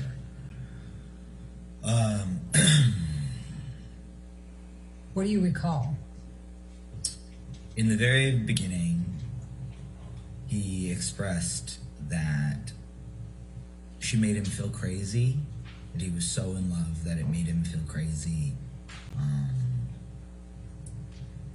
The very first time that I mentioned, September of 2013, when he and I were alone together a lot, he expressed that he thought that she was cheating on him and sleeping with her co-stars in England on the films. And I said to him, or in the film, and I said to him, listen, you know, I know her, I think, pretty well, and I talk to her a lot, and I think if she was having an affair, I would be one of the very few people that she would tell about it, and I don't hold secrets or lies for anybody, and I would tell you if that was happening so you could make your own decisions. But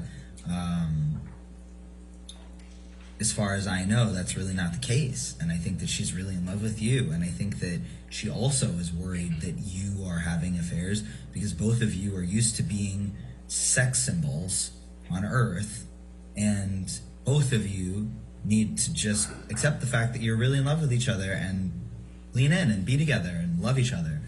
And he told me that sometimes his jealousy would make him feel crazy and outside himself, and that he had to get it under control, and that it would cause them to fight, to be specific in regard to your question. He told me about the fight that they had the time that I went up there. Are you asking for specific instances, or are you asking about the nature of their fights? No, I am asking for what he told you about their fights and specific instances, yes. So to continue with what I was saying from before, he told me about the fight in the middle of the night when I was living down the hill at Sweetser. When I mentioned that I saw him with a heavy pour of whiskey, I went outside to the pool and spoke to him, and he told me about the argument that they had and that she gets mean during fights, and that it really hurts his feelings, and that he then lashes out at her, and that, you know, she called him old, and he then calls her soon to be ugly and talentless, and that they get really ugly with each other. He told me about a fight that they had. We went to England that September. It was Whitney's birthday, I think.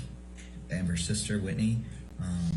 And Amber was stuck working. My birthday, Raquel's birthday, and Whitney's birthday, the three people who she was the closest to, all have birthdays in September. Raquel's just before at the end of August, whatever. We're all Virgos, and she couldn't be with any of us on our birthday, so we all went to England to surprise her. And during that trip, Johnny proposed to her, and they then, I'm pretty sure that night after the proposal, got in a huge fight, which they both told me about separately. And he said, I'm pretty sure that he trashed the hotel room. Let's see. I spoke to him after, I went and talked to him after their fight on the plane. So that's the Boston, LA plane incident, is that right? That's correct. So Mr. Telleright, I'm going to ask you about the Boston, LA flight incident. You talked about it a little bit earlier, and you just said now that you spoke with Mr. Depp about it. Is that correct? That's correct. Okay. What do you recall of your discussion with Mr. Depp about the Boston plane incident that happened in May of 2014? And I went upstairs to his bedroom, which was like blacked out, and I woke him up. I remember shaking his shoulder and saying to him, "Hey, buddy, like, wake up," which was not something that a lot of people did to Johnny, wake him from his slumber.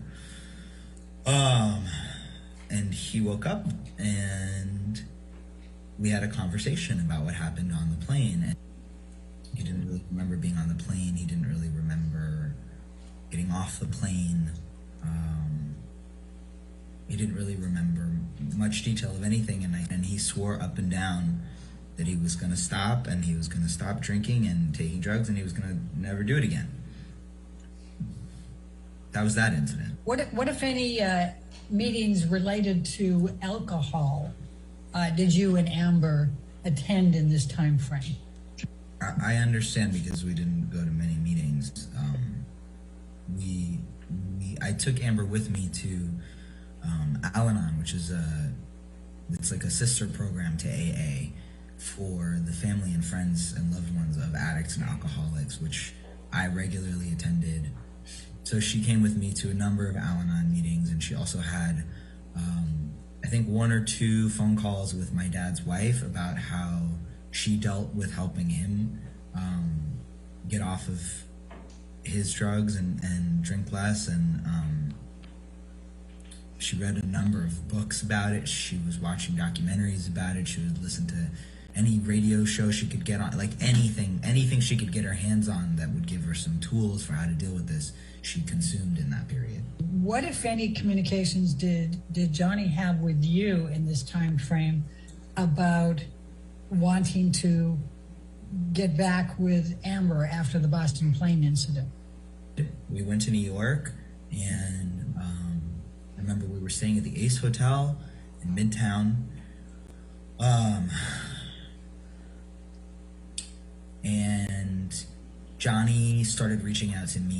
He went eventually back to Boston to start filming again. Would have been in like the next day or 2, because we weren't there for that long. And he reached out to me and basically said something to the effect of, like, you know, I have to fix this. I will do anything that I can. And then while he was in Boston, he let me know, and I think he was trying to reach Amber too, but she wasn't ready to talk to him. He let me know that he had engaged Dr. Kipper, and that he intended with every fiber in his being to get sober, and that the nature of the conversation at that point was that he was going to beat this thing, you know? Yes, please describe for me what transpired, what you discussed with Johnny and Amber relating to Australia in 2015. After because they were married in February, and they went to Australia in the spring. You know, I'm going to interrupt you just for a moment, and forgive me, I just want to keep it chronologically there. You described earlier that you were present for the wedding, correct, in February of 2015? Yes. Okay. And you also had discussed about Amber wanting Johnny to be sober for the wedding. What, if any, observations did you make about Johnny at the ceremony, and with respect to whether he was sober and clean? You know, I don't actually know whether Johnny was. I don't think Johnny was drinking on the day of their wedding. I really don't actually think he was. Let me rephrase that. Before the ceremony on the day of their wedding. Because I was going back and forth between their respective, like, private preparation quarters where they were getting ready, because I was technically her best man and his son Jack was his best man, but I wasn't one of the girls and felt more comfortable over there with them, but I was helping all the girls. So I was running back and forth on this golf cart I was also taking pictures. I was one of 2 people who was friends with them that had worked as photographers, so I volunteered to take pictures. So I was very intimately with Johnny and Jack leading up to the wedding, and he wasn't drinking, I don't think. I don't remember seeing him drink. And then let me ask you this. After the ceremony, as you were walking to the reception, what, if anything, did Johnny Depp say to you about Amber? As we were walking back from the ceremony, we were coming into Cafe Los Cabrones, which is where the party was happening, and I was walking with Johnny and congratulating him that they pulled it off and that they did it, you know. And he said, "We're married now. I can punch her in the face and nobody can do anything about it." So I'm going to now turn your direction to Australia, roughly a month later after the wedding. You weren't present in Australia with Amber and Johnny, correct? That's correct. I'm showing you what has been marked as exhibit number 3. Do you recognize anybody in this picture? I do, yeah. Myself and Miss Heard. I do, yeah. Please describe what you see. I see a number of long, thin cuts. And what, if any, similarity are those to the ones you just described, having seen after Amber returned from Australia? Very similar. All right. And are they the same or are they different ones? I would have no way of knowing if they're the same or different ones, but they're similarly long, skinny cuts like the ones that I saw after she came back from Australia. I'm going to show, Mr. Tillett, I'm going to show you what has been marked as exhibit number 5. And it's a text message exchange. Do you recognize this text message number here below Arrow's Arc? That's my old phone number, yes. Okay, so does this represent a text message exchange between you and Amber Heard on 12/16/2015? Yes, it does. Okay, and I'm gonna start you at the top with the blue. It says, "I need you." Do you recognize who is sending that message? Yeah. Mr. Tillett, I'm going to ask you to take a look at what has been marked as exhibit number 6. Do you recognize the person in this photo? Yes, I do. Please describe what you see in this picture. I see Amber Heard, and I see an injury to Amber's scalp. Okay. And what, if anything, do you recall about seeing anything similar to that when you arrived in December 2015 at Amber's penthouse? I remember this being one of the injuries that I was shown when I arrived at Penthouse 3 at the Eastern Building on December 16th, 2016. And does this picture that's marked as exhibit number 6 accurately depict what you recall seeing?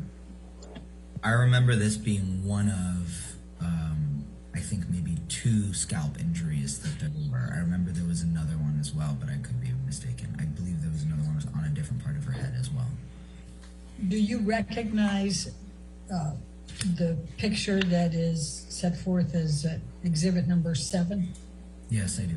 Please describe for me what is depicted in this picture that you recognize. This was a picture of Amber's scalp.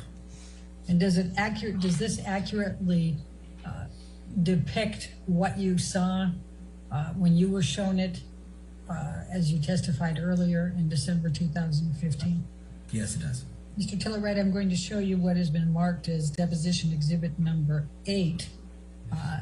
Do you recognize this picture? Yes, I do. Please describe what is depicted there. This is Amber Heard's face with a very swollen lip. And does this accurately depict what you observed when you arrived at Amber Heard's penthouse in December 2015? Yes. I'm going to show you what has been marked as deposition exhibit number 9. Do you recognize this picture? Yes, I do. Please describe. This is the clump of hair that I was shown, I believe, when I arrived at Penthouse 3 on the night of December 16th, 2015. And does this accurately and genuinely depict the scene that you recall seeing? Yes, it does. Thank you. Now, what if any plans was there as of December 16, 17 of 2015 for Amber to be spending Christmas with Mr. Depp and his kids? Do you recall? Taking the pictures down while we talk. Yes, I do recall. There was a plan for Johnny and Amber and Lily Rose and Jack and Raquel and her boyfriend or fiance at the time, Josh, to go to the Bahamas. Oh, and Raquel's mom and Amber's parents to go to the Bahamas and spend Christmas on the island together. Yeah. Mr. Tillett, I'm going to ask you, what, if any, conversations did you have with Johnny Depp about the December 15 incident? I don't think that I don't know that he and I had a direct conversation about it. I'm not sure if he and I had a direct So what, if any, I'm going to show you, Mr. Tillett, what has been marked as deposition exhibit number 16. It's a text message exchange dated 2/10/2016. Do you recognize this document? Yes, I do. It's a text exchange between me and Amber Heard about a video that she sent me. Okay. Now, it starts out, hi, Steve left me a voicemail at 5 a.m.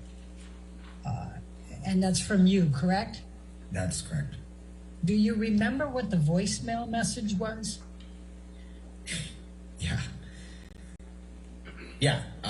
Johnny called me at 5 in the morning and left me a voicemail in the character of some kind of management, of like a property manager.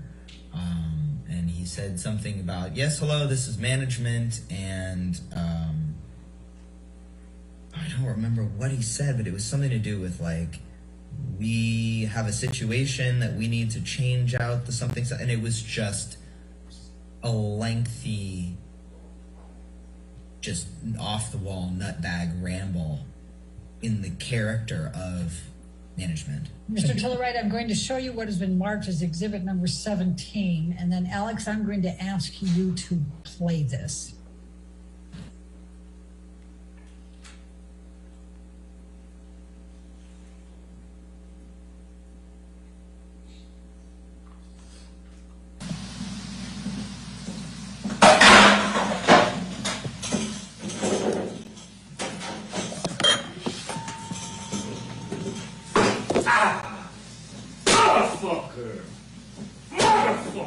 What happened?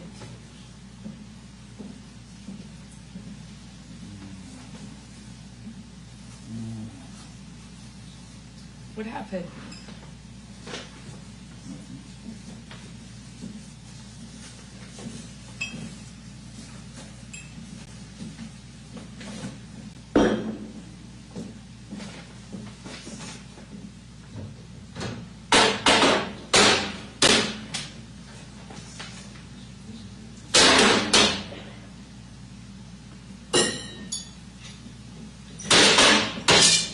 Nothing happened this morning, you know that? Were you in here? No. So then nothing happened to you this morning. Yeah, you're right. I just woke up and you were so sweet and nice. We were not even fighting this morning. All I did was say sorry. Did something happen to you this morning? I don't think so. No, that's the thing. You want to see crazy? I'll give you fucking crazy. Here's crazy. Oh, you're crazy. Oh, you're crazy. Have you drunk this whole thing this morning? Oh, you got this going? You got this going? I just started it. Oh, really?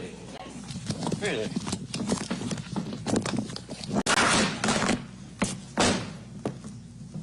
Sneak that shit on me, No, motherfucker. I didn't. You were smashing shit. Bye.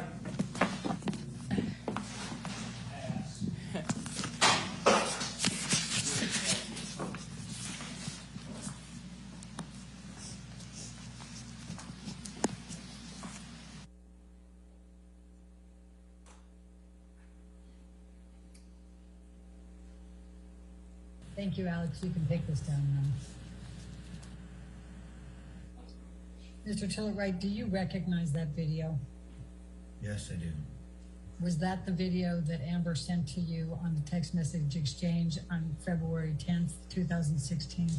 Yes, it was. Do you recall watching that video on February 10, 2016? Yes, I recall watching that video at the time that I received those text messages. So I'm going to take you to 21 May 2016. What do you recall with respect to a telephone call you received from Amber? Sure. I was in New York. I was there visiting family. I was in Greenpoint, Brooklyn. I was walking down Manhattan Avenue, and I got, I believe, a text message from Amber that said something to the effect of, like, can you talk? And so I called, and I was walking down the street as this happened. She put me on speakerphone, so I was talking to both of them. He just stopped by to pick up some of his stuff, and he has a theory that he either he wants to ask you about, or and I said, okay, sure. And hello, Johnny, like, you know. And he, I think it was he said or she said, Johnny thinks that you and I together defecated on his pillow. I think the words were used were shit on his pillow.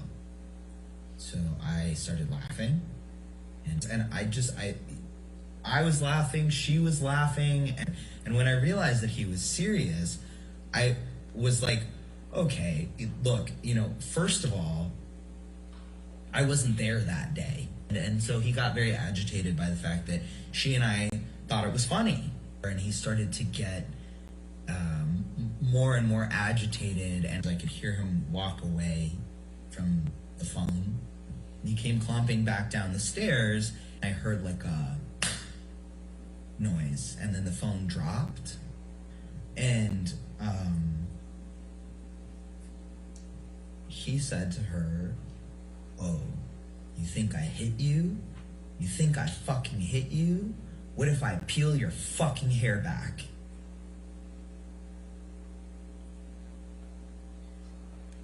And then I heard the phone drop again, and then I heard her scream. I remember her screaming. And I hung up the phone, and I called Raquel immediately because I know that she lives one door away, and her and her boyfriend Josh, who's a big dude, would be able to get there the fastest. And I called her, texted her right away, and I hung up with her and immediately called 911 in New York. And then I called a friend of mine in LA who I knew had met Amber a number of times, and I think I may have placed a second call to NYPD. Now I'm all frazzled and I don't remember, but I think I called NYPD. Mr. Waldman made some statements in April and June of 2020 that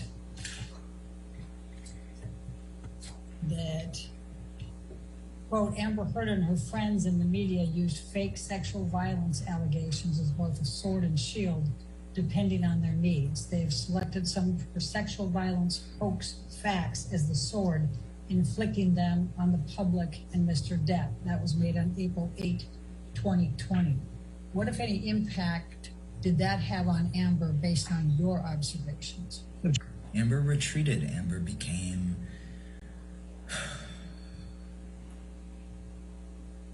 isolated, embattled, extraordinarily distressed. And then on June 24, 2020, Waldman accused Amber Heard of committing a, quote, abuse hoax against Depp. what were your observations of how this impacted him? I think that my previous statement encompassed that. During the time that you were friends with Johnny and you were speaking with him up until you testified December of 2015, what, if anything, did Johnny Depp ever tell you about Amber Heard being physically violent to him? Nothing ever at any point. Do you agree with me that Mr. Depp and Ms. Heard had many verbal arguments? Yes, I do. And you were a witness to a lot of those verbal arguments, correct? I was witness to some verbal arguments. Okay. And did you ever hear Ms. Heard say anything mean to Mr. Depp in those arguments? Yes. And did you ever hear Ms. Heard say anything vicious to Mr. Depp in those arguments? Yes. So would you agree with me that when they argued, they were mean and vicious to one another in what they said? I would categorize it very differently, sir. Well, you testified that you heard Ms. Heard say mean and vicious things to Mr. Depp when they argued, and vice versa. Is that accurate? Yes.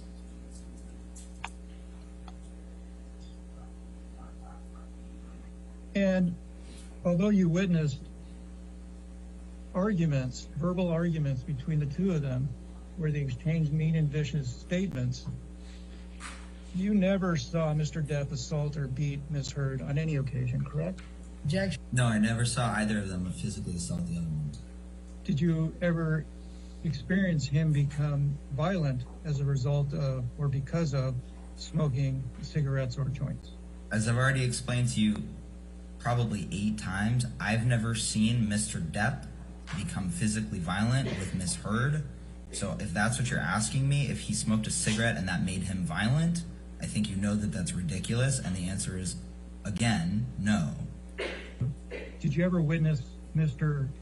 Depp become violent in any manner on account of him smoking cigarettes or joints? If you want my honest answer is that Mr. Depp mixed substances constantly, and I keep trying to tell you that. He mixed all kinds of things together when he got crazy and violent. So, and upset and paranoid. So, and I never knew what he had taken. When you say when he got violent, when did you see him get violent?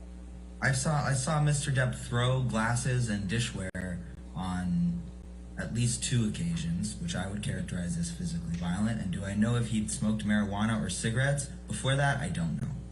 When were those 2 occasions? Sometime during the time that I was living at Sweetser.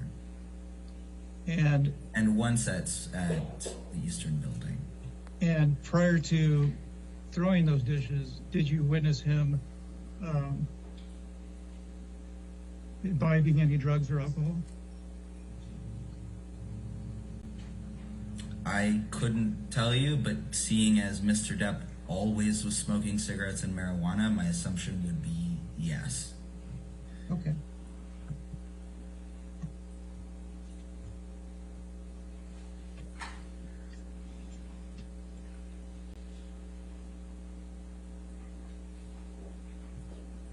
Do you recall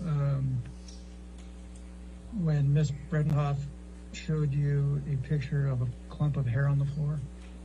Yes. Okay.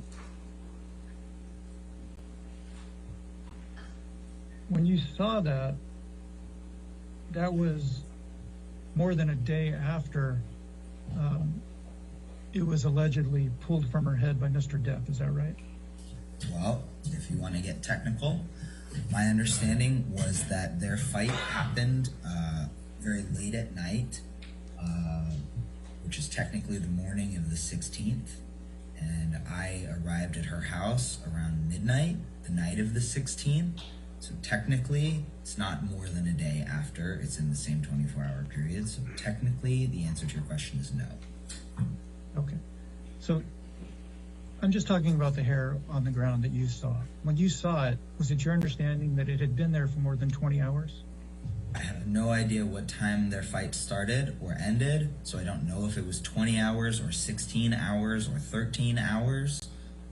But my understanding, again, was that they had gotten into a fight sometime in the morning of the 16th / late at night on the 15th. I don't know at what point during that fight in which the clump of hair was ripped out of her head, but it happened sometime then and there. So yeah, sure. My understanding was that that clump of hair had not been moved since it was ripped out of her head.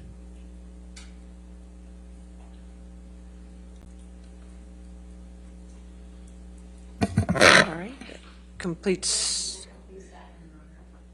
All right. Who's your next witness? We have another video deposition, Raquel Pennington. It's a long one, so we could listen to some of it tonight. All right. Let's and then go ahead and we'll go start. into- We'll go ahead and start it today. At least get 30 minutes in, if we could. That's Okay. fine, yeah. All right. And Your Honor, just for your benefit and the jury's benefit, the questioning starts with Ms. Vasquez on behalf of Mr. Depp, and then I question Ms. Pennington at some point, which will probably be tomorrow. Okay, thank you. Thank you.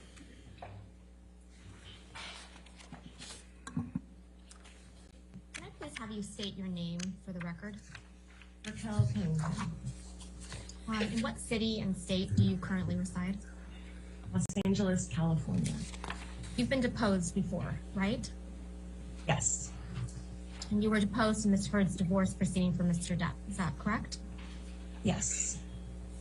Have you been deposed in any other matter? No. What was the purpose of the declaration that you submitted during Mr. Depp and Ms. Heard's divorce? The purpose of the thing that I wrote, which I don't know if it was technically called a declaration or whatever it was to write down my account of events as fresh in my memory as possible. And Ms. Heard asked you to write down your witness account, is that correct? I do not remember, actually. I don't know. Did Mr. Depp ask you to write down anything in support of any legal filings? I don't remember.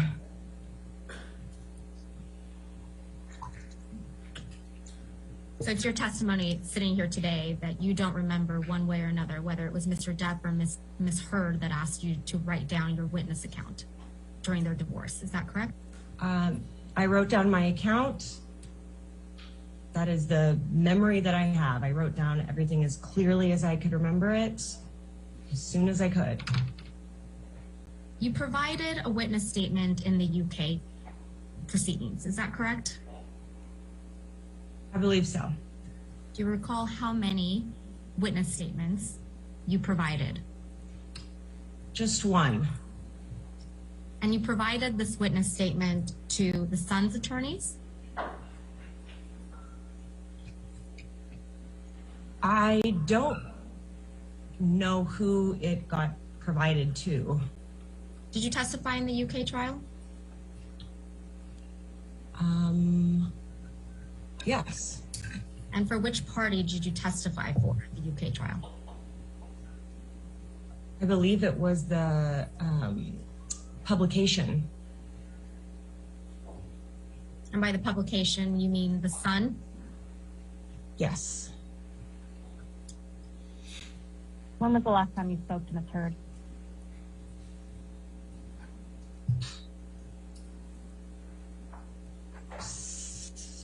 Perhaps 6 months ago, maybe more. What did you and Ms. Heard speak about?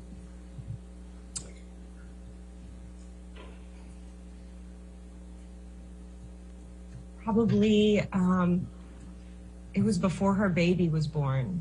So we were mostly speaking about her baby at that point. Did you speak to, when was the last time you spoke to Ms. Whitney Heard? Around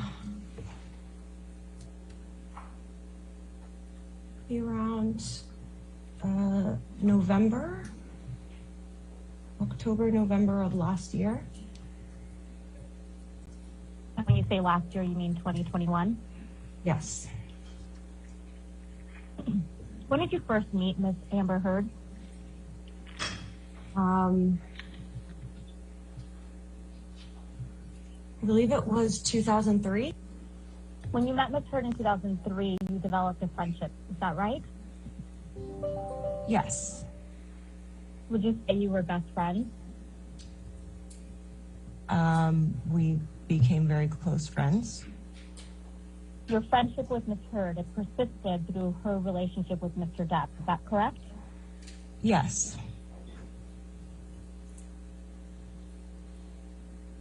And you were friends with Miss Heard through her divorce from Mr. Depp as well. Is that correct? Yes. Other than when you lived at the Eastern Columbia building, which we'll get to, did you ever live with Miss Heard? Yes. When was this?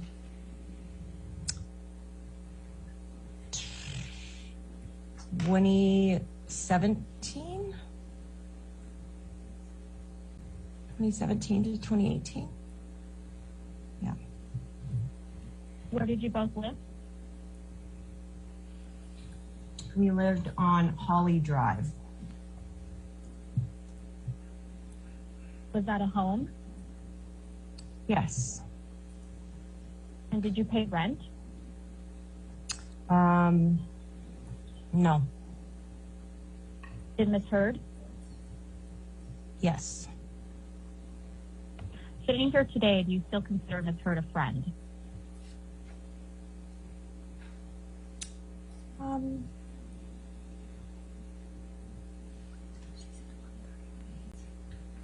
I wouldn't consider her not a friend.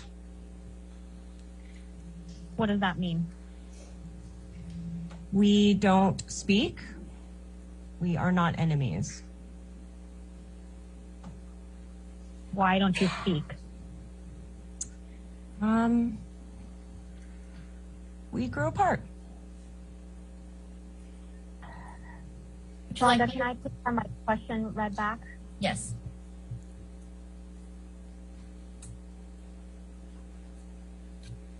Sitting here today, you can't give me one reason why you grew apart from Miss Heard. I wanted to spend more time with other people in my life and prioritize other relationships and other relationships. Over the course of your friendship with Amber Heard, did you ever see her using illicit drugs? Can you define illicit drugs? Not prescribed. Yes. Did you ever see her use cocaine?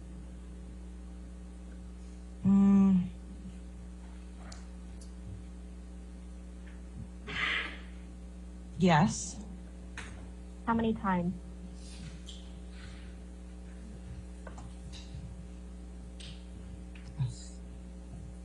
I don't know. Countless? No. Less than 10? Yes. Less than 5? Yes.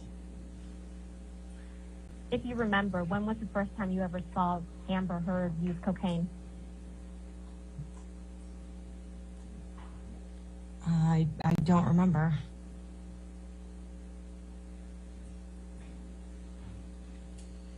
Did you ever do cocaine with Miss Heard, Amber Heard?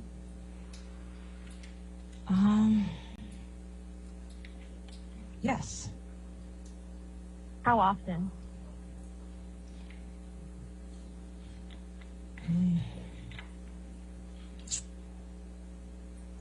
Not often.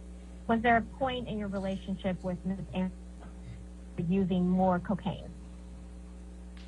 No.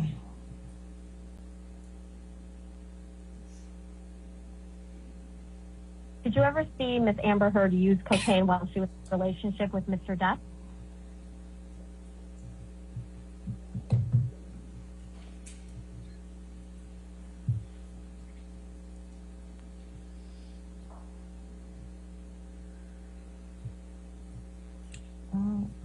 think so, no. You know what Provigil is? Yes. Are you aware that Miss Amber Heard has taken a drug called Provigil? Yes. Do you know when she started taking it? No. Do you know whether Amber Heard continued to take Provigil during her relationship with Mr. Depp? No. Did she ever tell you that she had stopped taking Provigil? She never told me that. Are you familiar with any of the side effects of Provigil? No. Did Ms. Heard ever tell you that she was experiencing any side effects as a result of Provigil? She never said anything about that. You testified you saw Ms. Heard use mushrooms less than 5 times, yes? Yes. Each of those 5 times, or less than, was she in a relationship with Mr. Depp? Did you say each of the 5 times? Right. Not each of the 5 times. How many times that you observed Amber Heard use mushrooms was she in a relationship with Mr. Depp?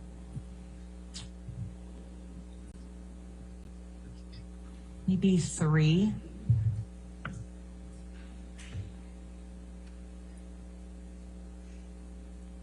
Do you recall the specific occasions when you saw Amber Heard use mushrooms while she was in a relationship with Mr. Depp?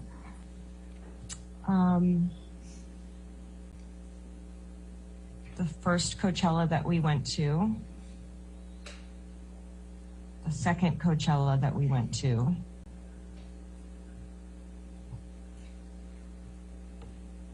and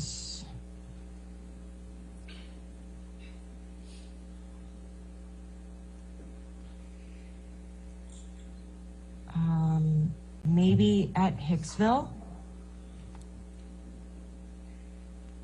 But I Was can't Mr. be Depp? sure of that. Was Mr. Depp at Hicksville? Yes. Around June of 2014, you moved into one of the penthouses in the Eastern Columbia building. Is that correct? I don't remember which month, but I did move into the penthouses. Approximately in 2014?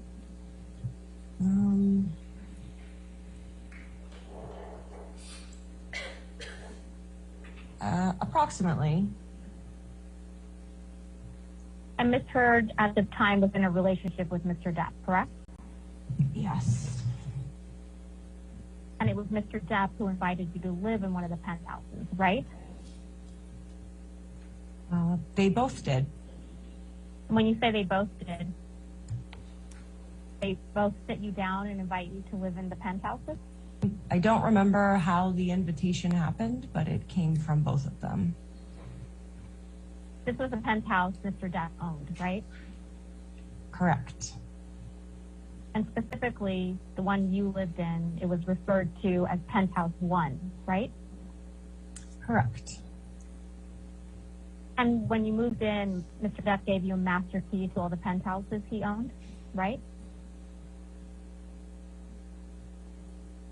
It could have been one of his assistants. When you say one of his assistants, you mean one of Mr. Depp's assistants? Correct. So either Mr. Depp or one of his assistants gave you a master key to all the penthouses that he owned, correct? Yes. Mr. Depp never charged Mr. Drew for rent while he lived at Penthouse 1, did he? He did not charge him any rent, no. Did either of you get physical? No. And how was this argument resolved? We talked it out.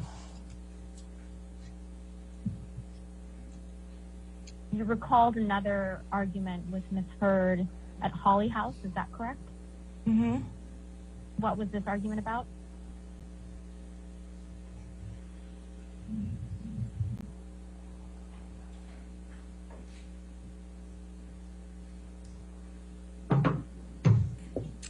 I think that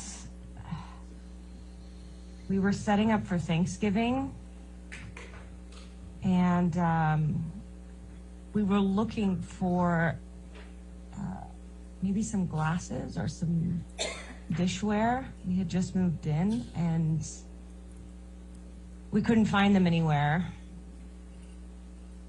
And then she finally found them in a place that I thought I had looked, and we started arguing about that. She thought that I wasn't looking hard enough, I think, and I told her that I thought that I looked there. Yeah, I think that's what their argument was about.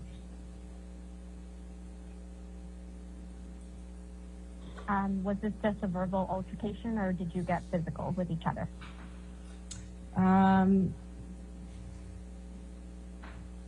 Yeah, I believe that I pushed her. How did Miss Amber Heard react to that? She either pushed or hit me back.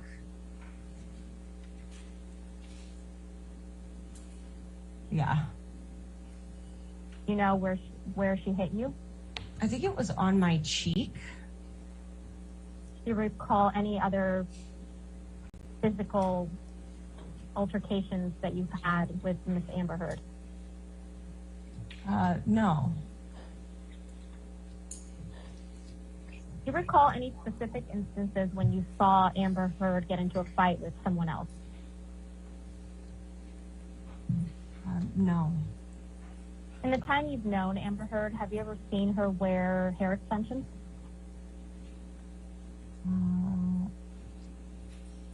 Yeah. Yes. Did she have hair extensions in while she was in a relationship with Mr. Depp? I don't know when exactly she had them throughout the time of knowing her. I'm going to mark as Pennington Exhibit 1, Ms. Pennington's witness statement in the UK proceeding, which is dated June 16th, 2020. Ms. Pennington, first and foremost, do you recognize this document? Yes. Ms. Pennington, this is a sworn witness statement that you provided in the UK, right? I understand. I wanted to get to the bottom and make sure that this was the one that I signed and saw the date, and that was the full document. I just finished it. Yes, this is the document. Did you write this witness statement yourself?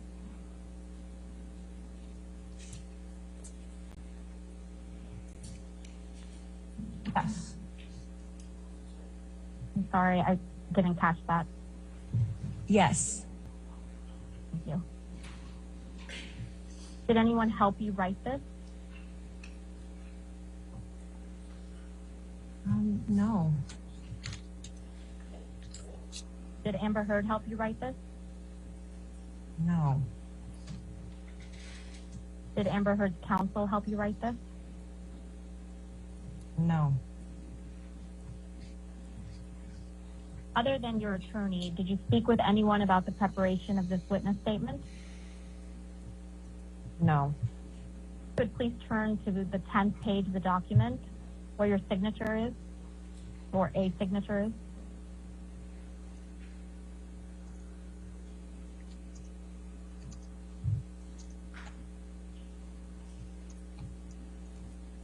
Is that your signature on the 10th page of this document, Ms. Pennington? That is my e-signature, yes. Are all the statements in this document true to the best of your knowledge and recollection? Yes.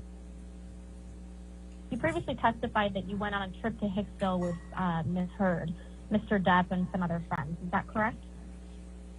Yes. Do you recall when this trip occurred?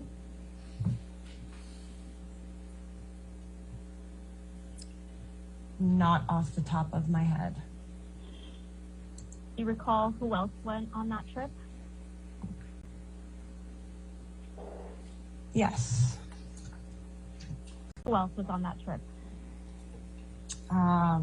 Whitney Heard, Nathan who was one of Johnny's assistants.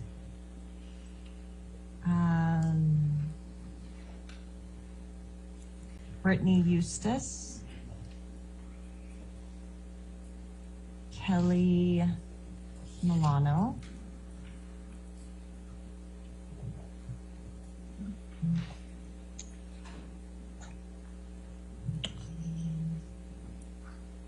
Anyone else that you can recall? trying to remember.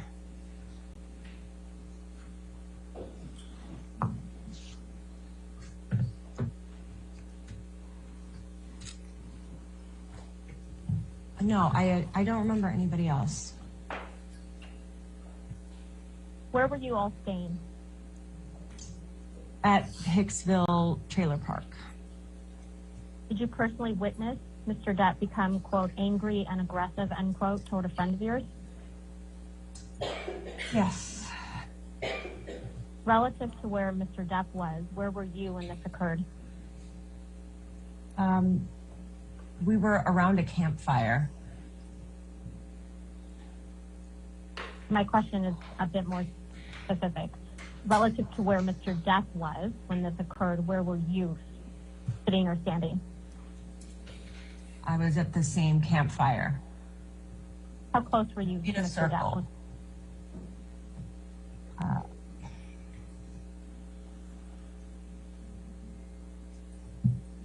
6 to 10 feet.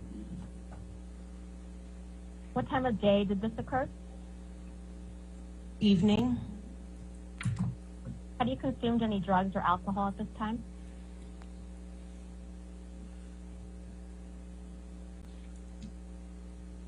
I think so. What do you recall consuming at that time? I don't remember. Likely wine. I don't remember specifically. Do you smoke any weed? No. Did you consume any cocaine? No. Had you consumed any mushrooms?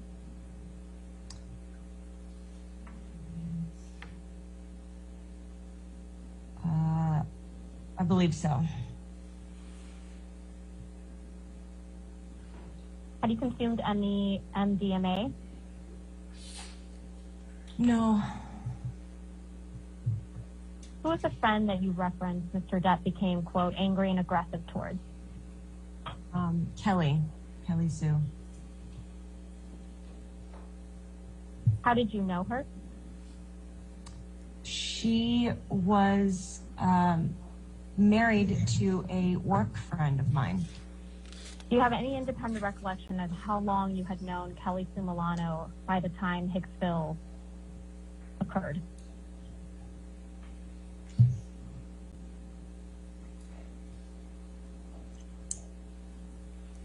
More than 1 year, less than 2.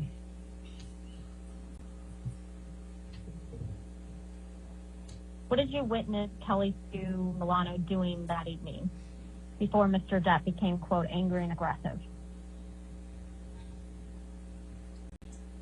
I witnessed her hang out with the rest of the group. Did you see her consume any alcohol?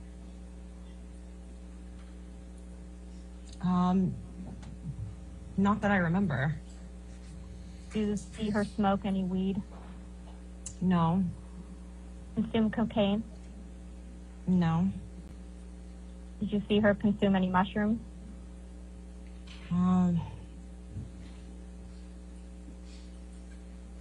Maybe one. Sore. I'm genuinely trying to remember.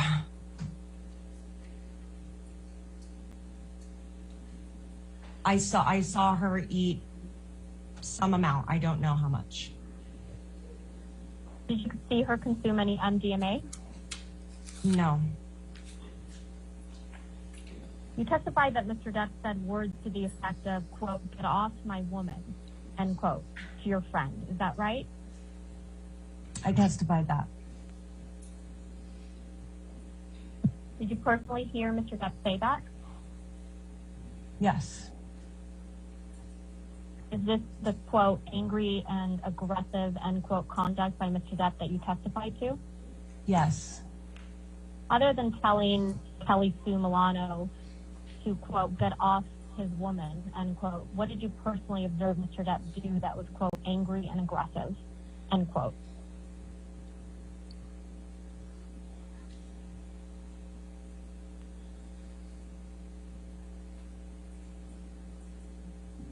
That was what happened. Then I think Kelly and Amber were hugging on a chair out by the fire. He came out of nowhere, said that, and then I think that Amber and Johnny went back to their trailer. Other than hearing Mr. Depp say something to the effect of get off my woman, what did you personally observe Mr. Depp do that was, quote, angry and aggressive? That's it. Did you hear Amber say anything to Mr. Depp? I don't remember her saying anything. Did you hear Amber Heard raise her voice when speaking to Mr. Depp? No. What, if anything, do you remember about Amber's reaction to Mr. Depp's behavior?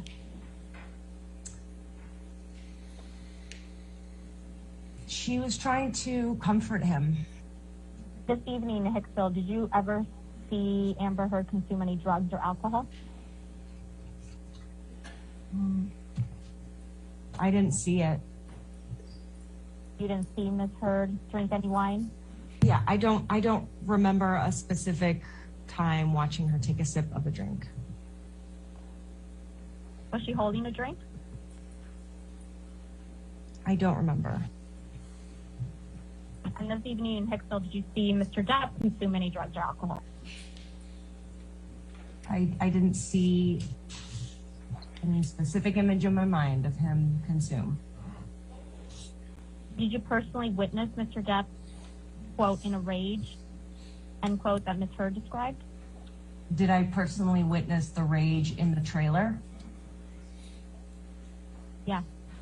No. Did you hear Mr. Depp yelling in the trailer? No. Did you hear Ms. Heard yelling in the trailer? No. Did you personally see that the trailer was, quote, trashed, as Ms. Heard described? The next morning? Yeah. Yes. What specifically did you see in the trailer? The thing I remember specifically was the light fixtures had been knocked off. But you didn't see Mr. Depp knock off the light fixtures in the trailer, is that correct? I did not see it. So the only thing you know about what happened in that trailer is what Ms. Heard told you and your observations of the light fixtures being knocked off. Is that correct? The only thing I know about what happened in the trailer is what she told me and what I saw the next morning. And the only thing you saw the next morning was that the light fixtures had been knocked off. Is that correct? That was not the only thing I saw. It is the specific thing I saw. What else do you recall about the trailer? It was in a general disarray. What does that mean? Was trash. It was torn apart. What besides the light fixtures were thrown apart? I've already told you specifically, I remember the light fixtures. The rest is a general disarray. What is a general disarray to you, Ms. Pennington? Stuff off the counters, cushions thrown around, things strewn about on the floor. Did you see Ms. Heard shortly after she returned from Australia? All right, why don't we just stop right there? So that'd be a good breaking point, I think. Okay. Perfect. All right, ladies and gentlemen, let's go ahead and break for the evening. Again, do not discuss this case with anybody and don't do any outside research. And we'll see you in the morning at 9 o'clock, all right? Get some sleep, okay? Thank you.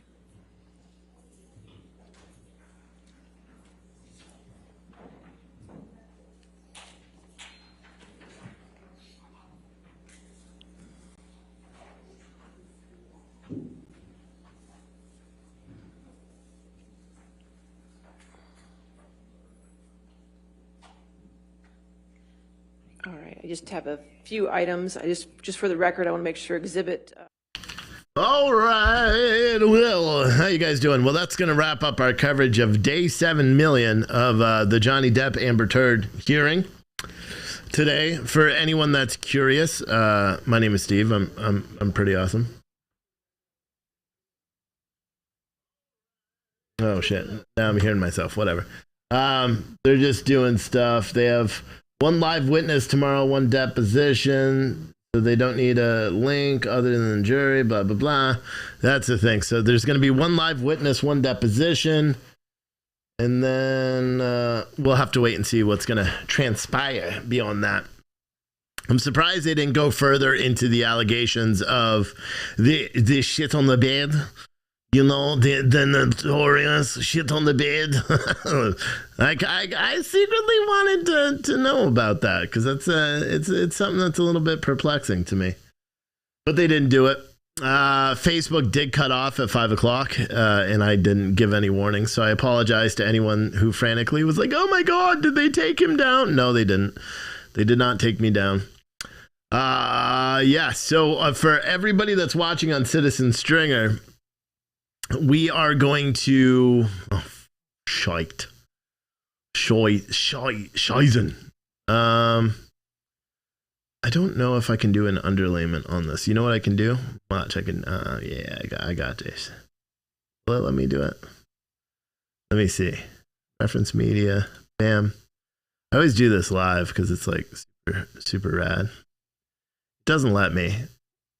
So what I can do instead is I'm just going to bring Santilli's live show from this morning. So you'll see it on his replay from his live feed, which we'll pull in a second. Everyone that's watching on social media, thank you for being around all day. We got a couple of super chats today, so that was a big plus. We got some Twitch bits.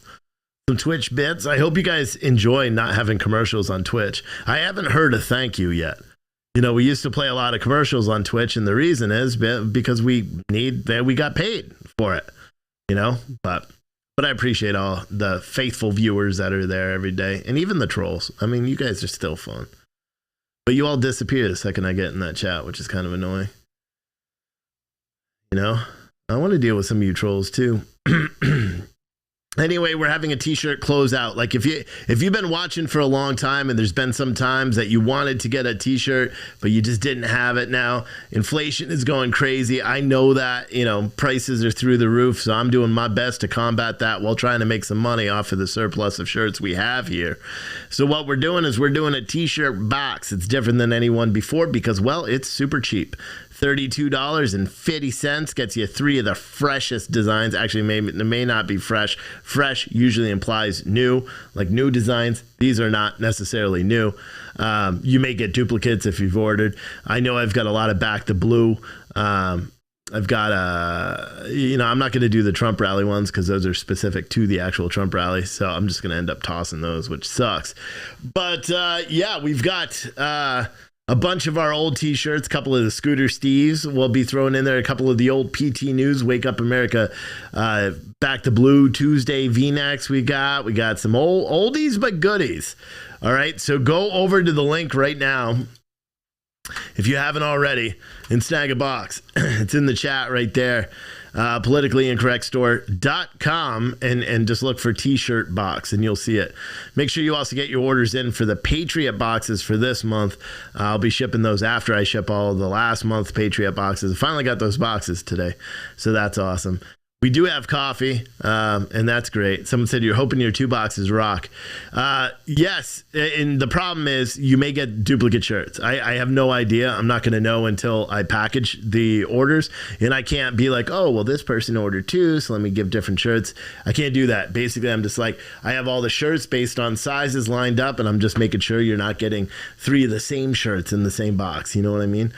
But yeah. You know, someone said you want a Scooter Steve shirt. I said if I sell out of all these boxes, which I don't know if it's going to happen, if I sell out of all these boxes, I will do a limited run of the Scooter Steve shirts. And let me see how many I've got to sell out.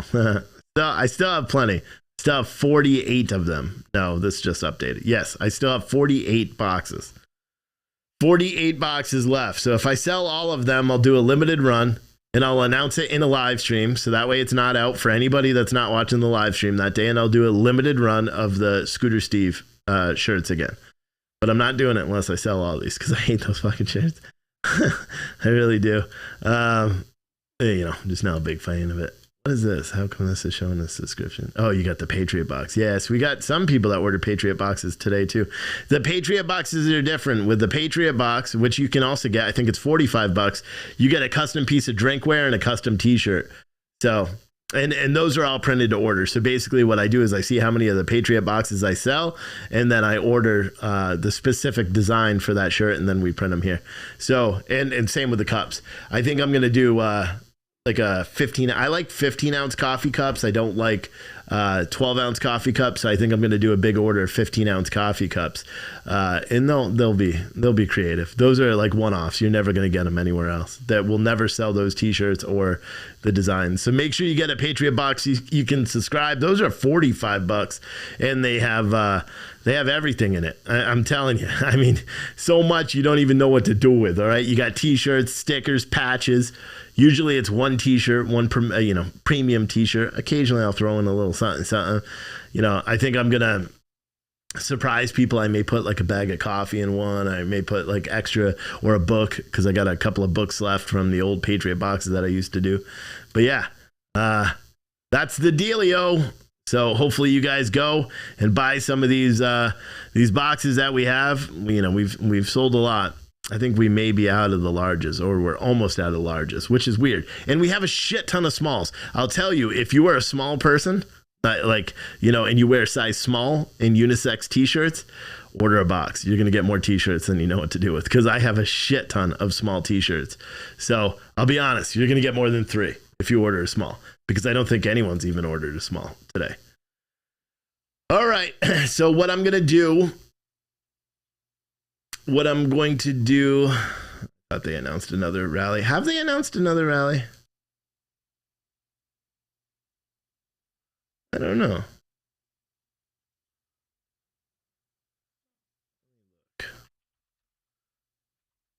I doubt it. Because I know there's one in where is it? Wyoming at the end of the month. No, that's the only one. Casper, Wyoming. And unfortunately, that's a May 28th. My kid's last day is May 24th at school, so I'm not going to be able to get out there on the 28th. That's a hell of a drive. I thought about toughing it, but I don't think I can. But yeah. But after that one, I'll be free. For every political rally, and I'll go to just as many of them as we can financially afford to go to. So that is a plan. But thank you everyone for watching. At 9 o'clock, I'm going to do a replay of my lunch show. It's premiering on YouTube and Facebook as well at 9 o'clock. That'll start playing at 9 o'clock on Citizen Stringer. After that, I got One-Eyed Jack coming up tonight after my show. For anyone that doesn't know, that's probably one of the best Westerns. To me, I really like it. And then, of course, overnight, we have the best, of fails. I like playing fail videos, because occasionally I wake up at night and I'll sit there and watch it. And then we have that until tomorrow morning, and then it will cut into my show around 7:50. Oh, shit. Did I do that right? It'll cut into my show around 7:15, so it'll play my show from tonight at 9. You know what I'm saying? And then go that route. While I do all these day shows, I can't do a show at night, just because I just don't have the. I got to go to bed. And I'm getting old here in my old age, the wise old age of 37. I actually turned 38 a month from today. Isn't that scary? 38 years old. I mean, that's why I got all this grain here. I gotta dye my beard. Not dyeing my beard. I'm a man. Ladies, you dye your hair and all that stuff. Then, not happening. All right, so let me see. Everyone, hopefully, everyone buys a box and he sells them again. I don't know. You guys got to go and buy them. I don't think, Chrissy, I don't think it's going to happen. We have a lot of the boxes left. You know, if you order a bunch of boxes, like if say you order like 15 boxes or 10 boxes or, you know, all of the boxes that we have left, and, you know, you're just going to donate them or start your own clothing store. You know what I mean? You could do that. That's how we could get there. But for now, what I'm going to do is I'm going to say goodbye. Au revoir. That's French. For all the people that are watching on social media. Give me 1 second to make sure I switch over Citizen Stringer right. Because the way we're using this new software, so I got to make sure I press the right button at the appropriate time, and then I got to strengthen it out. So again, it's going to go to Santilli's feed. He's going to have a repeat of his morning show. He comes on live at 6 p.m. and that's free for everyone. If you're watching on YouTube and you don't have money to, you know, get a membership over to our platform, you don't need one. You can just go to citizenstringer.com, click on live stream, and watch our 24/7 programming. I'm going to try to put a calendar up there. I got to figure out how to do it, but this software kicks out, you know, the code, and then as long as I find a program that can read that code, I can have a calendar so you can see what's coming up, like what time it's going to start and shit. Oh yeah, doing that fancy stuff over here. Thank you everyone for watching. We will see you in Yana.